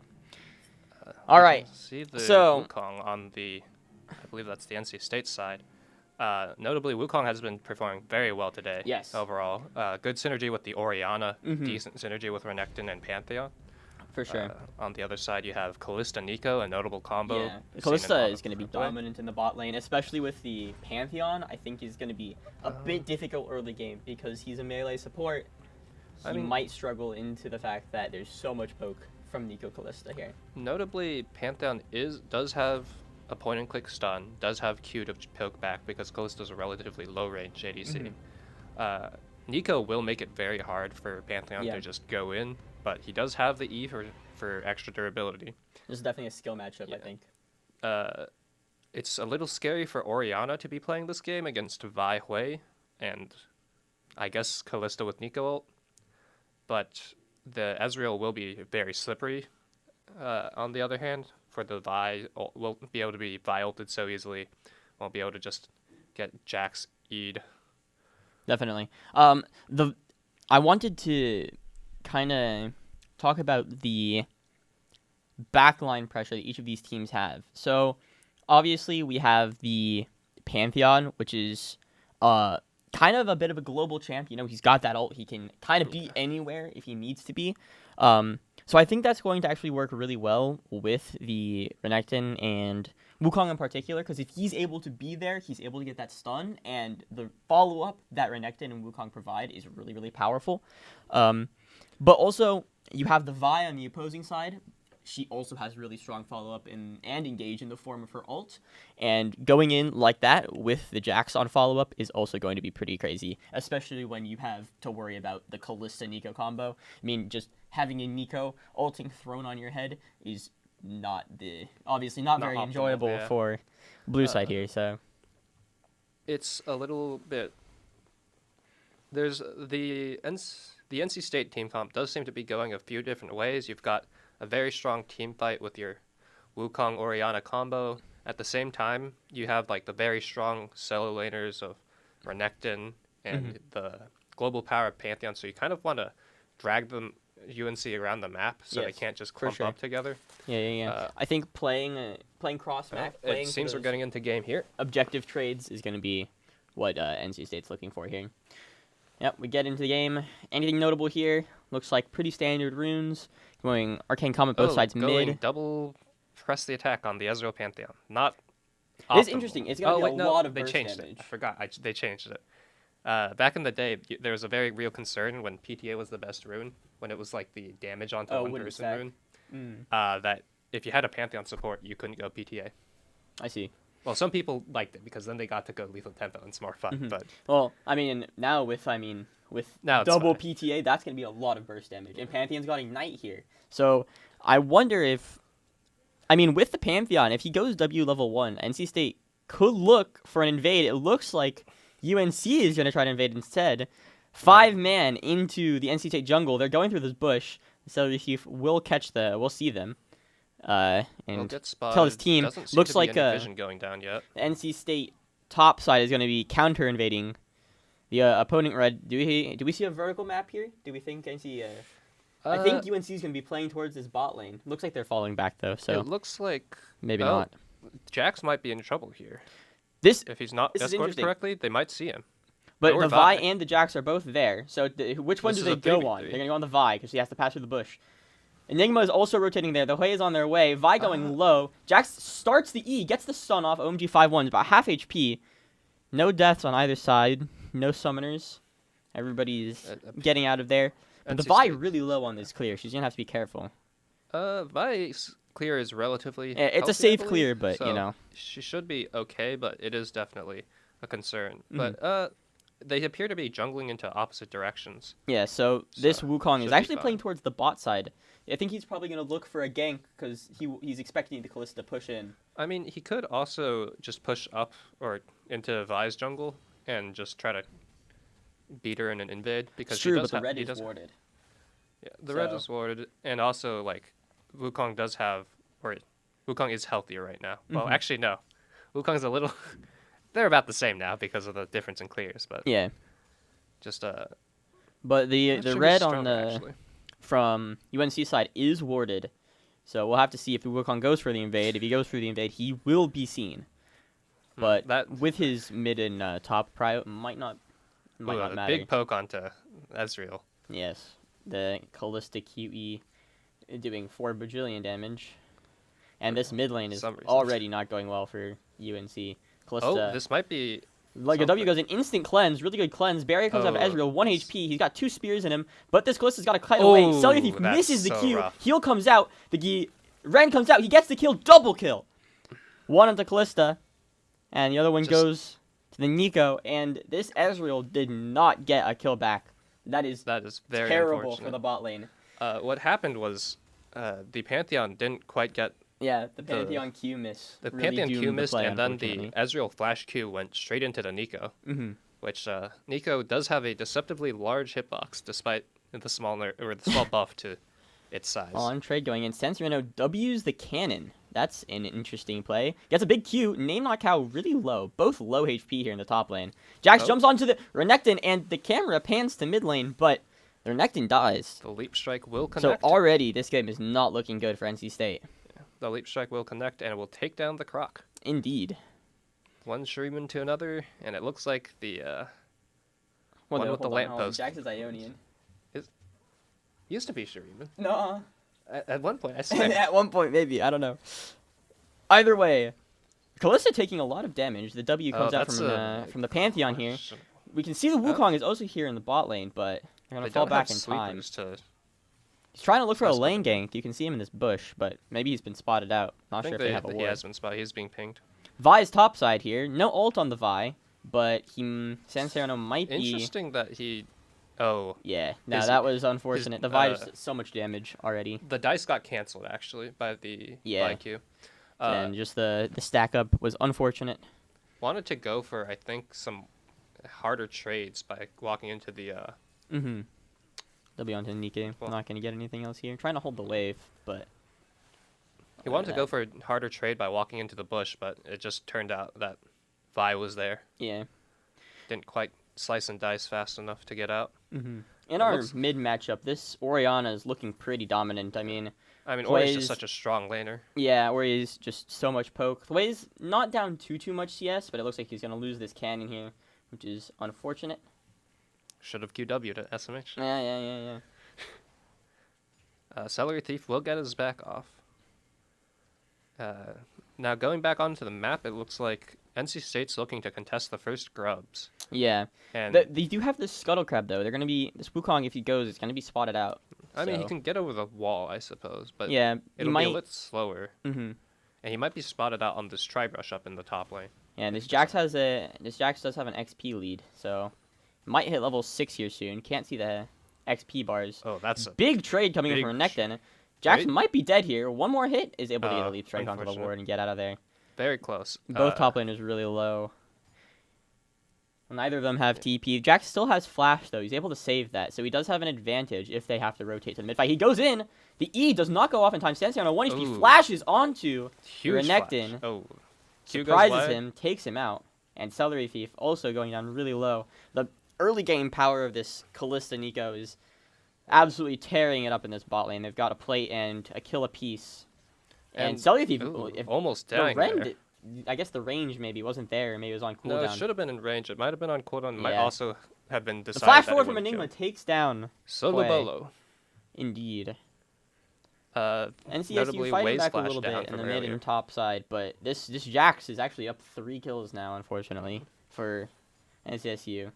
This Jax will be a problem, Yes. but on the bright side, they do at least have the Wukong to try to peel him off of their backline carries. Mhm. Ezreal also is pretty hard for Jax to get on, regardless. Ezreal E is really good for getting away from the Orianna Jax E, so. does have to look out though, just because.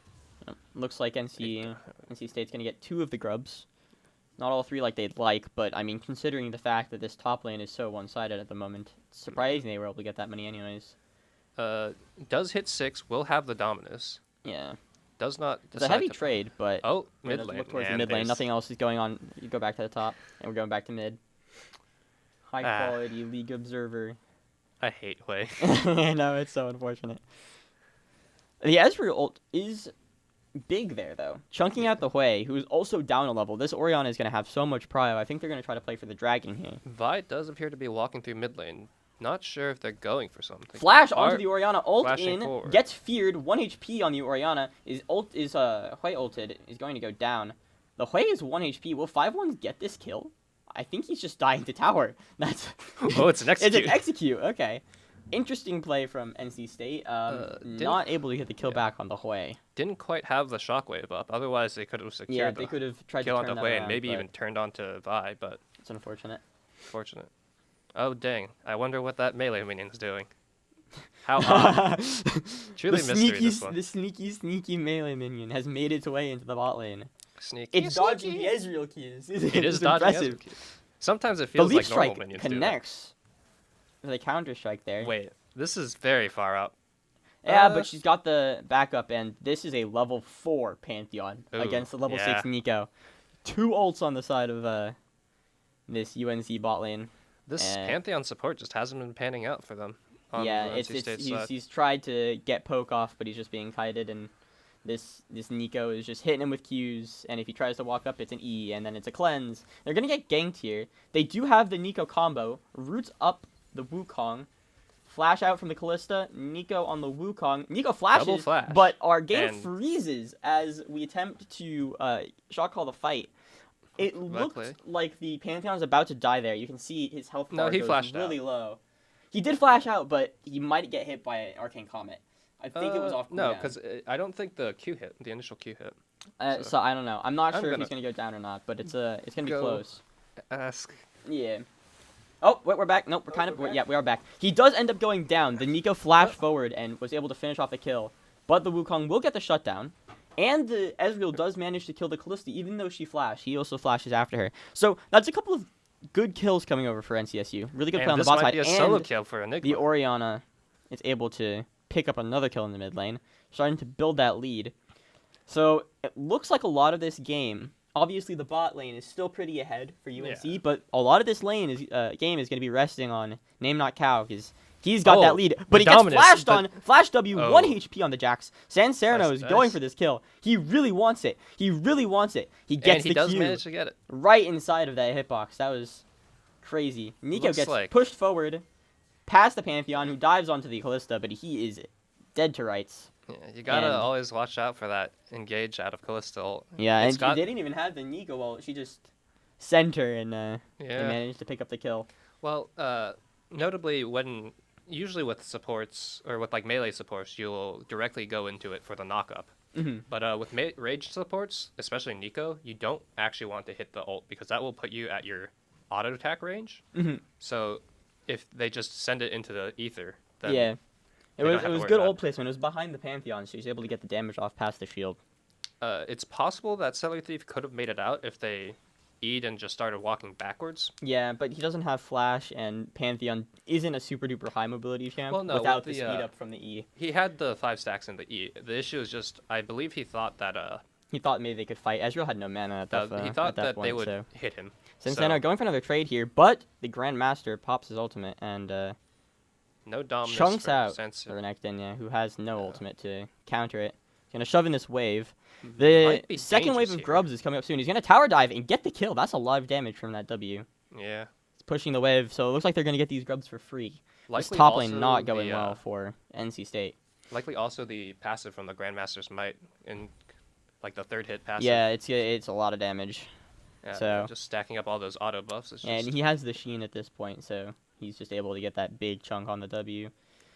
So NC State will lose the 3rd, 4th, and 5th grubs. Or no.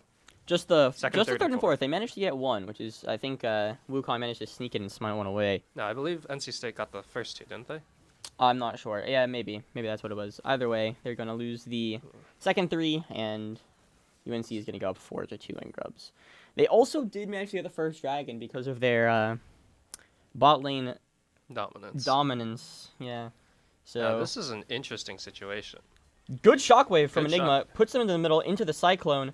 The Whale is going to hit onto 5-1s, but it doesn't do very much damage. Meanwhile, Nico in the bot lane is going in with the ult, manages to hit the Ezreal. I thought he had dodged it, but not quite. 3 stacks of Rend into the Pantheon. He's quite low. Might actually get it. In the corner here. This is very dangerous. Yeah, Enigma is pushing up. Mechanics. This Nico is going to take down the Pantheon, but is going to die in the process. I'm surprised that the Orianna wasn't able to catch up to... I guess she didn't have Shockwave, but she wasn't able to get any damage off onto the Kalista or the Vi. I thought they would be able to... W. Yeah. What's the W? I don't remember. I thought they'd be able to like move speed forward, but I guess without they weren't able Wukong to get there without Shockwave, it's just not enough. Oh, looks like Ezreal's going to go for a trade. Ooh, yeah, that's what we're talking about. The Pantheon ult from nowhere. But the Kalista manages to get the kill. 1 HP. Ooh. Absolutely incredible play from Jill as they run away. The Pantheon ends up getting the kill, but that going to Pantheon 1 and 4, I don't think that's going to have very much of an impact. And she manages to get the kill onto Ezreal as well, so she's getting even stronger. That's flash out of Enigma. Good call by Nico and Vi to just try to force that out. She pushed up a little too far, and they didn't have vision there. Meanwhile, in the top lane, this Jax is absolutely destroying this Renekton now. He's able to just zone him off the wave. Is the full Trinity Force, which we all know is really strong on the Jax here. It's going to be difficult for Sansano to really do very much to get to this wave. They're actually looking for a top dive here. Vi goes in. Is popped. Counter-Strike is up, but he's taking the tower. Jax is going to go down. Vi is also on the tower. She's going to try to end this fight, but I think the Renekton with the dominance is going to be able to take her down. Yeah, just a really poorly executed play from UNC ends up biting them. This Renekton is now back in the game. He's just got 2 big kills there. I mean, it's just like and big solo kill out of max range Shockwave. So much fighting going on here. This Ezreal is also dead in the bot lane. Absolute craziness on all sides. NC State will secure the dragon. Yeah, with second their dragon is solo good. Kill mid and numbers 2v3. Cellular Thief going back into the bot lane. He's gonna. The Ren's coming out. That's a really aggressive play from Jill. Flashes over the wall, hits the Ren. Flash from Cellular Thief. He's going to dodge the Nico Q. 1 HP. It's claimed by dog owner. That is a sentence. That is a name. But it's alright. 5-1s. It's interesting. I feel like 5-1s was maybe able to get down in there in time. Jax can Counter-Strike to plants. Yeah. Broken. I didn't know that, actually. That's interesting. Did not know you could jump the plants. But I also saw something earlier when Alistar was Wing Wukong. If you just press the button, it will still W the Wukong even if he goes into stealth. Really? Interesting. Okay. Yeah. Of course, if you're not in range, then it won't hit. Of course, but yeah. Serrano just clearing out some vision here on the top side. Those 2 kills that he gets there really big in keeping him in this game. He's now pretty equal in items. He's got the full tabbies and the Eclipse, as well as a Ruby Crystal and some wards.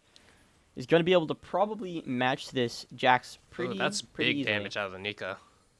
That Zaxxon. Meanwhile, in the bot lane, Vi just ults onto Ezreal, but I'm not sure he's going to be able to get away. His tower really low.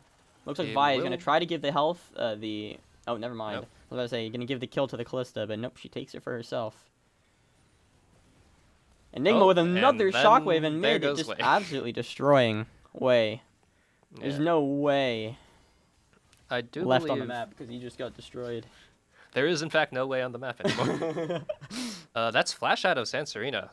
He's trying to run away. Even with the level advantage, he's just losing the 1v1 to Jax. Notably a really strong 1v1 character. Dominance. I think he could go for something here. Try MP51's on the way. 3 people here. If Cellular Thief is able to hit this W, pops the Dominus, hits the Cyclone, Cellular Thief goes in, and they give the kill over to the Wukong. Good play on the top side. do you think that I think they're gonna be able to get this top T1, but on it the might bot be a side little it rough. is They don't have not a looking wave. good. This Callista is hitting the T2 at 16 minutes. This Ezreal is getting absolutely destroyed. Though the Callista is low. If Enigma is able to catch up here, Yeah, he's he gonna has the move flash. speed. Is Oh, they don't know where Vi is, but though. he's scared. They don't know where Vi is. He's a scared. bit scared. might be able to Understandably. stop the back if he walks up a little further. Mm-hmm. Vi is basing Oh, here. this might be Oh. dangerous. Oh, Whoa, okay. oh my God, that was a good play massive from comment. Enigma. Really well done. Manages never to seen a comment do that Zonya's much damage. or stopwatch the burst from the Callista there, the Q, Oh. and kill her at the same time. Perfectly timed QW combo. We can see NC State pinging onto the Herald here, but their entire team just wants to back to secure that gold injection they just got Yeah, off of like 2 that- kills. That is very true. And we see now a bit of a swing. There was a lot of dominance in the early game from UNC, but the roaming power of this Orianna and the fact that Wukong has been there on a lot of plays has allowed them to catch up a bit. I mean, you see this 7-kill Orianna. She's almost to 2 items already at 17 minutes into the game, so she's going to be really, really strong in these mid-game team fights, especially around like this Herald and our next dragon coming up, which is notably a Hextech Soul, one of the strongest in the Celery game. Thief in a might minute be and a half. looking for something here. Nope, will not find anything. Name Not Cow clearing out the vision on the Herald. As we can see, UNC does have a control ward out, so they are currently winning on that metric. One whole control ward. No, they have 2. There's one inside the bot jungle of NC State here. Oh, there is 2. You see it there. Sanserino is going in on And- Wei, who flashes over the wall. I'm not going to get anything else from that. Yeah, this Sanserino does have TP here, so he could match. It looks like the Jax is going to back. Jax might have an item in base here. We've got to be careful for that. He's been quite strong in this game, so we'll see. Wei is currently backing. Will be TPing to the fight. If Jax cancels his base. He's got a bit of an angle here. He could try to look for a flank, but it looks like he's just going to group with his team. There's no topside vision for NCSU. They're really struggling in that department due to the fact that their support and is then so a low level. big engage. Massive Vi ult goes halfway across the map onto the Orianna, but there's no follow-up. huge cyclone. Good Cyclone. Peel onto the Vi, 1 HP. Cyclone runs away. Here comes Sanserino. Somebody has just What left the is- game. Oh, Pause. and we have a pause. They reconnected Stop. at the same time. Wait a minute. A crazy series of events there, as really big Cyclone on the back line. Oh, but and we're there's back no follow-up. already. Oh my Nico God, this ult is a finds massive. 3 big stuns onto everybody. Sanserino is going to E out of there, but there's the Ren stacks on him. We're And now frozen we're again. frozen. But Sanserino's got to be dead here, right? With those Ren Yeah, stacks. has to There's be. no way he gets away. I don't think it's the Ren stacks. I think he's just gonna die. I to think the he, Leaf yeah, Strike. it doesn't matter to what. I think he's dead either way. Honestly, then- that pause was very inopportune for NCSU. Yeah, it was unfortunate. Well, I mean, if one of your players gets kicked out of the game, though, then, I mean. I mean, it was a DC from UNC. All right, there we actually. go. Ooh, a good stun from Celery Thief. Saves Sanserino. Doesn't here look comes like he's going to 5 follow up. ones. And they get the Oh, kill onto gets the kill onto the Callista. Well played from Celery Thief. Will not lose the Herald anymore because of that. Mm-hmm. Just Jill going a little too deep without any of the. Looks like, their is Wukong summoners. going to try to solo this Drake, or is he just going to go for vision? He's hovering towards the bot side, but there's so much vision from UNC. This is what I'm seeing a lot this game. There is no vision for NC State. They have 1 ward on this map, or 2. Yeah. There's 1 ward in UNC's top jungle, but that's it. They have nothing else. UNC this entire day has just been very good about contesting vision, getting vision, having their support back.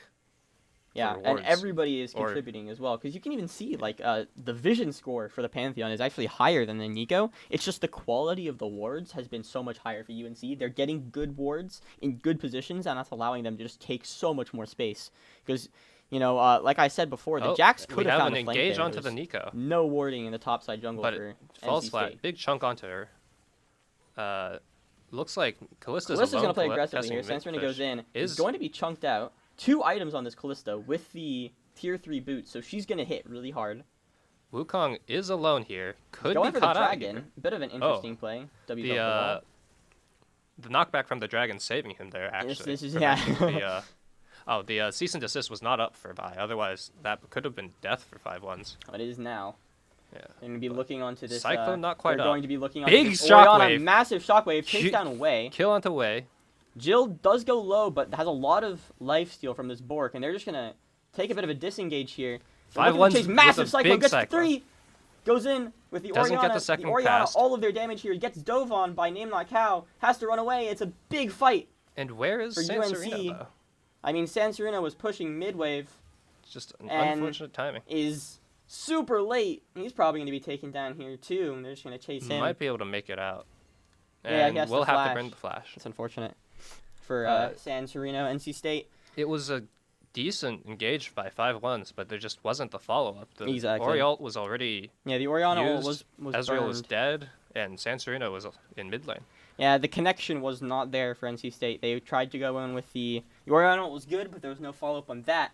And then Well, when no, they went they into the did get- Cyclone, they there was got no away. follow-up on that. So They got Hui off the Orialt, but then when but he's already kind of out of the game. You have to really focus on this Kalista and this Jax. So those are the ones you have to worry about. well, Well, the Ezreal clips almost Dog taking Owner. down Dog Owner, but Would probably have killed, but indeed, but not quite close not enough. today. NC State's still looking to try to get that Herald here, but haven't been able to get it just It's yet. been on the map for a long time now. They're setting up again, but Both Looks like- teams looking to get vision. NC State does have vision on this top side now. They've managed to get a little bit out there. now Sanserino has to be very careful here He's because gonna take the bot tower. But look, I mean, if they see Vi on this bot wave, then this is a free Herald. They're pinging it. They want to take it. I want to take it, but A free Herald. I mean, there's no shutdown on this Renekton, and he's staying Sanserino alive might for be a able to long get out. time. He's gonna be able to Yeah. buy some time, and they're gonna get that Herald. This might be a bit of a win for NC State, because he just takes that tower and they get the Herald for the price of just one kill. It's not too bad. we'll get the Herald picked up by Wukong, but we'll lose the outer tier 1 for T1, mid lane. yeah. Name Not Not Cow Cow pushing pushing down the that spot lane. lane. See, this Enigma's coming out to hold the wave. I don't think they're going to lose their bot T2 here quite yet. So Jack's not going to get that 700 gold. This is interesting, by the way. Jax has picked up 2 amplifying tomes. is Do we think honestly, he's that's building probably going into a his Zhonya's. Zhonya's here? Probably going into his Zhonya's. Yep, there's the Seeker's arm guard. Zhonya's gonna just see that. such a strong item in Mhm. general. And he's a lot of their front line this fight as well, this game as well. Because you have the Vi with the Sterax, but other than that, he's going to go in there. So having that self-peel is really important. It also allows for Jax to build more damage. Celery Thief getting caught out here. Does Jax manage does to leave him. Get out. Massive ult from Extra Vi Dronic again is- across the map on Extra Dronic is able to Arcane Shift across that's the how you Raptor pronounce wall. it? Get out.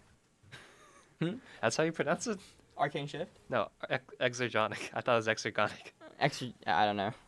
It's one of the two. Extra, go Nick! Go Nick! Yeah.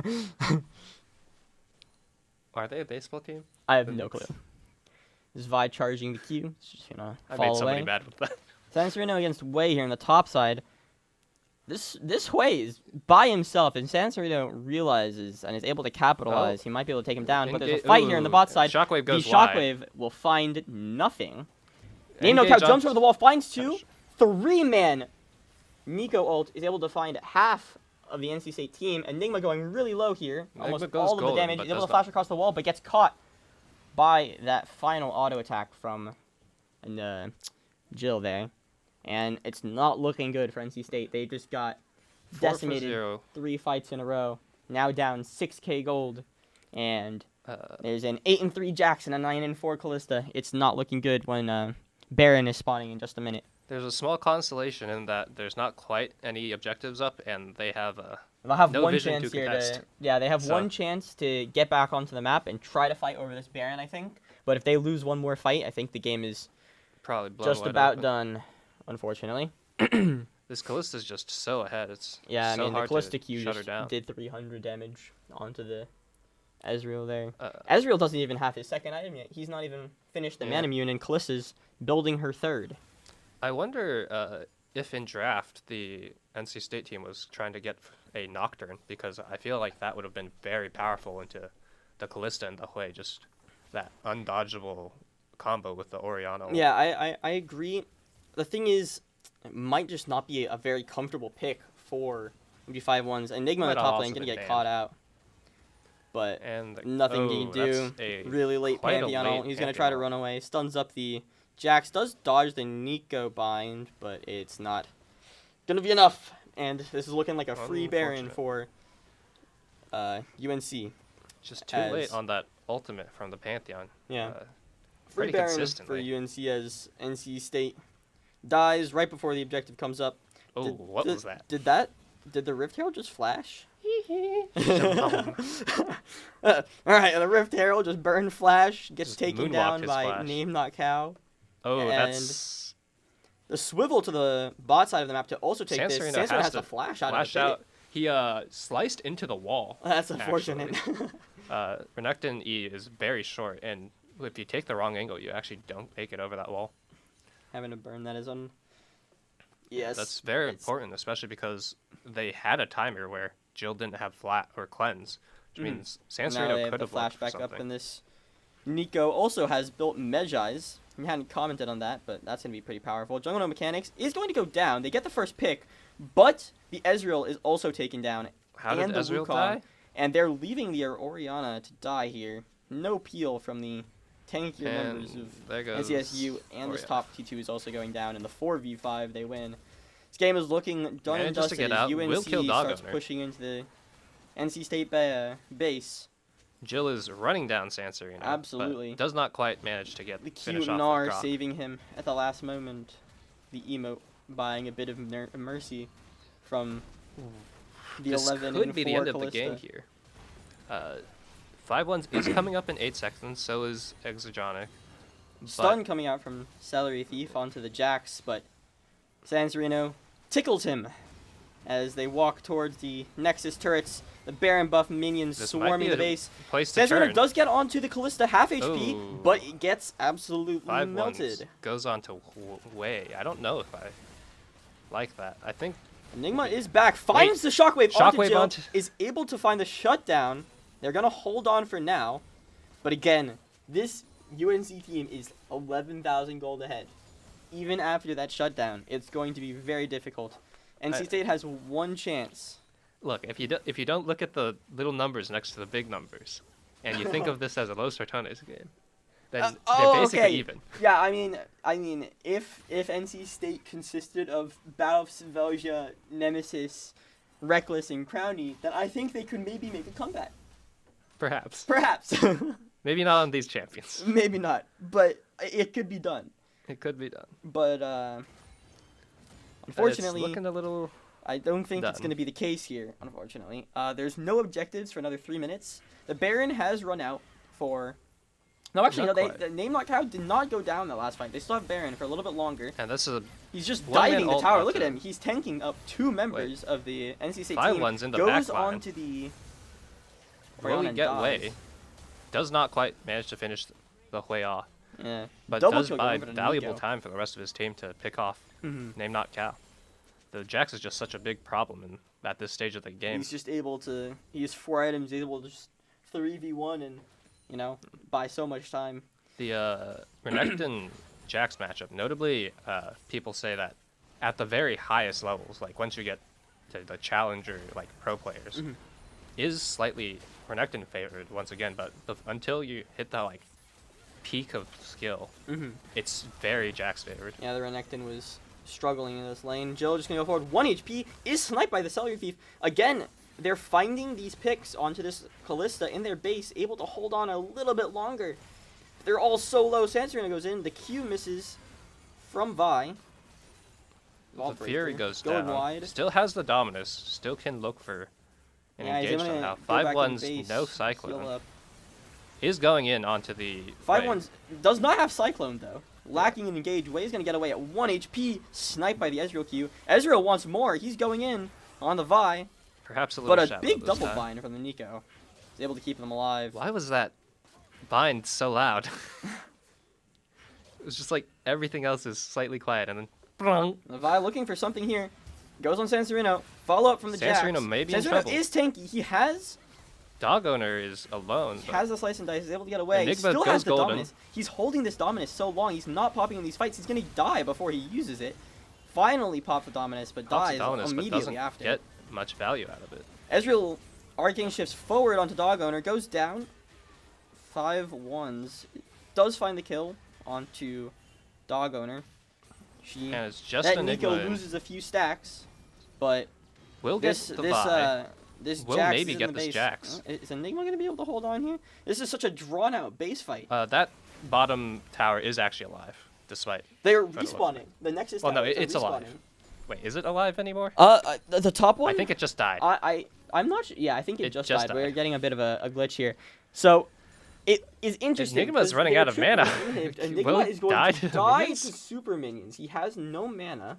5-1s is looking for Jill, or maybe It's Jill is not. looking It's for not 5-1s. gonna. He's just AFK. He gave up. No, he was trying to do the. Yeah, he's trying to do the thing. It did not work. When Callista just spams at you, you can't really Yeah, unfortunately, fake that out. for effects like Callista Spears Yeah, and they're Zillion Rens. Bombs, Mhm. it will in fact not duplicate that on your clone, so it's pretty easy to tell whether or not. Yeah, this Good time. triple inhib that NC State is having to deal with proving to be And that will be UNC absolutely picking up the Hextech Soul. dreadful. And then yes, the Dragon Soul. Notably, NC State has closed the gold gap a little bit. It went from 11,000 to only about 7,000. 8,000 at this 7.5. point. So they've brought it back a little bit with the shutdowns, but There's a TP here. They might be looking for. Name not I count. think they're looking That's to end flash here. out of Jill. None of the towers are up. So he And goes that in should on be Jill, all she finds the wants. stun, but a big double Nico ult. Sansarino does go in the back line, manages to kill the Callista.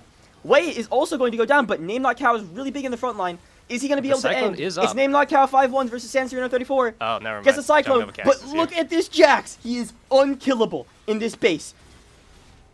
Just absolutely destroyed. This Jax is just way too big, unfortunately, for them to Unfortunately, hold UNC off that will final close push. out the game in 32 minutes. Yes, very crazy game there near the end. There was a lot of fighting in the NC State base, but it was not enough to Bring keep it them back. alive in that one. So, but yeah, that's it. That was a close game. Unfortunately, we also have bug summoner spells here, multiple Mark T2s. But what are your thoughts on how the game went? The early game was pretty close, I'd say. The early game was quite close. The Callista Ezreal lane seemed to be pretty even.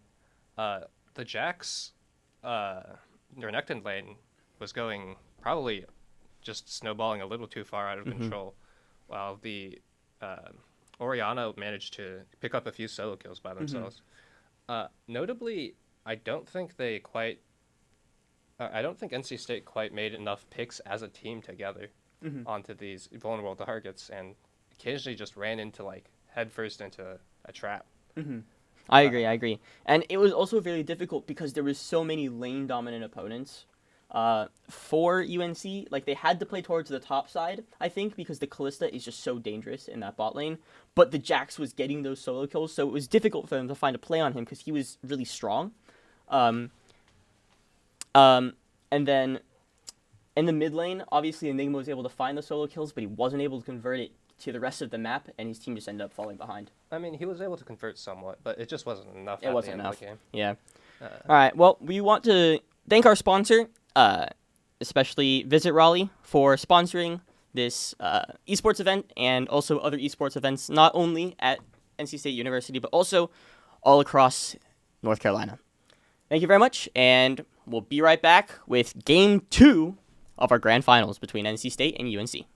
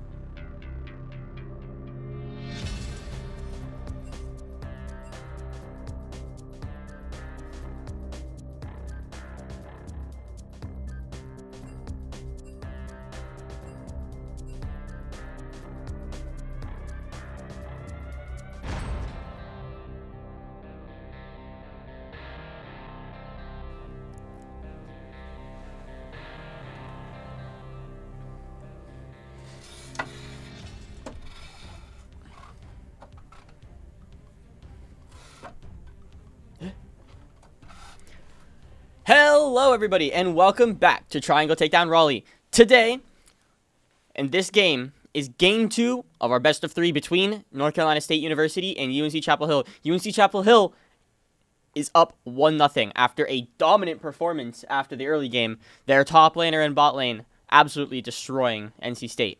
Once again, we want to thank our sponsors, Rally Cry, Lenovo, Marriott Hotels, and also especially Visit Raleigh and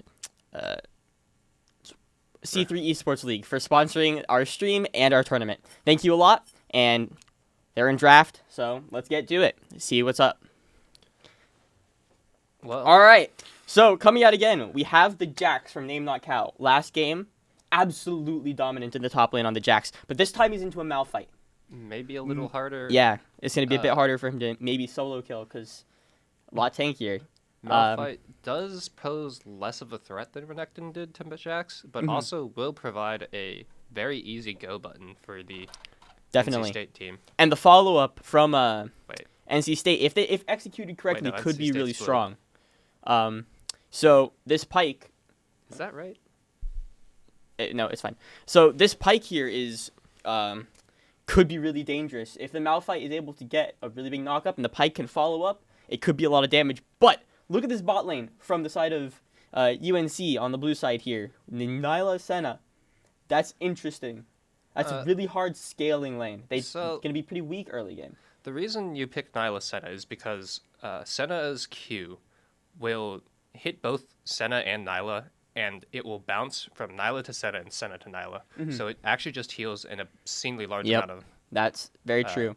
health. But again, I think early game, the Xayah Pyke is going to have a lot of priority in lane because of Pyke being just such a dangerous pick and Senna being pretty weak early, doesn't have a lot of damage, doesn't have a lot of healing without her items. And Neela, of course, is really good scaling at 3 items, but also pretty weak in lane, especially since she's so short range. It could be a little hard for the Xayah Pyke to get onto this Neela, though, because Neela does have 2 dashes, does have the dodge, and if they can't connect onto Senna, it might be a little difficult for them to actually find a kill. Definitely. In the jungle mid, you have Victor Syndra. Syndra now used to be like a pretty mid-game-ish burst one-shot mage. Now much more of a scaling pick with the very strong scaling. shards. When she hits 120, I believe. Yeah, she gets that execute. That's execute really, on really the ult. powerful.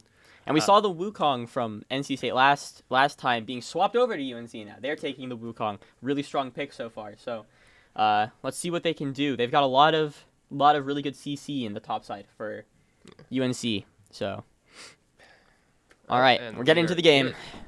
Let's check out the runes and summoners. Game 2, UNC on the blue side, running Jax, Wukong, Syndra, Neela, Senna against NC State on Malphite Pantheon, Victor, Xayah, and Pyke.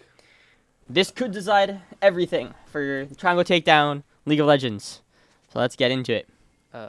Malphite did take the Arcane Comet. For Yeah, this going for the matchup. poke. Going for the poke over the Bit of a safer instant lane. fighting.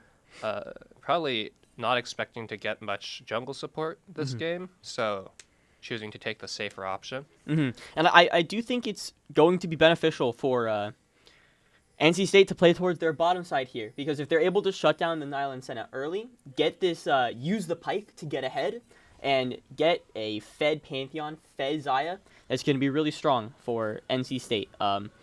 Because Malphite doesn't need as many resources to be a really useful champion, he can just press R, and he's got a lot of value with his massive knockup. Speaking of, they've got a 5-man invade going into the red side. This for the UNC jungle. bot lane. Indeed.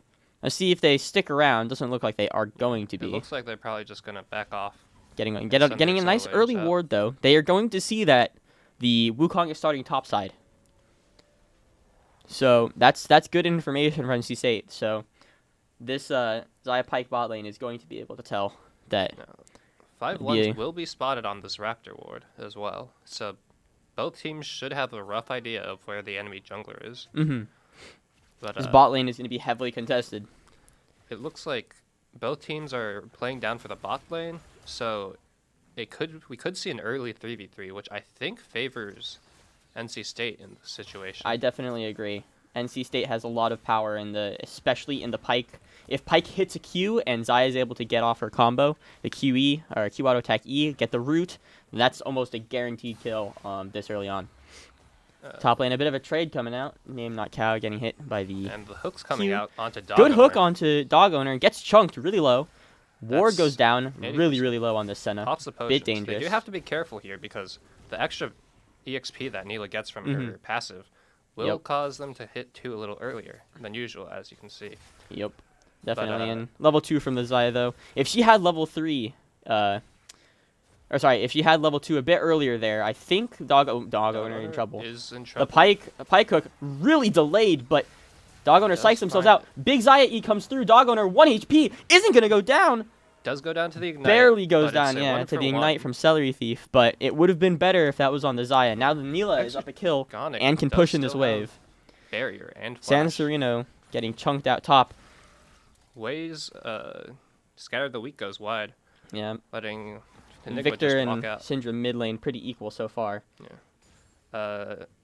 Celery Thief will manage to hold the wave, letting Exogonic pick up a little more of that gold, but they're still a little behind from that trade. Ooh, bad overall. trade from Name Not Cow. He's quite low. San Sereno doesn't have very Sanserino much could go for mana, something here. but yeah, it's a bit dangerous. We have to remember though that good hook from the that's Celery a Thief. very good hook from Dodged, Celery but the director is going all over the place. Can't keep up. Really low health bars by both sides here in the top lane. Bot lane play doesn't come to anything, but a really good amount of damage onto Neela. She's gonna have to back off here. Yeah, unfortunately, the extra. Ooh, Oh, a hook onto the Neela. She was hiding in the bush. It was awarded, and Extrasonic takes the kill the bone That spear was- finds that's the a mark, blunder and, there's and a 5 dive ones mid coming lane in over the wall. from the Pantheon. Really good plays coming out from NC State this early into the game. Name Not Cow teleports on the top lane. Already This- Counter-Strike. San Sereno doesn't recognize the teleport threat, and Oh, barely survives without flashing on 1 HP. Oh, Jungle Absolute. Mechanics manages to clone past the Zaya route Yeah, and does end up taking down Celery Thief. does get a kill onto the Wukong to get him back into the game a little bit. Just the Pantheon did get that kill mid. I cannot believe San Both Sereno kickies out did of not NC die there. State. Absolutely insane that he Yeah. did not flash. It's just He's- discipline. I Yeah, suppose the if, one even if he HP, did there's no flash, way he he might die knows. to That's Jax crazy. Q. Yeah, So- really, I suppose really well played from him. He's able to save his flash Just knows his and just limits. yeah, I guess. does not die there. And now he's up XP a little bit, though. Name Like Cow does have some minions to farm. Meanwhile, in mid, Enigma did get the assist on that mid dive from the Pantheon, so he's going to be up a little bit. The mid lane has just been very rough for this Syndra. But what is... I mean, she's doing a good job on her own, but unfortunately, with the Pantheon dive, she has been set behind a little bit. It's just going to be a bit difficult for her to get as much priority as she would like to get into this matchup, because she does have a bit of poke on her Q, she's able but she's not going to be able to fight back as much, unfortunately. This lane has been much less volatile for NC State in the top lane with the Malphite added in the Renekton. Yeah, I feel like he's really cleaned it up a bit. He's not taking as many crazy trades as he did in the first game. Remember, he kept going in on Renekton, and we say Oh, that, but the and dive from the Jax to Jessica's- Counter-Strike, get the stuns off. San Sereno going very low. Name Not Cow, San Sereno 1 HP, ends up going down. San Sereno holding onto his flash. I'm not sure if it's bugged, but he is just... No, does not he want to give doesn't it get up. out there even if he flashes, so he was like Yeah, just holding but it. the jump strike was used. It was possible, I think, for him to escape if he That's plays true. it correctly. If he Q flashes, I think he slows him down enough to get away. And it also gives him the move speed. Mm-hmm. Perhaps he just wants to stay like relatively You try to save it for a flash R, maybe. well, not that, but like if you burn your flash, then all of a sudden maybe Wukong comes up and Yeah, that's true. you're not having much fun then.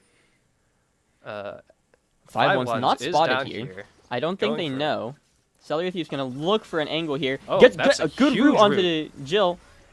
Will Celery Thief get the stun? He waits for the Neela W to go away. It's the, the- flash and barrier out of The the Neela. missed. And the Really snipe close doesn't Q. come through. Barely misses. Jungle Mechanics is here, but he doesn't have ult. So yeah, I'm no, not this sure is what not he's a trying level to do 6. here. Not a level 6 Wukong is not going to be able to Oh, do very much the yet. Bone Skewer barely goes wide. Yep, Jungle and Mechanics manages to sidestep it. yep, the Xyz lane started Dirk.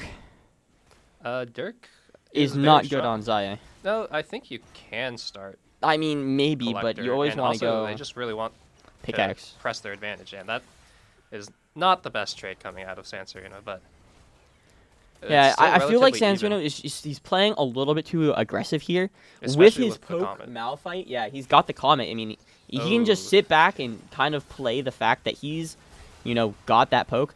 Big Oh. ult coming out from Jill. Extrajonic is actually down in XP. The Neela passive coming in big. Double kill, I think, here coming out from the Neela, and now suddenly this bot lane is kind of broken open, and this Wukong is starting to get ahead. It's looking a little like it did last game for NC State in the bot lane, unfortunately. I guess Celery Thief just thinking he could maybe go for a double stun onto Dog Owner and Jill, Mhm. but just barely threading the needle between them. Yep, Uh, it's very unfortunate. yeah. Tried to go for the risky play, and it did not get the biscuit. The only Can't say saving I grace haven't is again tried that this before. mid lane isn't looking too Yeah, bad. this Name might like be how in the bush, dangerous for Sandrina does Sanserino not if- know.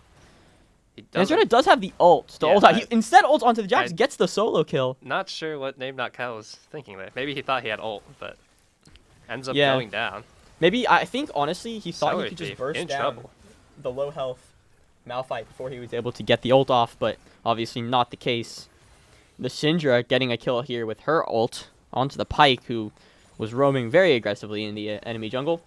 5-1's notably still level 5, not quite 6 Yeah. for that Grand Starfall. Does not have the global ult yet. Will be clearing out the vision for the dragon. Maybe going for it. Yeah, we keep seeing this time and time again, just the small mistakes from NC State. Like getting caught out on the Pyke there really starts to put the game in jeopardy because your mid lane was playing well, and before, the mid Enigma was playing pretty well into the matchup.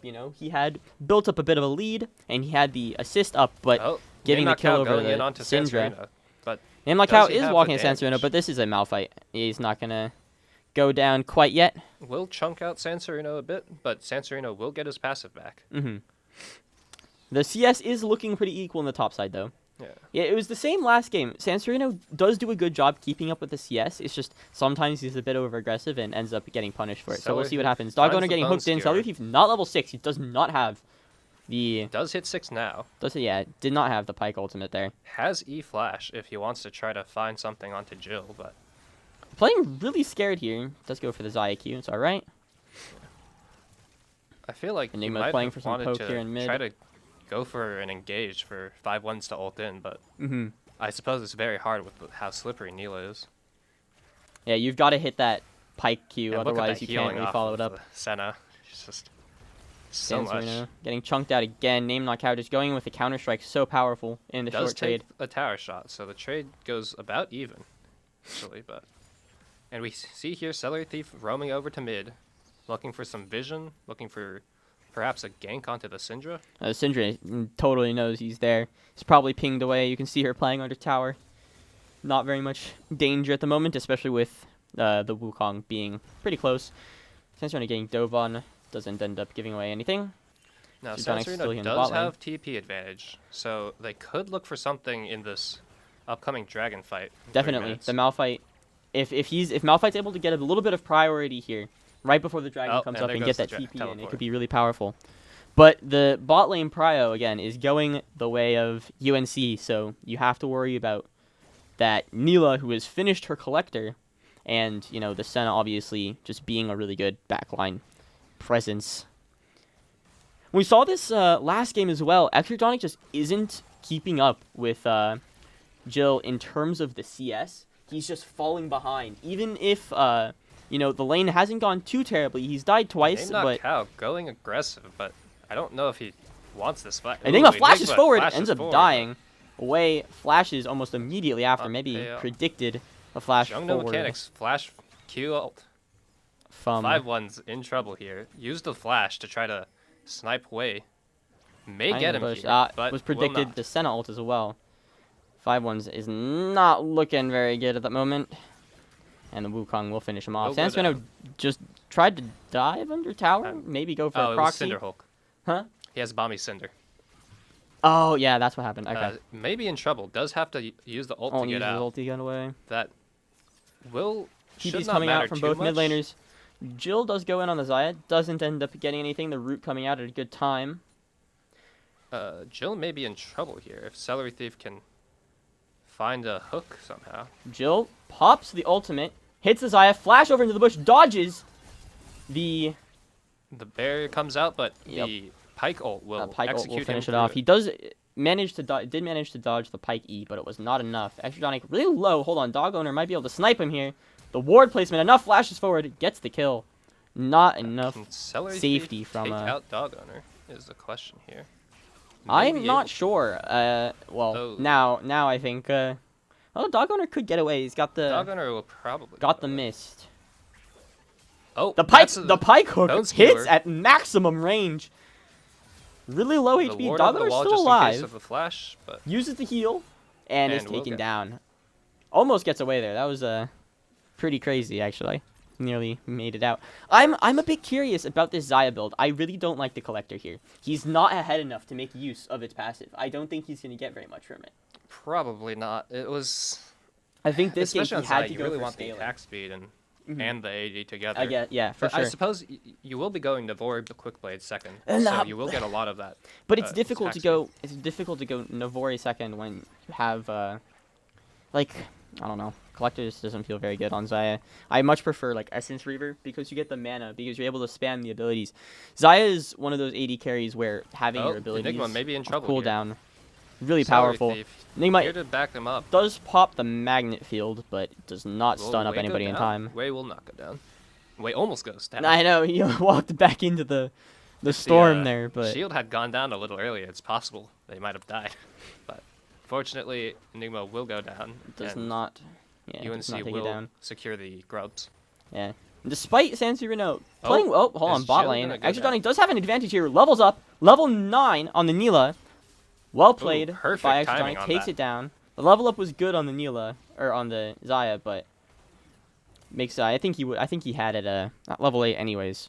Jill was playing a little bit too aggressive on the lane, didn't have any support, and the Xayah burst damage with the, I guess the Collector burst damage would be pretty good.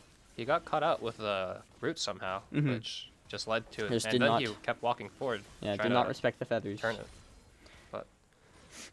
But again, look at this jungle. The Wukong up 4 kills to 2 in the jungle and about 20 CS. So despite the fact that UNC has grabbed a couple of the dragons, there's also 6 grubs for the side of UNC. And this Jax might be really dangerous in the side lane This if Jax this game will goes be a long. monster in the side, Mhm. and Especially with Nobody 6 saw that grubs, he'll cue. just 3-shot towers. Be difficult for NC State to hold him. they can match Enigma into Name Not Cal. They might still be able to hold them just with wave clear, but with that extra damage, tower damage from the grubs, it becomes very Mhm. hard for Sansarino to hold him off, Definitely. especially if he gets any further ahead than he already is. Yeah, but even so, Enigma has fallen behind a little bit. He's up in the CS against this Syndra, but he's down in kills. And that means the Syndra has been stacking a bit faster than you'd like her to be stacking. She's going to start scaling a bit harder, and that's not what you like to see if you're on NC State. Yeah. Remember, did she still get a mini Rabadons on her passive? Yes, her 80 stack passive, I think, is a 20% attack or ability power boost. God, that's insane. And then 120 is Ooh, that the 15% blade execute. or feather The call, Senna is starting to do a lot of damage. Echoes of Helia is chunking. such a strong. Hook comes out from Cellular Thief, misses. The root from the Senna is going to connect. Could be Cellular fine. Thief, being Pike, is going to slip slide his way out. Not die, but Jill in the Senna, full HP. Cellular Thief in danger. No mechanics is there. Edgelon with a Oh, 3-man huge root root catches on them all. and Teleport Johnny. comes in from Enigma here. And OMD51 also with a Grand Starfall. This Oh. might be a really good play for God, look NC at that State if they can healing. follow up. 5-1s is going for it, but the Call of the Week from Exogenic Syndra is there. Another 3-man root from the Xayah, but I don't think I just don't have enough Enigma- damage here. This Syndra is absolutely going massive. So much damage and so many stuns on the front line. The healing from Senna as well, just Yeah. keeping Jill alive through everything. Jill is like full HP half the fight. So, He went down and up and down and up. mhm. Just that Senna Nyla Not to synergy. mention, Nyla's passive giving her so much lifesteal. If she's able to hit a couple autos, then her health just scales. Oh, Celery Thief Gets goes the wide. dodge off on the Q, but nothing else to come from that. Doesn't kill the ward, interestingly, but it's alright. Yeah. Just a little Going for dangerous, some I vision? suppose. Looks like NC State is trying to play towards the Herald here. You can see it being pinged, but the danger Might be ping. rough. Looks like they want to actually play for bot side here. Yeah. They want to take this bot T1. Maybe They're- open up the map and try to stack their dragons, I think, is probably the best play for NC State going forward, since they already have 2. Oh, Syndra's looking for something, but is Nah, a this, little bit out of position. They mhm. could collapse here, but they don't know where Wukong is. So it appears You see they're the looking- Jack's damage on the tower we is can just see them. insane. trying to catch Syndra on the rotation, or maybe Senna on the rotation. Again, Jill getting hit by the feathers, but not going to do Now any Dog Owner damage. may Dog be in Owner has to trouble here. flash away from Celery Has Thief. to, has to flash out from the pike, otherwise might go down. No, that's Senna. Jill pops the ult. Extrasonic replies in kind to dodge. Doesn't Jill pop the also E, has to doesn't get any flash. damage back. Just an equal ult trade for the Where is ADCs. Name Not Cow? They managed to get the Herald on from NC State. You see this Jax here has proxy 2 waves. He has so much top priority right now. But there's nothing to convert it to. which No, is because they have the rough. Rift Herald just went down, but look at this mid play. This Jax is able to flank. Look where he is. He's going to go on the back line here. Massive root, gets 1. That's- Zaya dies. Enigma also goes down. See, the Zaya there didn't have ult because she used it against Anila, and that just spells the end for NC State here. Sanserino as well could might go also go for down. the Ults kill onto onto- the Syndra. Gets the shutdown. 800 gold. But he also ends up going down, and they're going to That get will this be the mid turret tower going down as well. The Q goes wide. And No spear shot once here. again, this UNC team is absolutely dominating the map and just playing They're their... going for a dive onto 5-1s. Yeah, I mean, Will at that work. point, what can you do? This UNC team is now up 8k gold, despite the fact that, you know, NC State did have the dragons. They were playing to their bot side like decently well, Oh. but Pike unfortunately, going in for an engage. Pike going. Does Yeah, have to I mean, undertow Jill half. at full HP, not going to be hurting too much from Yeah. the Pike damage Zaya at this notably point. doesn't have ult there. Mhm. Just not able to quite output the damage needed for a one. Oh, Gets Neela the is root, caught but out again, here. I think this Neela is just too powerful. She's got Tabis because she's playing Could Neela. be She's able to big, go to those but- defensive oh, boots. Oh god. And then really not a great ult from the Neela, but they're just taking bot TJ. It's just there's too much for NC State to keep on top of. If they Name try Not Cow to, might be in danger. Oh, never nah, mind. he's just Censored backing it. out. He's level 13 here. They don't spot him. No, but he was out of mana. He might have actually been able to get caught. Yeah, but I mean, he had his entire team around there too. I feel like if he could have maybe just tried to run away. They might have gotten collapsed on. Even if they did spot him, I don't think they saw him anyways. Enigma, notably, this game does not have quite the same range advantage that he has had in previous games. Just not quite able to poke out the Syndra quite as Mhm. effectively. I mean, he got that one, the gank from the Pantheon over the wall earlier did put him ahead a bit in lane, but I Not think enough. it started to turn around when Celery Thief got caught and the Syndra got that original Celery that first Thief kill. looking for the hook over the wall. Does not quite find it. Oh, he finds the hook, but it does not go over the wall, and ends up being kind of useless. UNC looking to set up for Otacon. This is the ruinous Otacon. Indeed, it's gonna be the flowers. Yeah.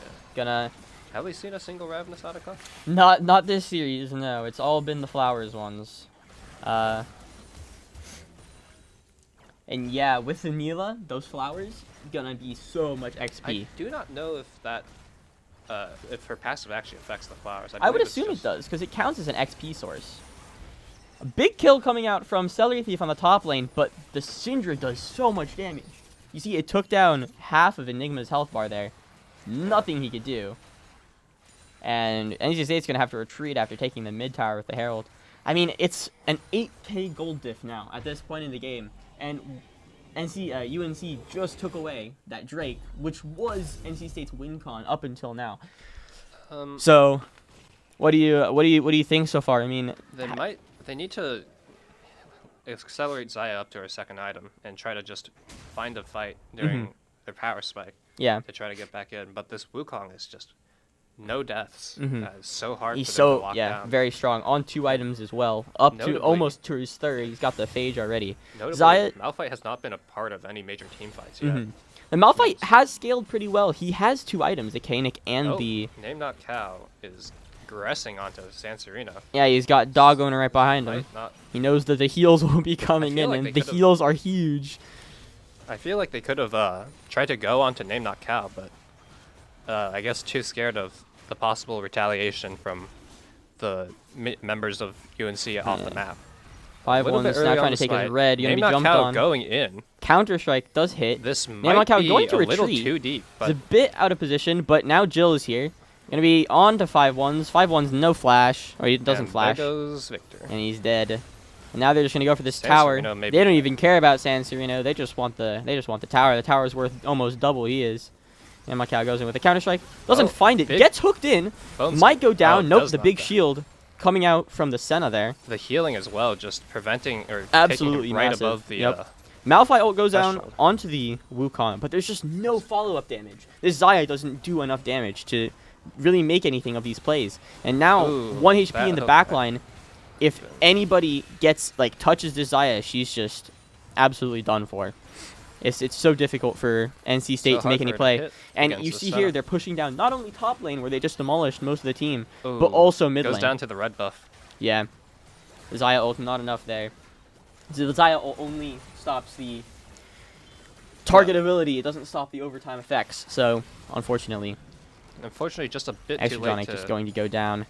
Are they going to go for the end here? UNC might Could just be be an playing end for the for- end. Up 12k gold at 23 minutes. Oh, Massive flash forward from Jill. Finds 2. Not very much damage. finds Takes one. multiple tower Enigma shots. Goes down slashes low. out. 5 Jungle 1's 1 Mechanics HP. just Jungle healing, Mechanics also has healing. to back off. they- Jill is now hitting the last Nexus tower. there's no Name Not heal Cow pad is out full of HP NC in the State. front line.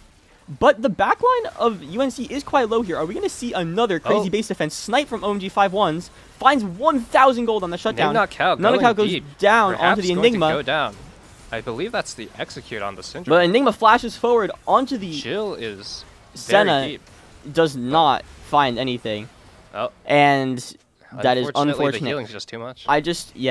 The sustain from this UNC comp was just too much. And the Zaya just wasn't able to put out enough damage, unfortunately, in that fight. And, yep, that's it. Your Triangle Takedown Raleigh champions are UNC after a dominant 2-game performance against the hometown heroes, NCSU. Unfortunately, NCSU could not take the win, and UNC absolutely dominated those games. So, what do you think? I mean, I think honestly- they needed a heel cut. I think they needed a heel cut. I need it. Honestly, little bit I of think anyway. a really big MVP of these games, obviously we saw Name Not Cow absolutely dominating on the Jax in the first game and a big part of the second game. But this bot lane was absolutely instrumental for UNC. They just didn't give anything in lane, and after lane they were everywhere, taking so many kills, getting so much gold. And I mean, in the first game, obviously the Callisto was super duper fed, and the second game, the Neela was basically, going in, doing whatever she wanted, and no repercussions from NC State. Indeed, and Dog Owner finding very good just positioning all around the map. Just able to get advantages everywhere. And Celery Thief just not quite keeping up. Yeah. Especially in the Nico game and Nautilus games previously, just roaming everywhere, making sure they're getting ahead, Yeah. like everywhere, and just leaving Jill to 1v2 a lot of the time. This game a little different with the Neela Senna just abusing that interaction with the passive to Such just a good synergy. keep them almost completely full on health the entire time. Absolutely. And just why didn't they build heel cut? So This is jungle no mechanic. Okay. Where do I Yo. stand? so hello. I guess we. So we you have to use this mic. Okay. Yeah, that's true. You wanna use that mic then? Sure. That'll work. Tell you Okay. So Don't really. Do I sit down or what? alright guys, so here we have an interview. We've got Jungle No Mechanics from UNC, the winning team. You got to get close. Okay, great.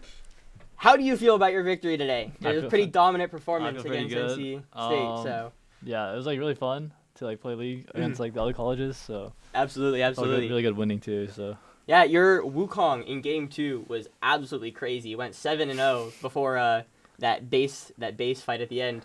How'd you like kind of navigate playing the first couple games, or just these 2 games? How'd you navigate playing that? Because you know your lanes were pretty strong, but like what did you try to focus on going into the games? I mean, jungle is like a really easy role when like all your lanes are winning. So Yeah, that's fair enough. all you do is just farm and just like have a free win and collect kills. So that's Awesome. basically what I did. Did you guys have a game plan going in? You know, you guys wanted to focus on something. I mean, the bot lane in both games really went towards your guys' favor. In the first game, obviously the Kalista lane really, really strong. And the second game, the Neela lane was pretty dominant, a bit more than we expected, actually. Yeah, when like the enemy picks up like Malphite or like Renekton top, then yeah, usually I'll just pass bot because then like top is like kind of not fun to go to. So yeah, I just go where the kills are. So That makes sense. In terms of top lane as well, you picked Jax both games. Is that just like a comfort pick for no name or? yeah, it's a kind of comfort pick. It's like game 1 it was good into Renekton, and then game 2 it's just like there's not many other champs you can blind on his blue side. So Fair enough. Is there anything you want to say in terms of how you guys?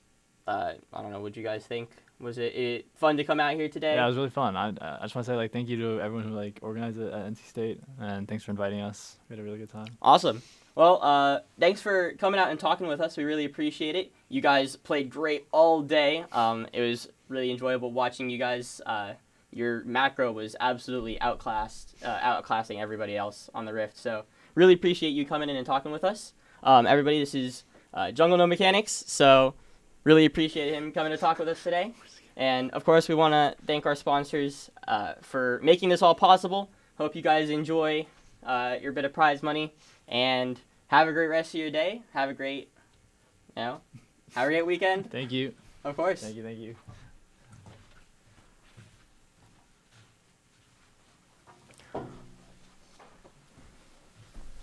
All right, guys, and that about wraps it up for the League of Legends Triangle Takedown Raleigh on today's Friday. So that about wraps it up. UNC, your champions, absolutely dominant performance all day, as we could tell in the group stage games, not dropping a single match. So yeah, thanks for coming out and watching. Of course, we want to thank our sponsors, Marriott, Lenovo, C3 Esports, and of course, Visit Raleigh. It's not possible without them. So we really appreciate their support, and you guys should go check them out if you can. And don't forget to tune in tomorrow, because we've got Rocket League and Overwatch. It's going to be a packed day. So thank you guys all for watching, and that's all I have for you. Got anything to say? Nope. Thanks to all the teams as well who came out to play. Unfortunately, my team couldn't make it due to scheduling conflicts, but it was good to see everybody out there and playing their heart out. Great matches all around. Alrighty.